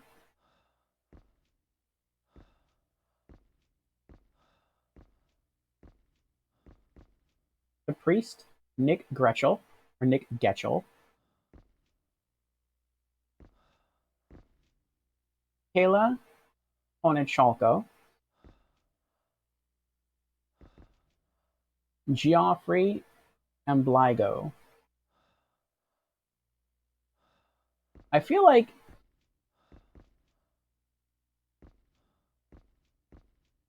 yeah, I think this is the order in which you could have, if you went in order.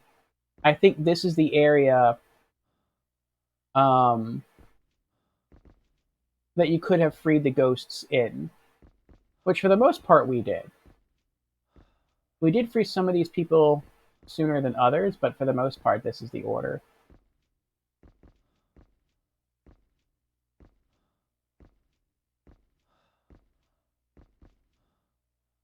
The reason you have been bugging you about the key is that it may expire. Oh, I didn't know that. I didn't know that.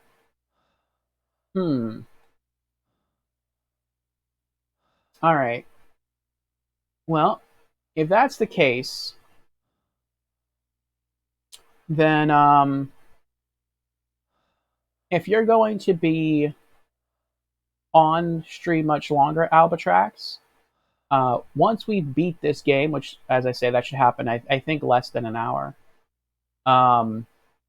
then I'll hop over to the Steam page. Actually, I could just do that now. I don't know if it's going to tell me here, though. But I don't know if it's Steam Deck compatible. I think it is. But I wouldn't want to accept the key from you if I can't play the game. Like, sometimes I'll buy a game on Steam if I don't know if it's Steam Deck compatible, but I'm willing to take that gamble. But, I mean, I don't want to do that. Oh, wait, here we go. I wouldn't want to do this with. I wouldn't want to like make that gamble as someone else's gift. It says Steam Deck compatibility playable. The game's default graphics configuration performs well on Steam Deck. That's good. In-game interface text is legible on Steam Deck. Good. This game...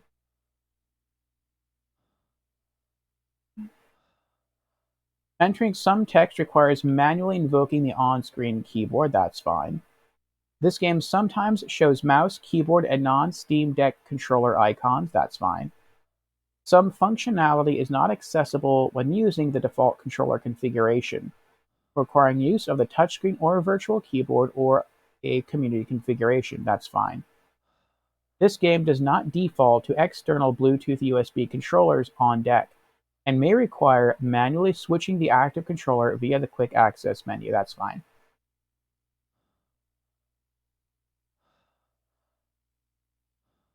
So yeah, it's playable on Steam Deck. I would play it on Steam Deck. I say you just redeem it and play it whenever you want. If you're okay with that, Albatrax, like I said, when I play it, I will most likely stream it. But it will probably be close to an unannounced stream. Though once I go to try to stream it, I will reach out to you since you gifted it to me, just to let you know. But it will probably be on a Tuesday or Sunday sometime, and we'll go through it.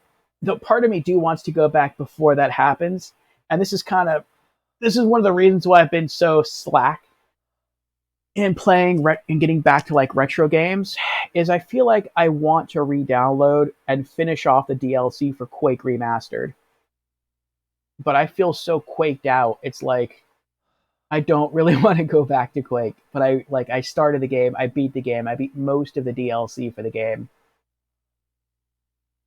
And I do want to finish it, and I just didn't finish it all. I think when we left off, we were like, I think we were like halfway through the final official DLC for Quake Remastered, and then we still had like another like 3 or 4 community created DLCs to go through. And so it's kind of like, I don't know if that's something I really want to do.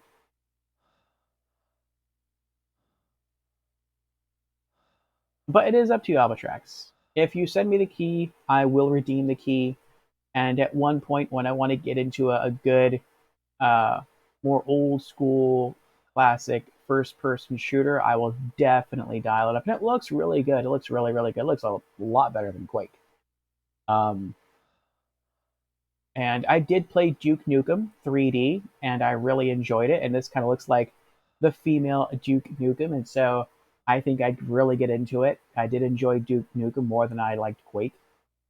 And so, yeah, if you want to, go ahead and do it. And yeah, I'll do it.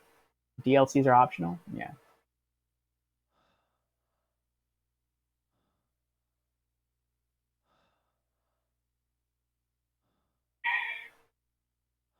Okay, so where are we going now? We're walking out here. Actually, I want to go back in there. I want to see if you left anything on the table.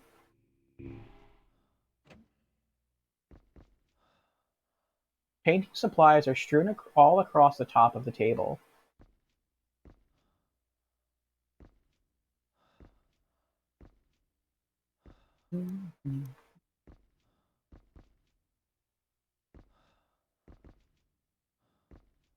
A syringe. We already have 3 of them, though, so we don't need another one. What happens if I just try to click the chair?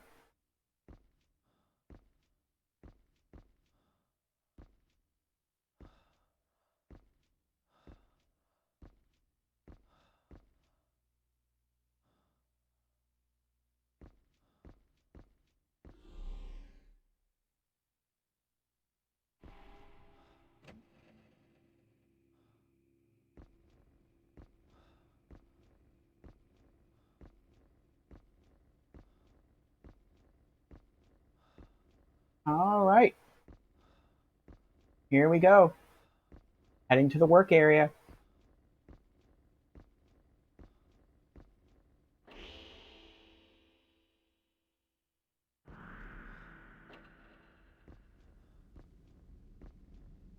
This is where the observatory is.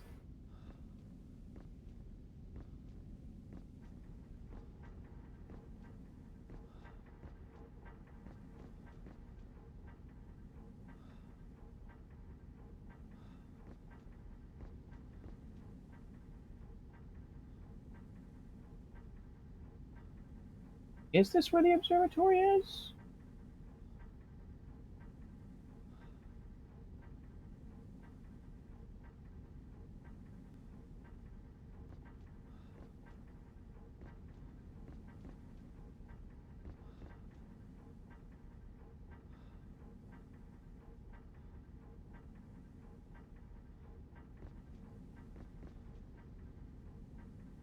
No, it isn't. I think it's in the energy area. Because we just came from that way. That takes us to the oxygen filtration area and all that stuff.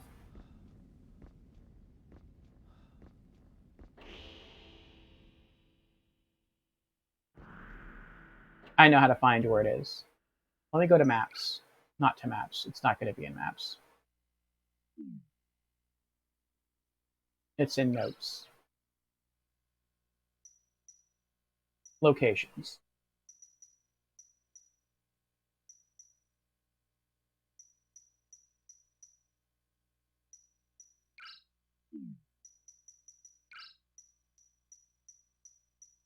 Oh no, when I see, there it is.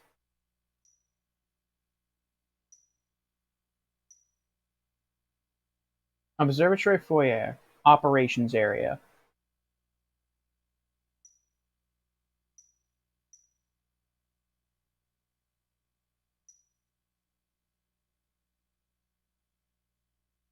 Operations.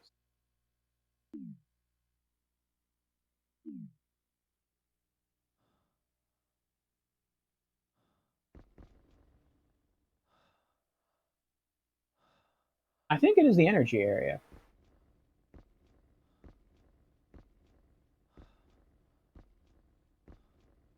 There's a double door through the energy area, because the bulk of the game actually takes place in the work area. Um,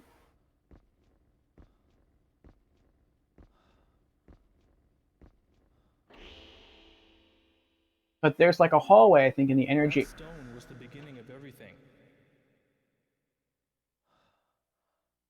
That scared the crap out of me. I thought that was a ghost who was going to kill me or something. Oh my gosh. But my heart leapt up into my throat. And that's what you will face in the end. The stone? What you will wish and how your wish will be granted. I'm looking forward to seeing it through. Oh yeah, come to my room one last time. The picture's done.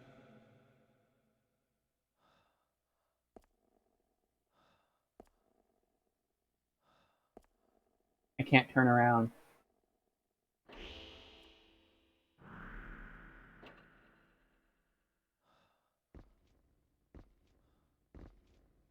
Oh, that was so creepy.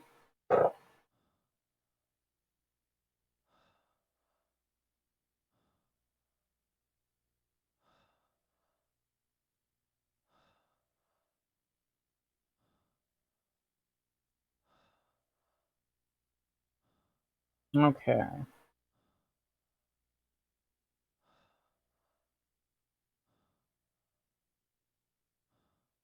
Make sure you have freed all the ghosts.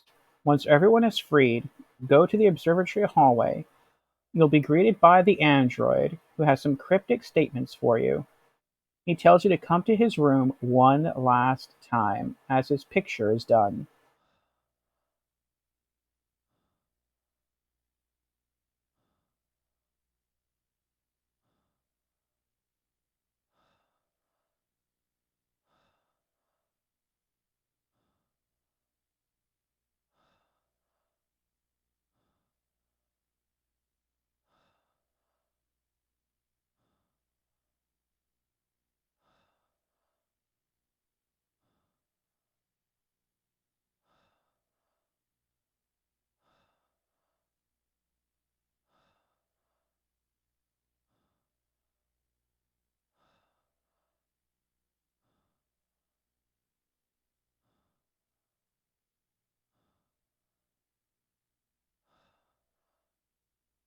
Okay. You have sent me a DM on Discord. All right. I want to make sure I don't mess this up because I do want to see all the endings. And so I want to make sure I don't lock myself out of anything.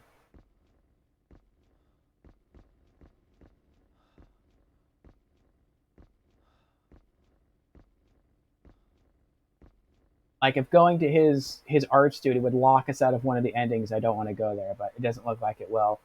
It looks like it's literally getting to almost the very end, like the final room of the game, and then it's just like make a choice, and that's it. So if that's the case, then it looks like we'll be okay.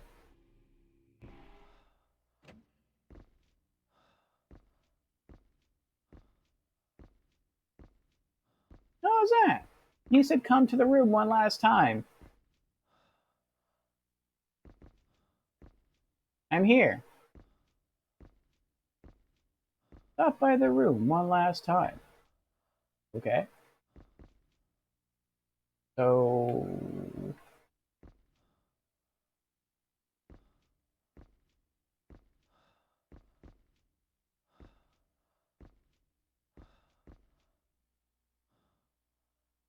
that looks different, though. What's that? Was it always there?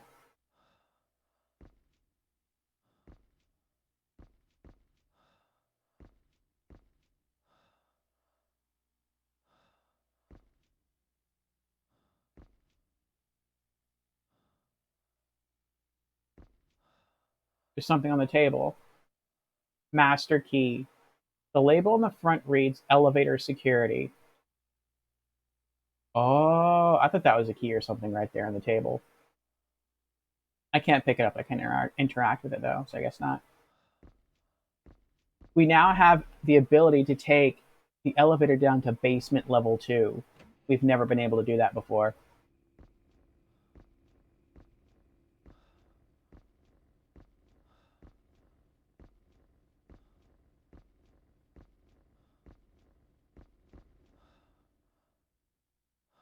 I don't know, though. What happens if we just go back to the energy area, though? Is this the work area or the energy area? Work area.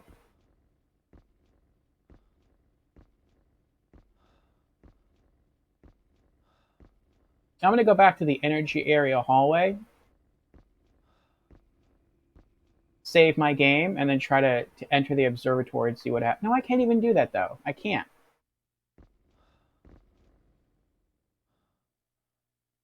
I don't know, maybe I can. I mean, it needs a key. The door needs a key, but maybe by helping all the ghosts, maybe it was unlocked for us. That could be it. If not, then we do have to go down into basement level 2, and maybe that's where the key is.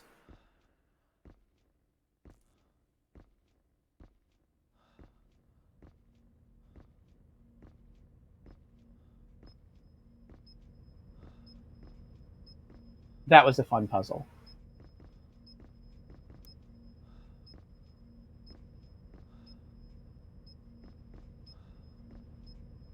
I thought there was a save point in here. No save point? No save point. Okay.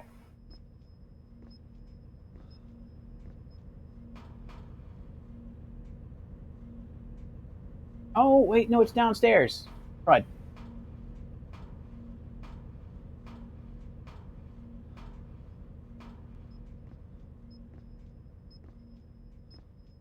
That's right, you don't need security clearance to go through here.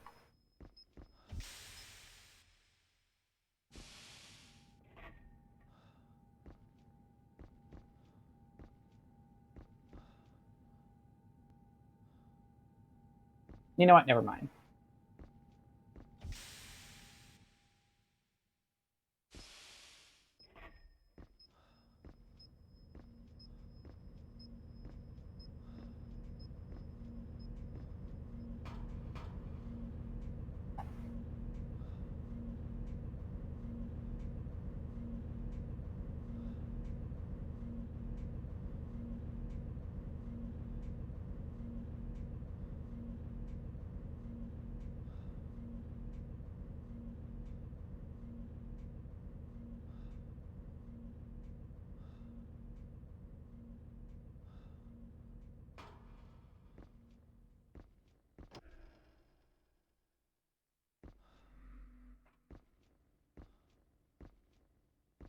This is the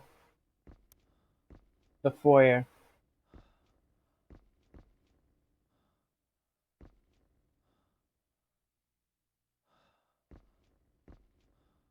The observatory.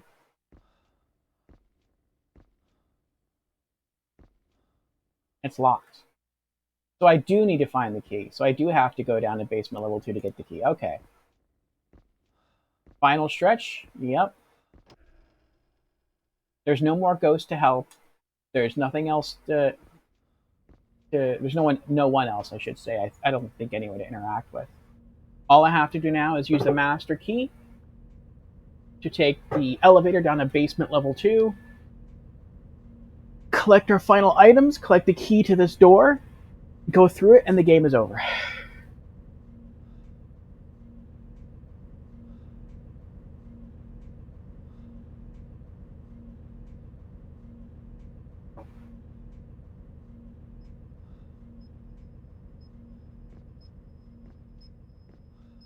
We have to go back out into the main hub.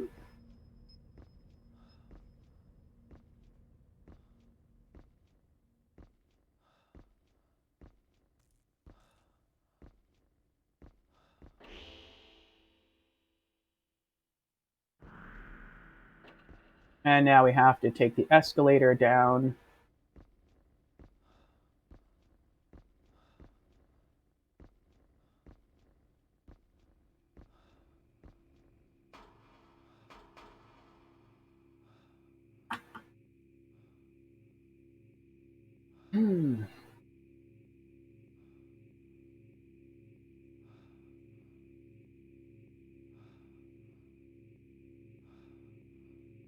This feels kind of weird but exciting at the same time.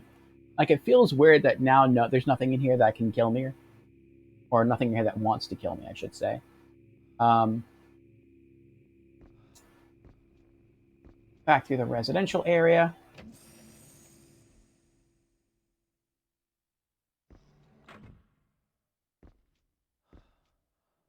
And we're going to go back into the monitoring room to save our game again.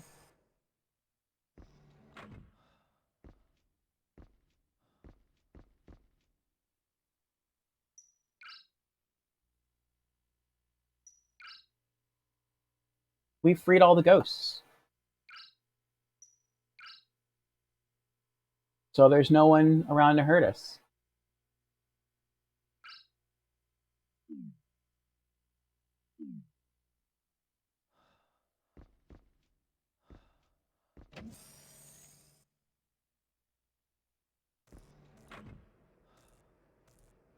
I wonder if the game makes you release all the ghosts.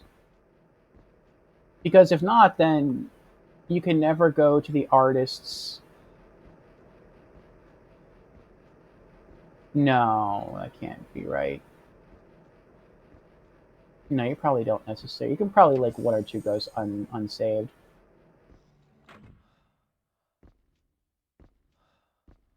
Okay, this is the elevator lobby. Climb into the elevator.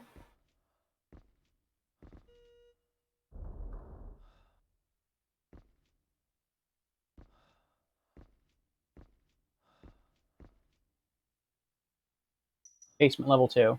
This floor is currently locked. Please insert key.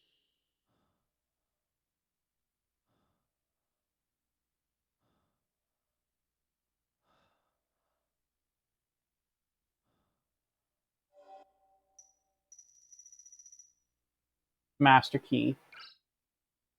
Access granted. Releasing lock. That's how the Andrew was able to get around the entire station. He had the master key. Basement level 2.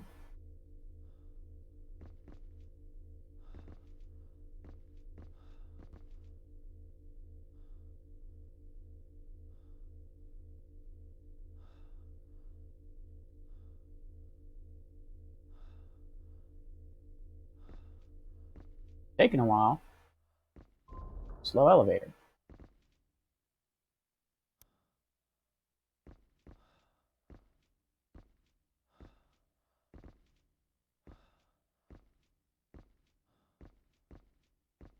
All right. What are we seeing? Notes. Location's 99% complete.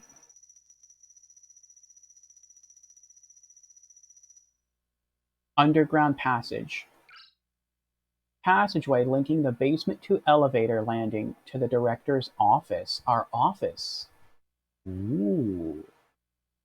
Okay, let me make sure I'm not going to mess anything up. Hold on. Back inside the studio, notice the now complete landscape. Pick up the master key from the table. There is now one last place you haven't been in the facility, a place that you may have wondered about. Head back down to the residential area. Back in the elevator, use the master key on the key slot to unlock floor basement level 2. Go down once you have access. There's like 4 little sentences and the game ends. At the end of the hall, enter the door and take in the rather shocking scene in front of you. It doesn't tell you what the scene is, though. To unlock the last 2 endings, pick up both the letter to Claudia and the platinum ring. Now you are ready. Go back to the observatory hallway and take the escalator to the top. Enter the observatory foyer, use the observatory key, and listen as the door opens with an ominous sound. You will have a choice to make during the last scene. Choose either yes or no to view one of the 2 different endings. What? Choose either yes or no to view one of the 2 different endings you have picked.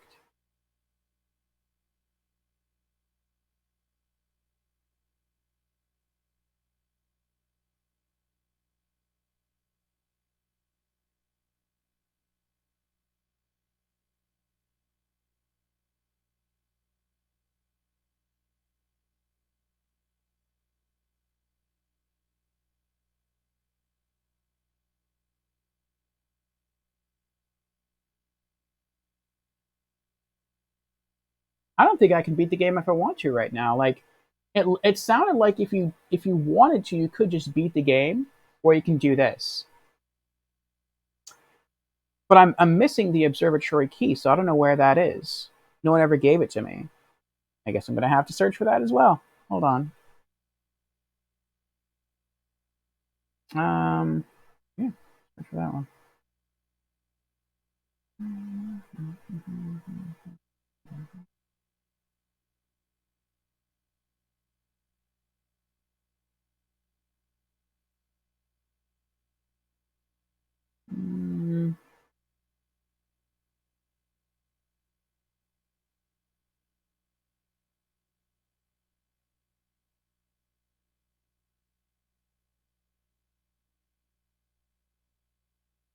Laboratory key, observatory key.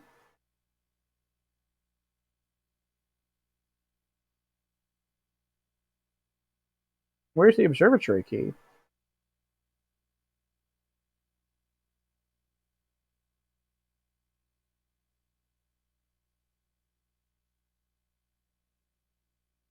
Go downstairs into a frozen room. You can see 3 dead bodies on the other side of the door, but you can't get through, and you never will, as it is frozen shut. Nearby are 2 not too happy ghosts. Oh, I do have the key. That's right. They gave me the observatory key.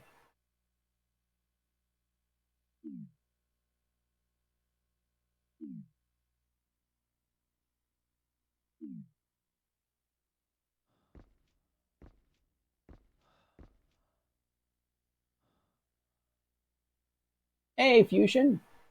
How are you doing? Fusion says, I is here. Over 4.5 hours strong. Yes. We are about to beat the game, Fusion. What's in the observatory? I don't know.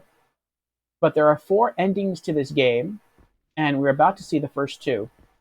So apparently, if I were to go through the underground passageway to the director's office, there's some items in there, And picking up those items allow us to see endings 3 and 4. If I don't get the items in there and I just go and continue with the game, then we get to see endings 1 and 2. So that's what we're going to do. Head back to the first floor.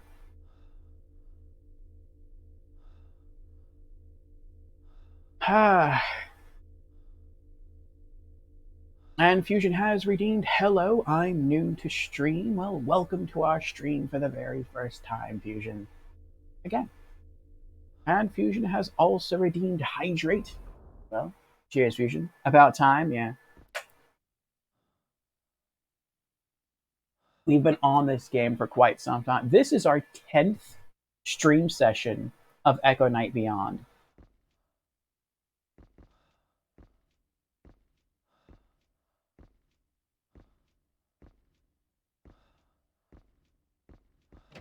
Our 10th and final. Okay. I don't remember when the last time we saved this game was. I know it wasn't too long ago. We need to put Echo Night in a dark corner and never look back. I will be streaming the original Echo Night, and once I can get it working, I'd like to stream Echo Night 2, which is an import game, but I had a fan translation on stream. But this is like the third game in the series, and I really like it. But this is the only one that I'm aware of that takes place in space. The second one takes place, I think, in like a haunted house, and the first one takes place on an ocean liner.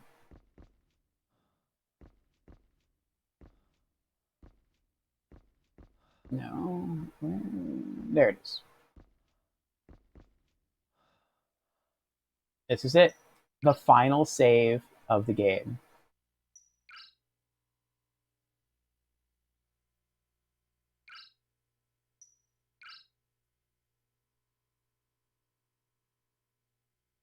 "88 saves to beat the game."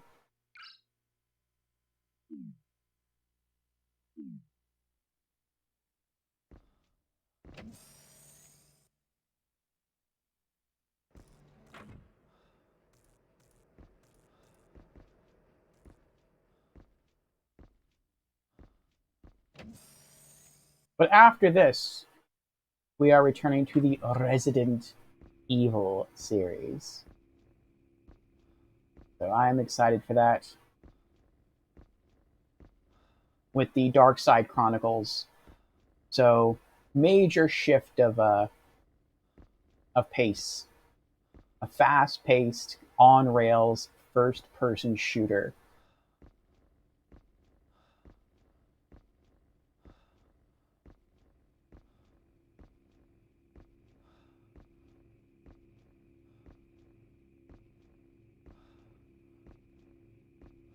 Alright, up the escalator we go.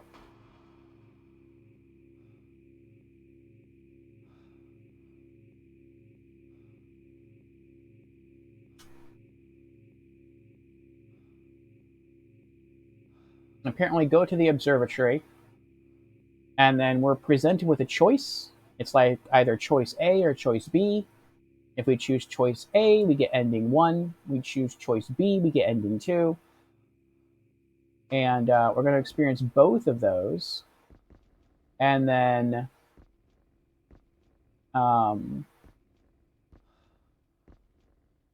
we're going to load the game again and go down to the area that I was just in, an underground passageway, make our way to the director's office, and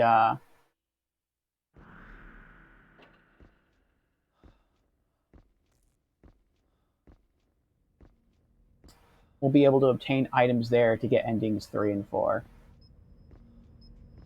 So I am excited.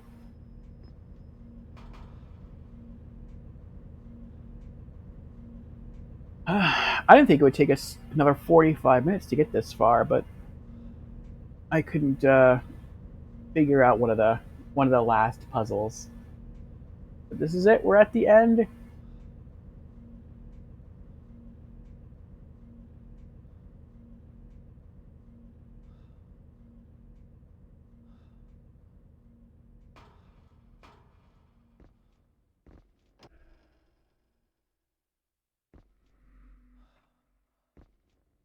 down this hallway.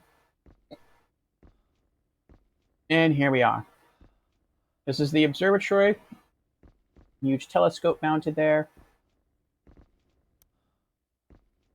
It's locked.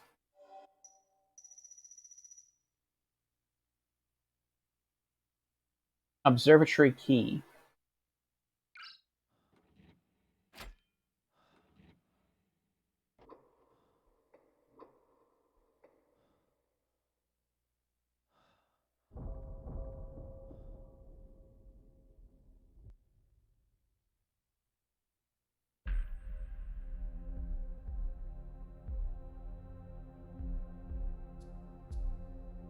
Good view of the Earth in here. Well, I mean, it's called the observatory for a reason. Claudia's a ghost?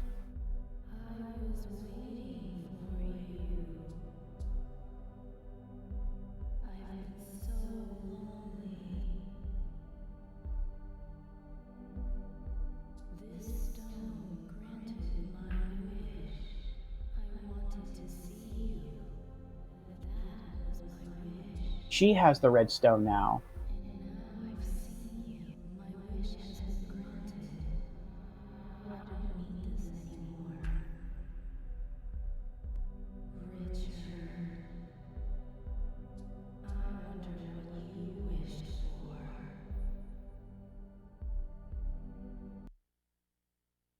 Take the red stone. This is the choice, I think. LOL. Let's reject the red stone. Because the red stone is what caused all these problems. Maybe this will lead us to, like, good ending number 1. So, no, do not take the red stone.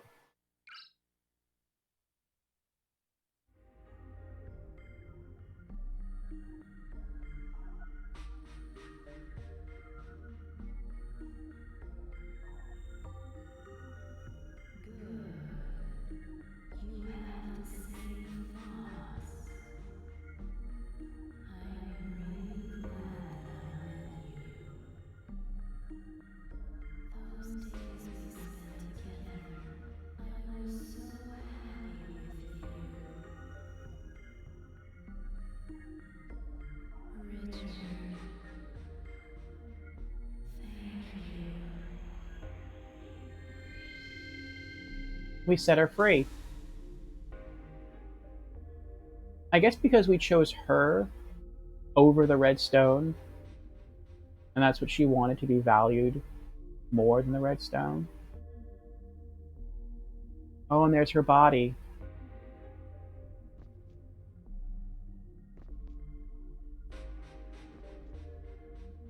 She did literally die waiting for us.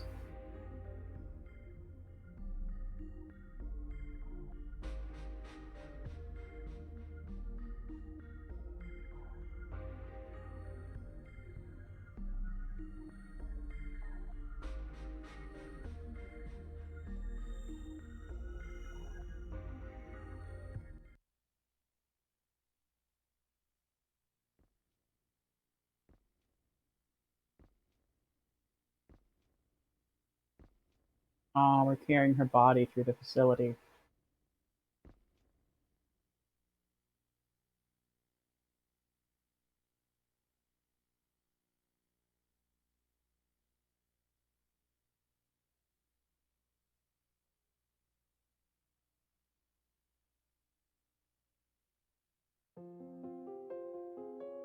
Beyond Echo Knight staff.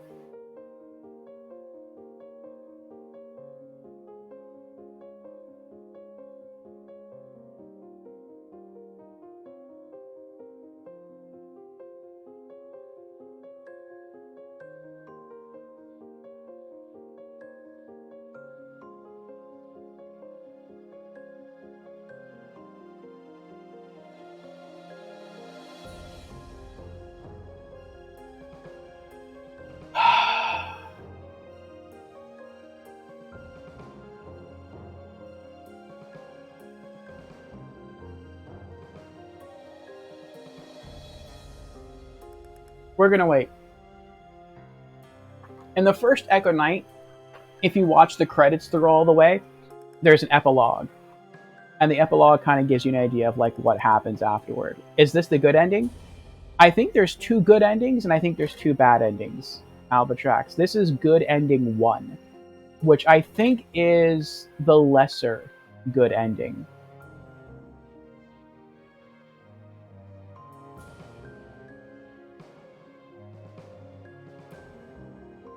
So I guess this ending is like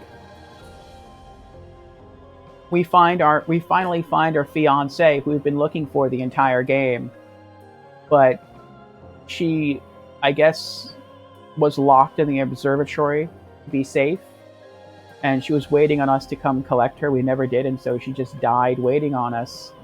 And her ghost found the red stone and made a wish that we would be directed her way, and we were. So we finally set her free. We chose her this time over the benefits we could get from the red stone, and that set her spirit free. And we just set her body to like watch the earth, and who knows what we do.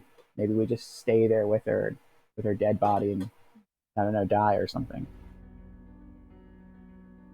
And this is just the intro. All right, let's go back, load our last save, and experience bad ending number 1. This time, we'll choose the power of the red stone over our fiancé.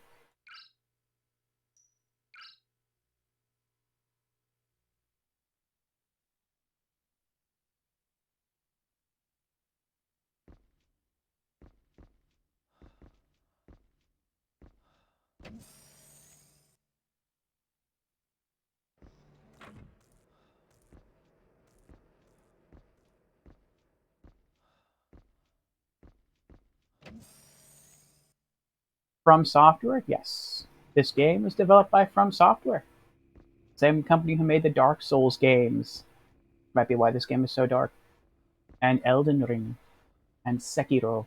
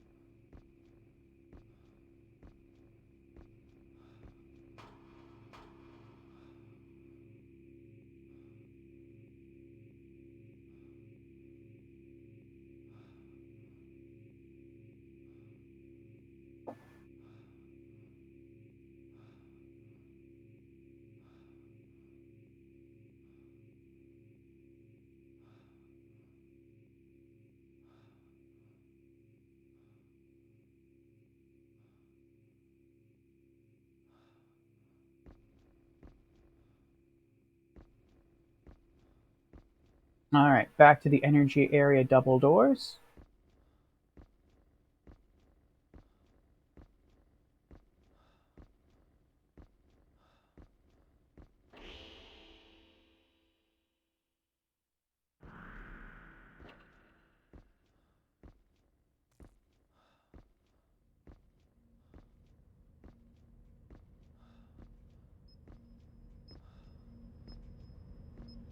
And back up the escalator.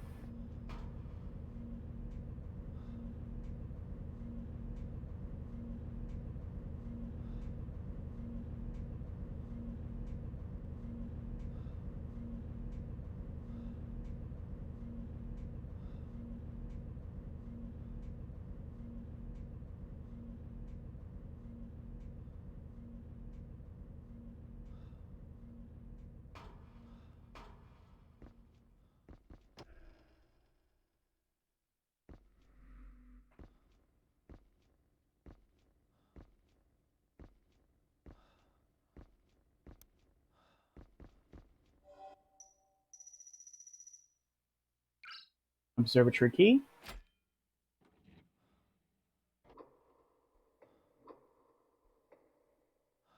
Enter.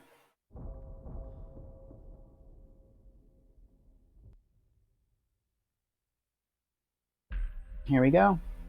Bad ending number 1.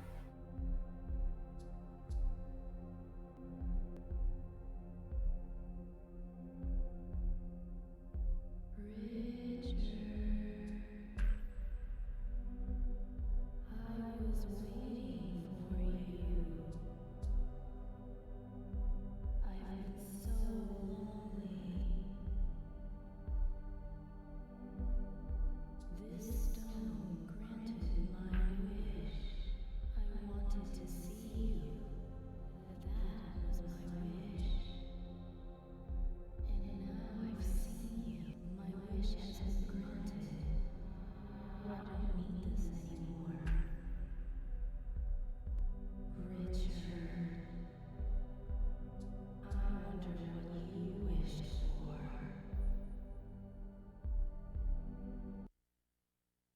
Take the red stone? Yes.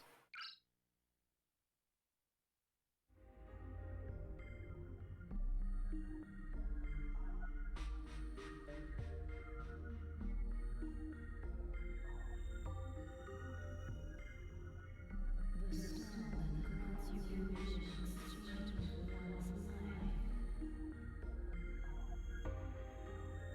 He passed away, but I have no regrets.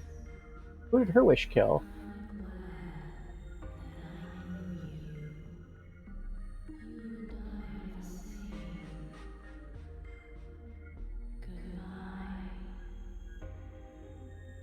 I are the same. Goodbye, my Richard.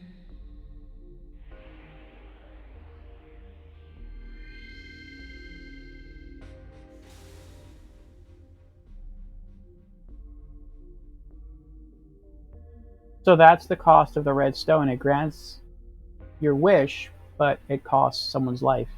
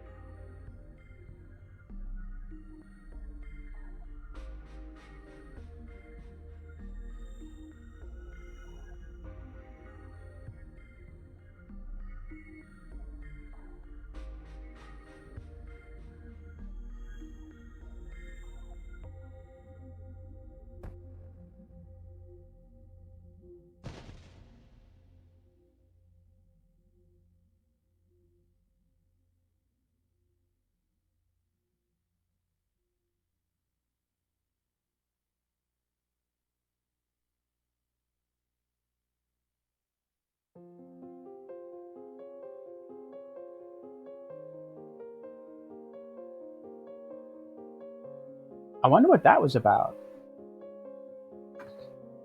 Did he stab himself because he chose the stone over his wife, and he realized that he made the wrong choice and that the only thing he really he should have wanted his wife, and so because of that he just chose to take his own life? Or when Claudia said that she made a wish and the cost of that wish was a guy's life, but that she didn't regret it, maybe the cost was his own life, was the main character's life. And so maybe in the end, the red stone made him commit suicide. Stabbed himself in the heart there. Could be. But then if that's the case, then I don't know. Why didn't he die in the first ending then? Unless it's love that counteracts the red stone? In this game?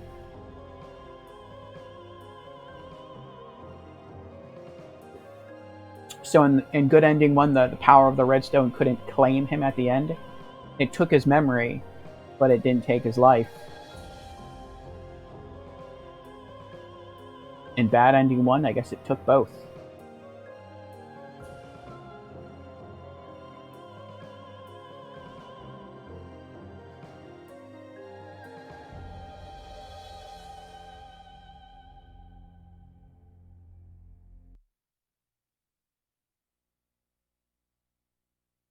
Okay. Next up, endings 3 and 4.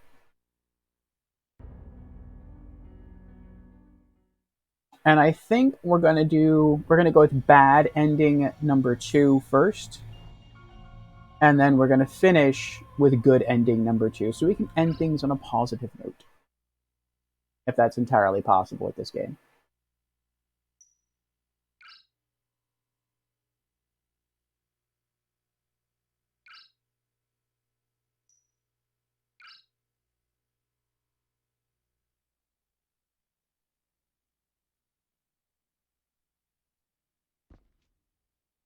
Okay.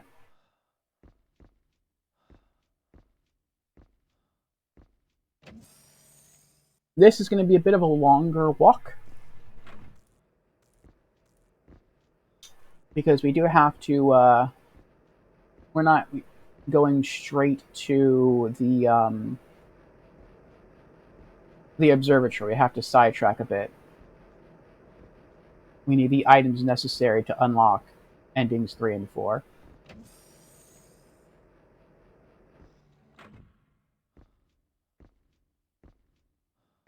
Go back over here. Re-enter the elevator.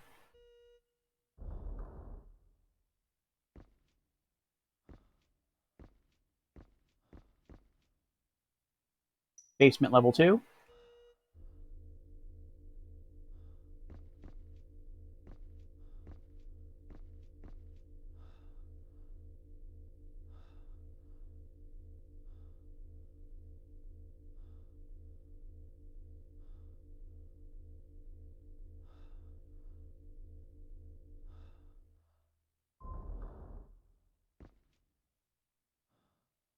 Okay.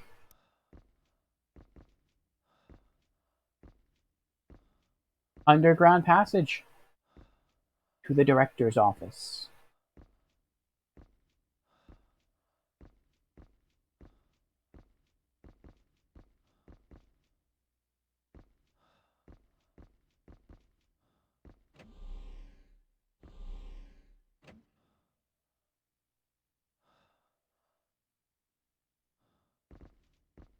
Oh, I think that's the body of our best friend. The one whose life we sacrificed. This is the human body of the android painter, Kenneth. We kept his body. That's kind of weird. Kind of morbid. Like there's a broken computer monitor in here. Flipped over lamps. There's the painting of our Claudia. And there he is sat at a table. Got some books, some boxes. There's a lot of red light in here, but I don't know where it's coming from.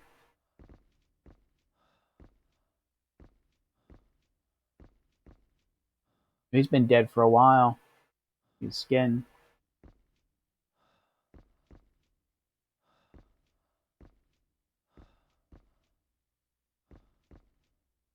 Mummified body of a man.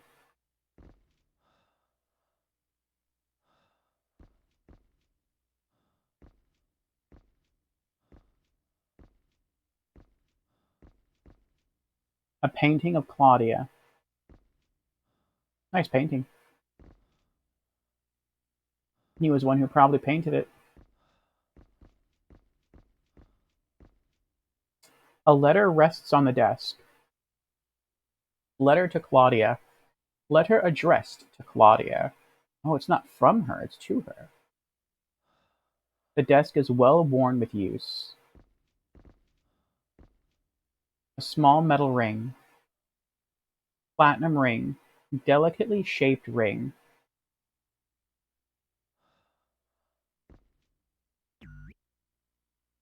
Notes.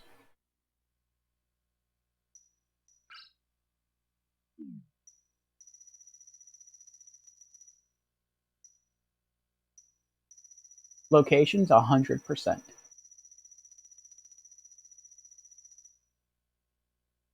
Director's office.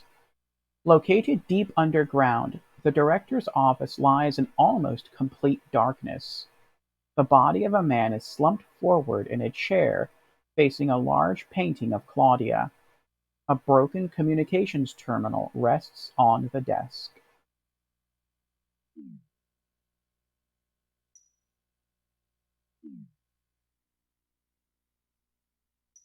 Items. Platinum ring. Delicately shaped ring. I'm guessing this is the wedding ring. Or the engagement ring.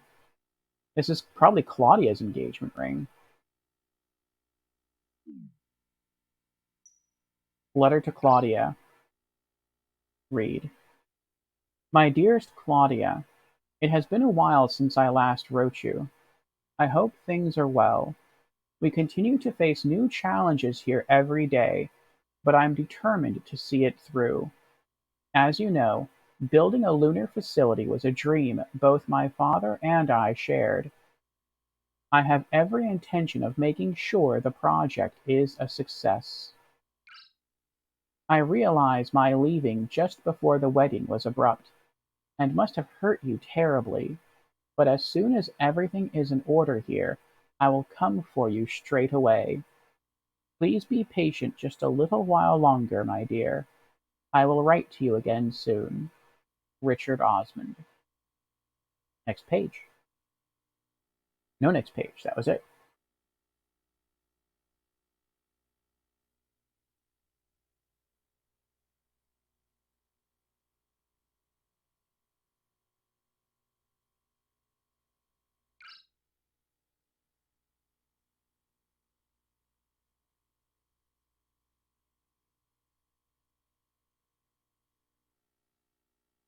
Oh, I see. So if you didn't get it, if you didn't understand that you were the director up until now, this sort of made it click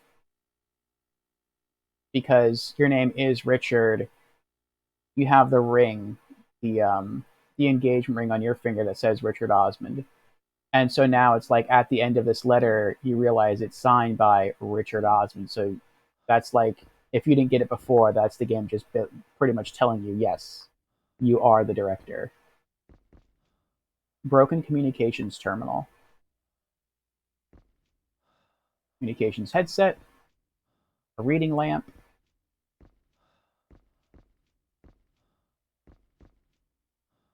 Books line the shelves. Most of them are about the moon.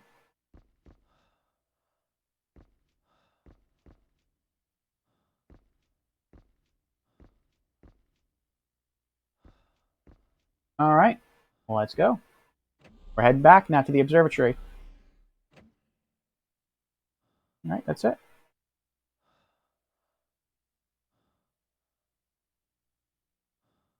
At the end of the hall, enter the door and take in the rather shocking scene in front of you.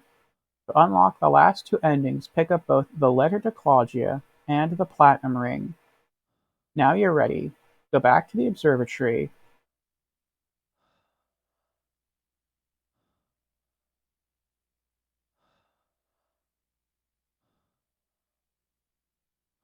And that's it.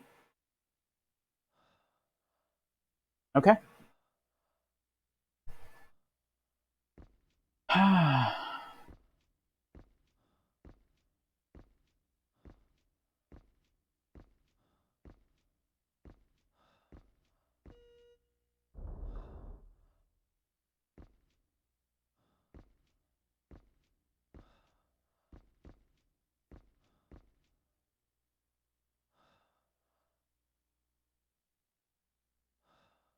Back to the first floor.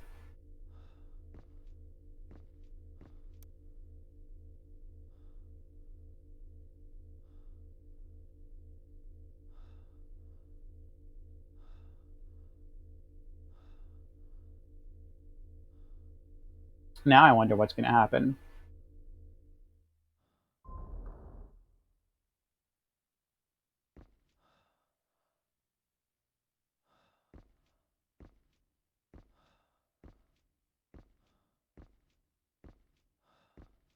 Oh, that was the wrong way. I'm glad I realized that. I was going to go back into the dispensary.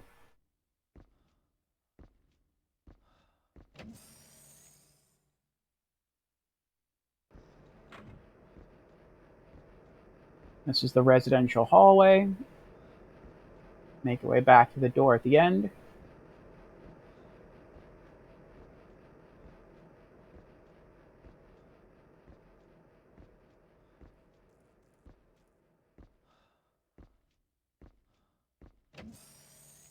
Back out into the main hub, the central hall.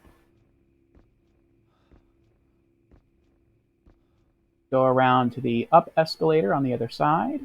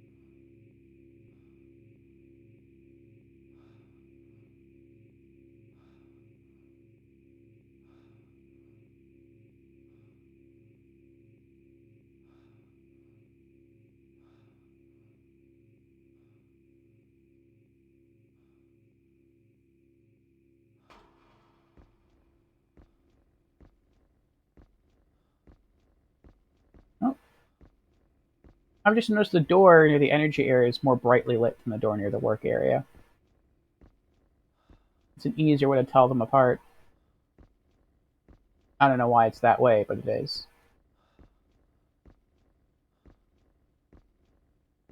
Back into the energy area.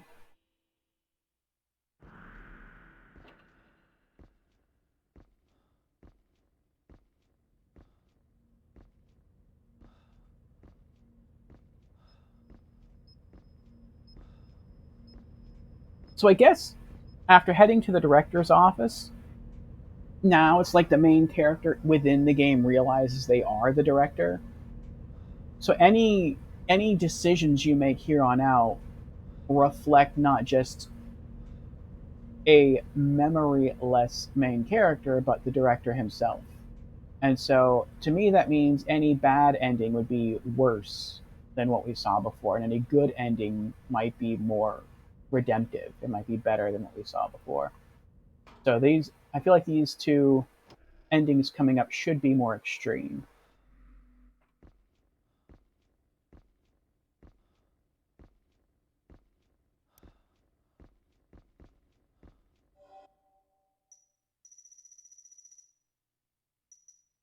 Observatory key.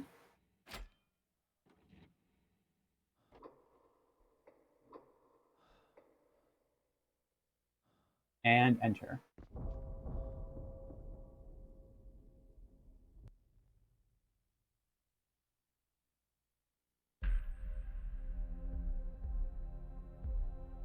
Bad ending number 2 coming up.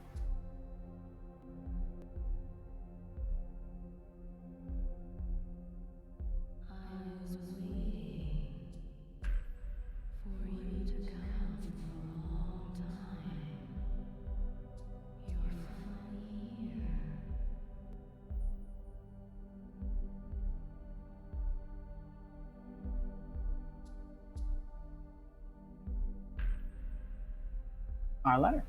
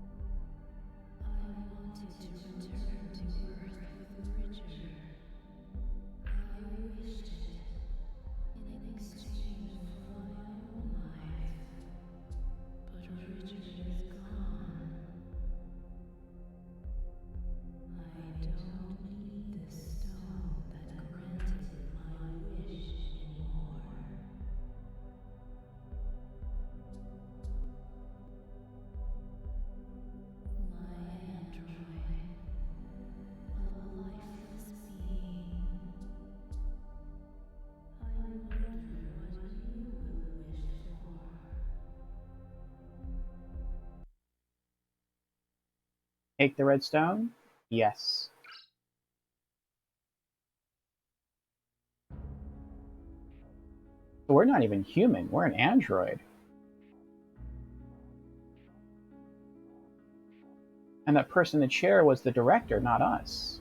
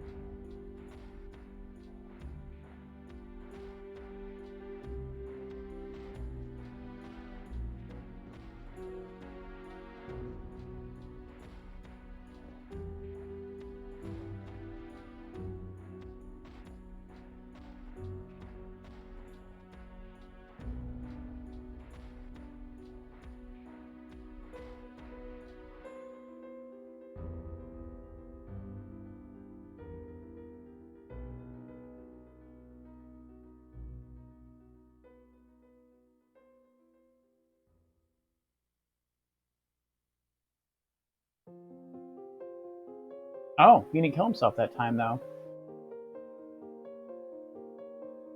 So I guess he sort of did no wrong. It's not that we didn't have memories. Well, I guess we didn't have memories, but we didn't have memories because we were an android in this ending the whole time. But now that we know about the Red Stone, I guess we plan to try returning to Earth to try to make our wishes come true.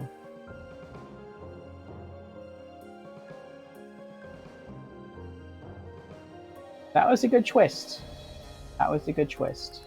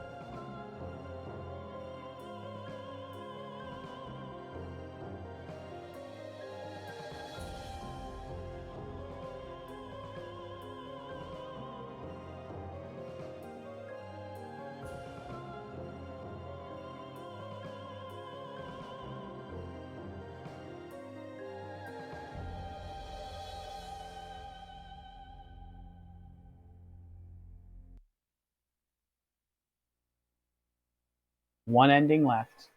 Let's do it. Wrap it up. Good ending number 2.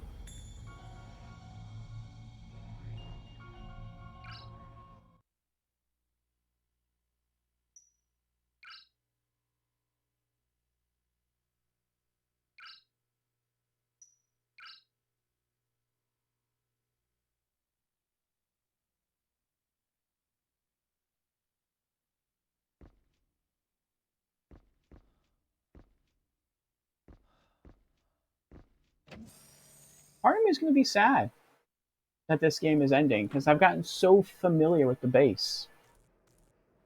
For the longest time, the base has been kind of confusing to me with its layout and the rooms and some of the mechanics, and it's like I've mastered it now.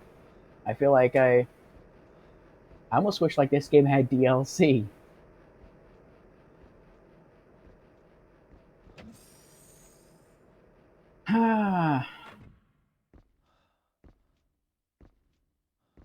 Okay, back into the elevator.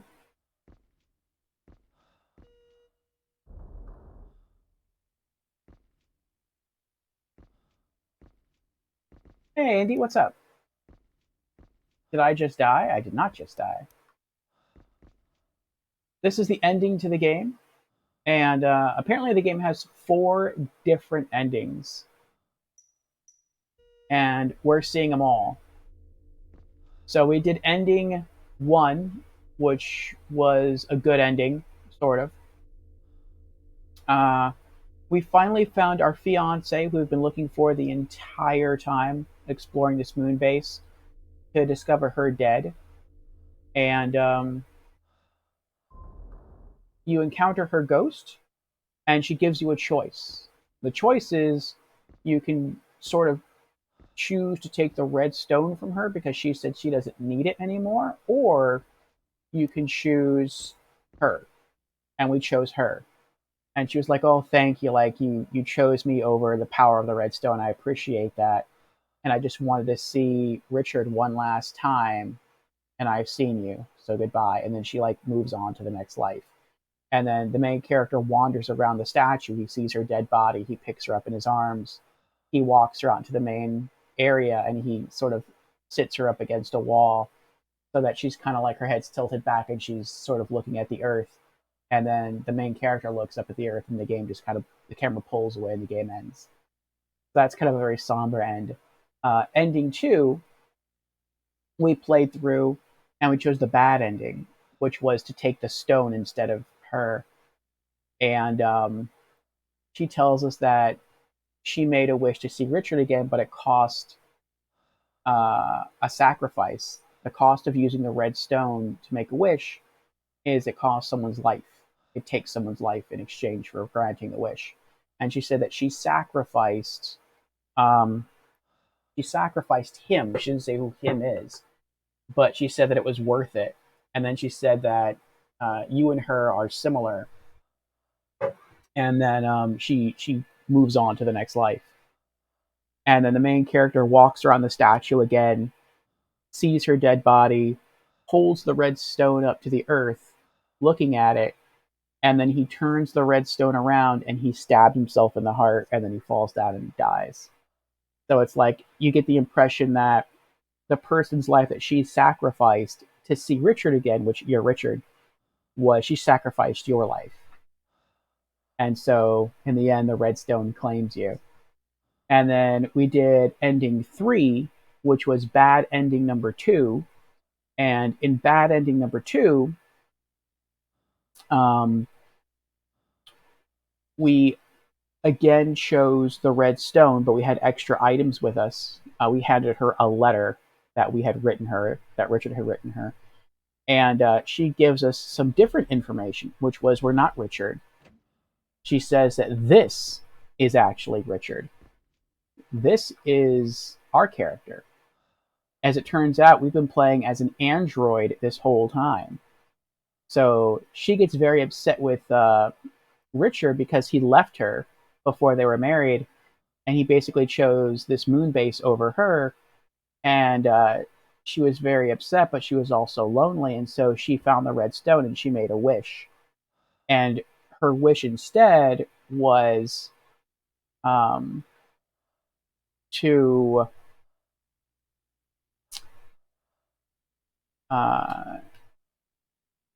what was it? It was to I guess it was again to see Richard again. But you're not Richard. You just look like Richard because you're an android that she built. And so again, you got to choose the red stone or her, and we chose the red stone again. And so she seemed very sad, very distraught, but she still moved on to the next life. And then the character walks around the statue, sees her dead body, holds the red stone up, looking at it and the earth, and the game just fades away.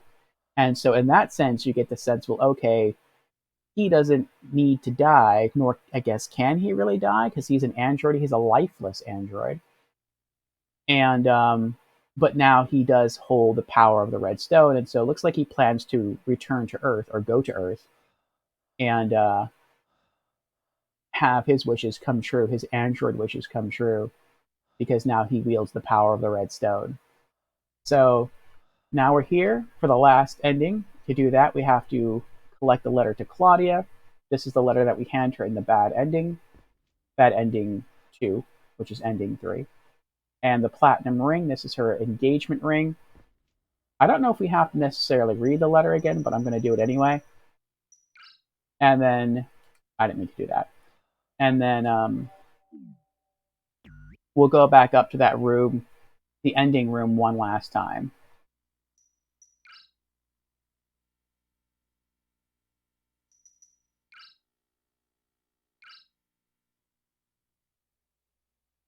Oh my goodness. Items. Letter. Read. There we go. And this is him just explaining in the letter that he regrets leaving to go start this moon base, but it's his dream, and he hopes that she can understand.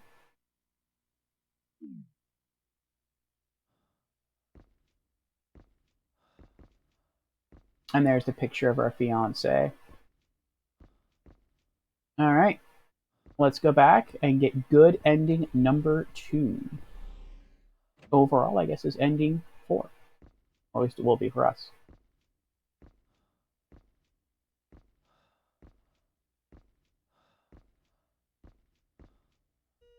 Back to the elevator.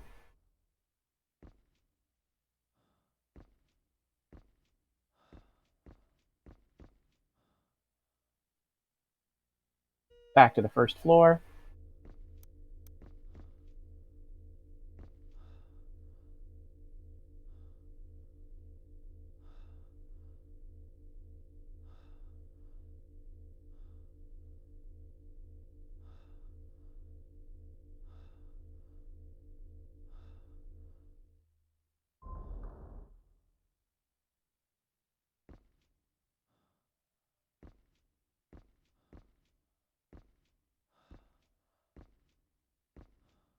Back out to the residential hallway.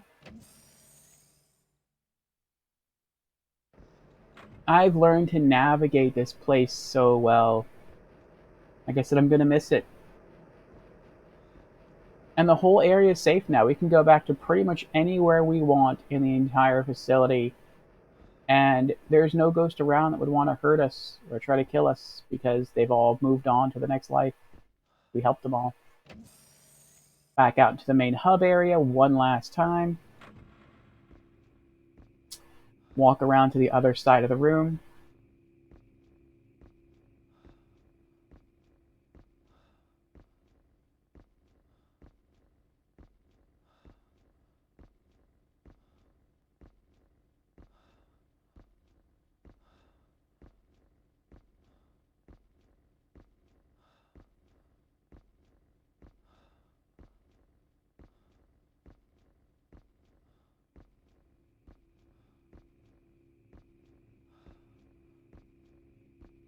Take the escalator up.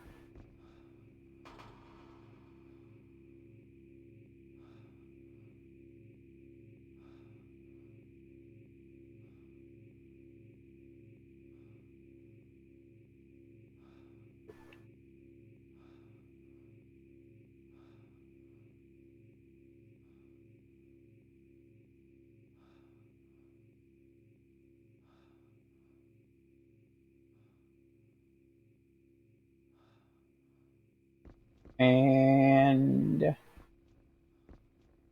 make our way back to the energy room. Well, the energy area. Anyway.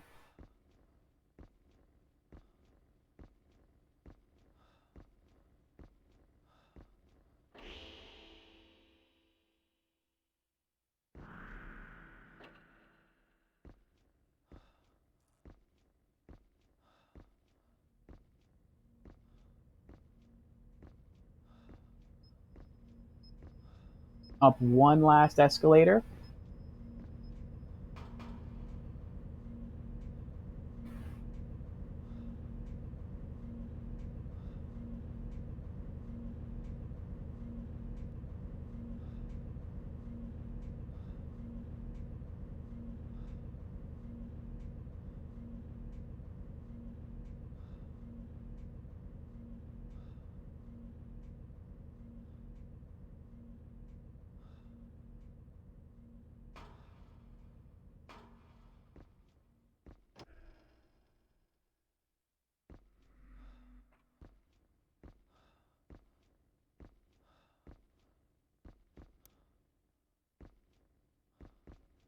Back to the doors of the observatory.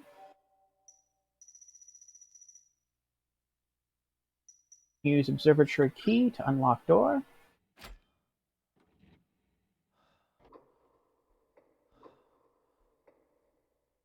And enter the cutscene.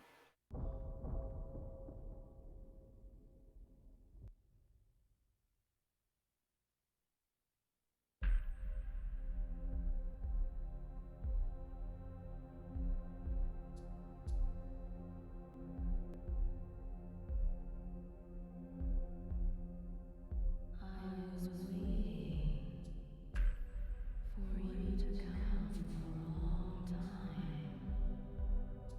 Your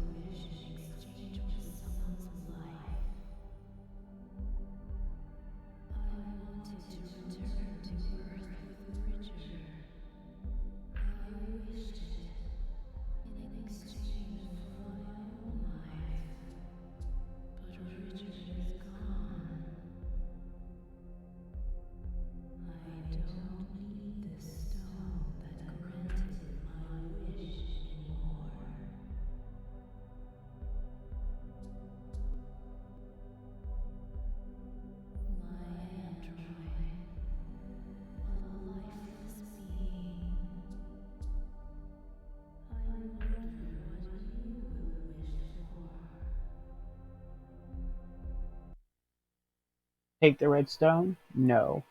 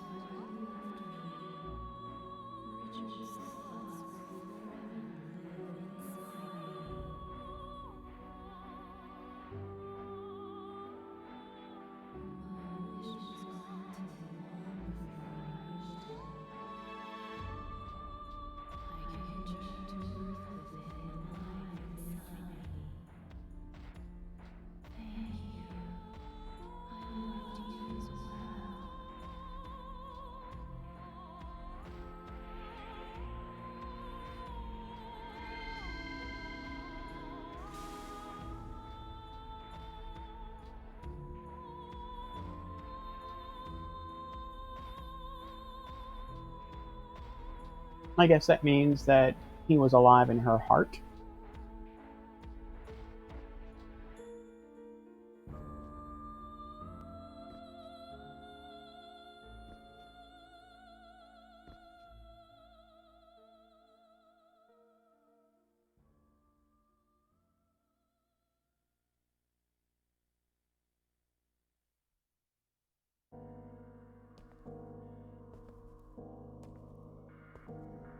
Much more detailed scene.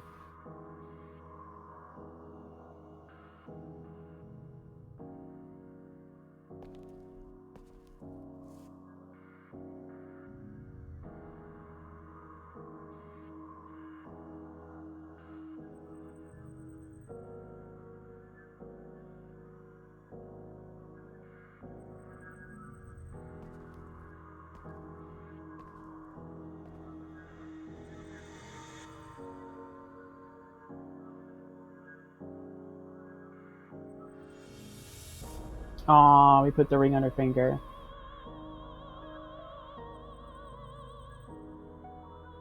Oh, we granted her wish.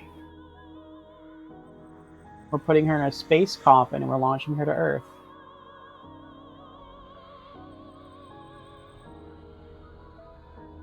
This is the intro to the game.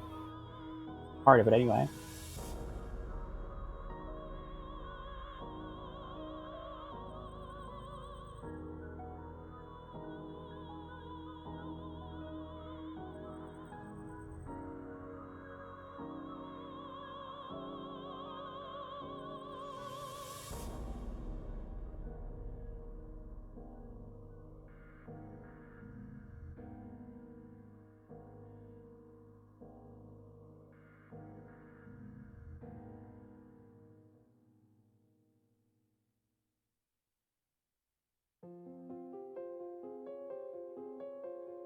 That was good. It was regrettable. It kind of makes you feel a little empty inside that in the best possible ending, you weren't even Richard. That you were an android designed to look like Richard.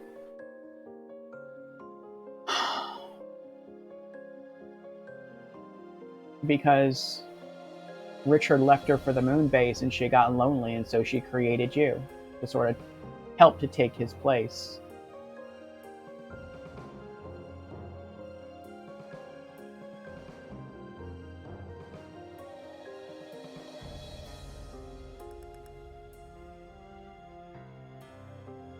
And I guess that was her wish, to return to Earth with him.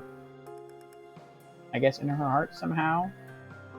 And so her spirit was able to move on, but you as her android, I guess, accomplished the physical aspect of her wish. So you gave her the ring, and you put her in the coffin and sent her back to Earth.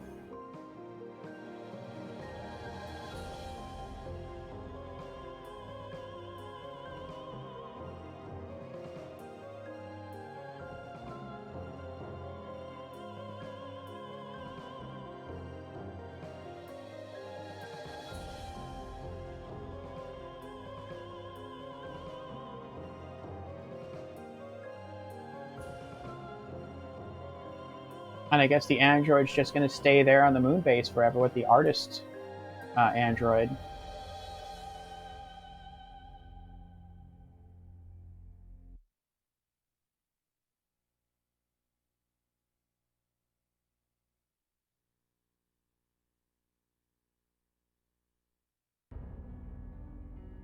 That was good.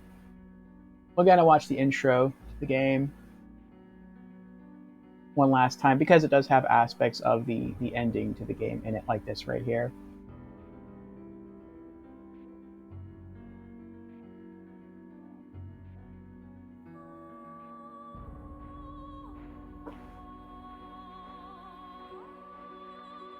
I was unsure in the beginning because that kind of looks like Claudia. I was unsure if that was her or not, and I'm like, I hope that's not her, because if it is, it kind of spoils the game. To tell you the player at the very beginning that she's dead. There's the ship that they came to the moon base in that crashed, and here's other astronauts on their way to the moon base as well to try to find more fuel for their rocket when they discover the wreckage. I think what kind of helps to think that maybe it's not Claudia is in every picture you have of Claudia, she has short hair. But in the intro, when she's laying in the space coffin, she has long hair. But I guess that's because hair continues to grow after you die. And so by that point, I guess her body had grown more hair, and that's why she has longer hair in the CG.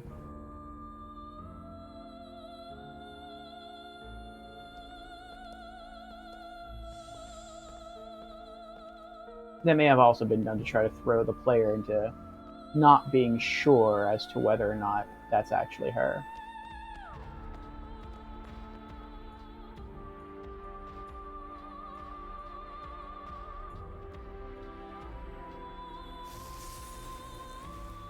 That's Claudia.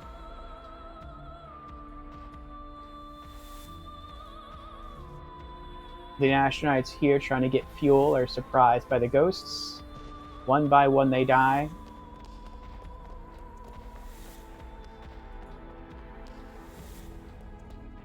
That was the android, the painter android.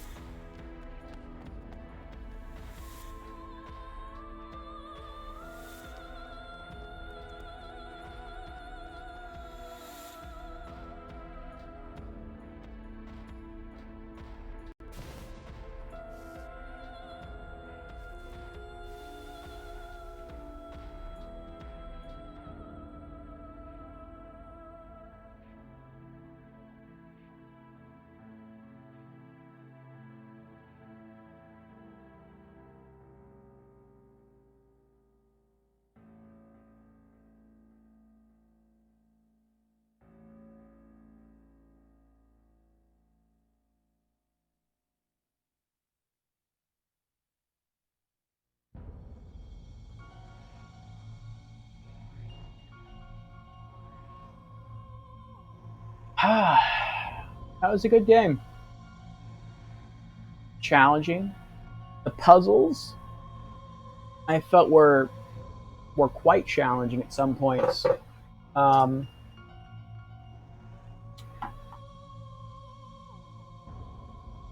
There was one puzzle that I felt that was just about impossible to solve on your own because of how the game does certain things, like a mechanic in the game.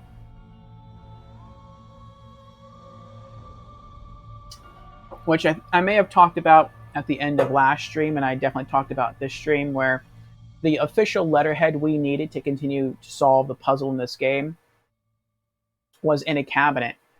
And when you click on cabinets, you slide the door open, and anything you click in the cabinet, whether it's a book or a cup or whatever, you don't interact with that item. Instead, the character just slides the cabinet closed again.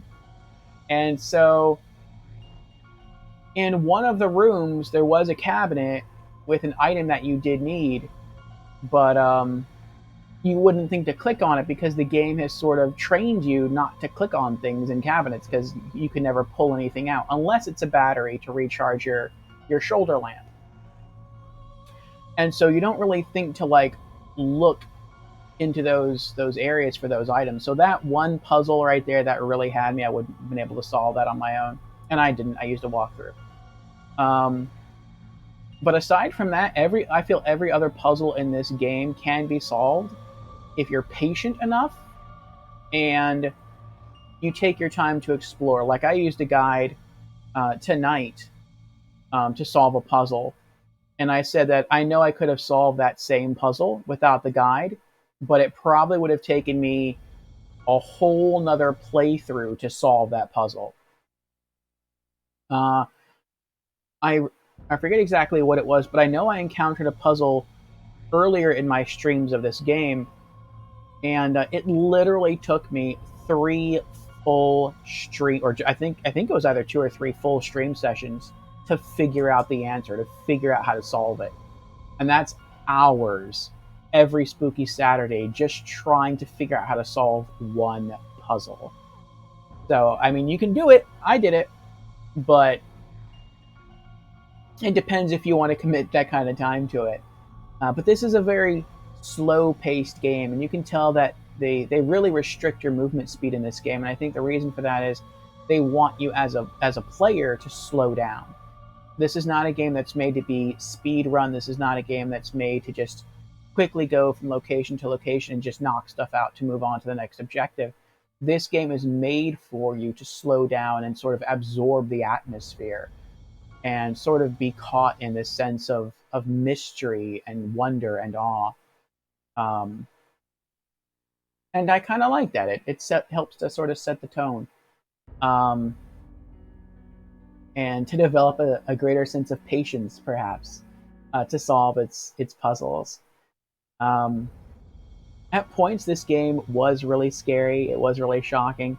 Those moments were kind of rare, but I would say when you did encounter a scare, it made the scare scarier because the game never overwhelms you with spooky stuff to the point where you feel like you're accustomed to it. And if something like jumps out at you again, you're going to be acclimated to the scares, and so you're just going to like brush off or ignore it. Like, no, Echo Night Beyond always keeps you. It sustains that sort of anxious feeling in you through the entire game, unless you're like walking through an area where you know that nothing's going to be there to hurt you because you've already cleared the area, and maybe you're just backtracking because you think you may have missed something like a key item. But Echo Night, interesting characters, good characters, I would say, interesting story. When you hear it, good music, though there's not very much music in this game. I would say pretty good sound design. I'm probably not going to comment too much on sound design, though, because I didn't really notice it that much. I didn't really pick up on it that much, but sounds in this game were used to help direct the player.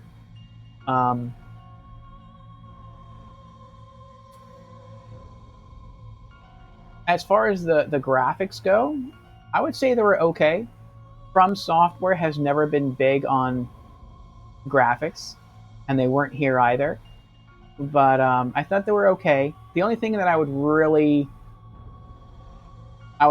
harp on about, and I think I did in maybe the first or second stream session, is that the game is way too dark. Way too dark.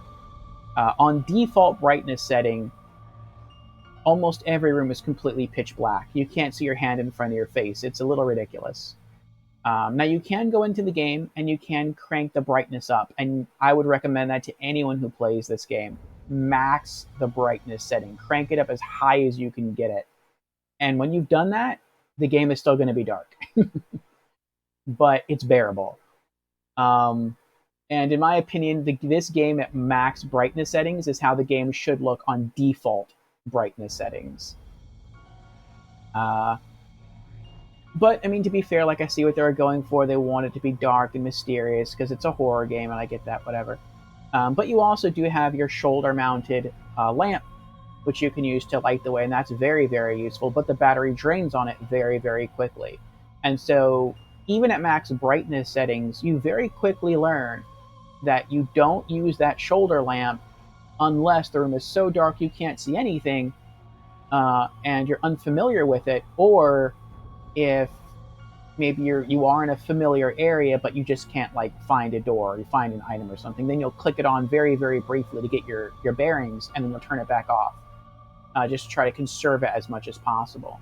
As you play through the game, you do find more batteries, but I mean, the batteries drain so quickly that you really don't want to use them. I had almost completely drained my shoulder lantern. I think it was either in stream 2 or stream 3, and I think it took like a full stream session and then half of another stream session just to find enough batteries to completely recharge my shoulder lamp. So it's like, you really got to use that sparingly. And again, that was when the game was already at max brightness settings. So, yeah, but to be fair to the game, not all areas are pitch black. Some areas are darker, some areas are lighter.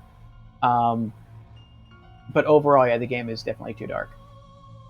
But aside from that, I would say I would score this game. I'm probably going to score this game as an above average experience. It's not perfect. It's not a masterpiece, but it is good. And I would say it is above average. It was very true to being a pure adventure game. Just a pure adventure game with a horror motif, but pretty much a pure adventure game. And that there weren't really enemies that you could fight. You just had to run or just stay out of their way. And if you stayed out of their way, they generally wouldn't follow you. So, in one sense, you would sometimes have to put yourself in harm's way, but so long as you stayed out of the certain rooms that had ghosts in them, then you wouldn't have to worry about too much. And so it's kind of like this game doesn't really have too many jump scares. It's more just the atmosphere of darkness and the unknown and space and the horror. But it's fun. I liked it. It was a good game, and I'm glad we got the chance to experience it. And like I said earlier in this stream, and in other streams as well, of this game, that I did beat the original Echo Knight a long time ago, and it's my favorite adventure game of all time. And so I think for Spooky Saturdays, but I only ever beat it once. I think for Spooky Saturdays, we will stream that, because around the week of my birthday, I do play games that I have already beaten. Games that made an impact on me during my more formative younger years as a gamer, as an up-and-coming gamer. And so for nostalgia's sake, I think we might stream the original Echo Knight. And we're not going to beat it in one sitting. It might take us as long as it took us to beat Echo Knight Beyond, but I don't know. We'll see. But I'm looking forward to that experience. And since we beat this game tonight, that means that next Saturday will be a new Spooky Saturdays game, because my birthday isn't still September, so that's quite a few months away.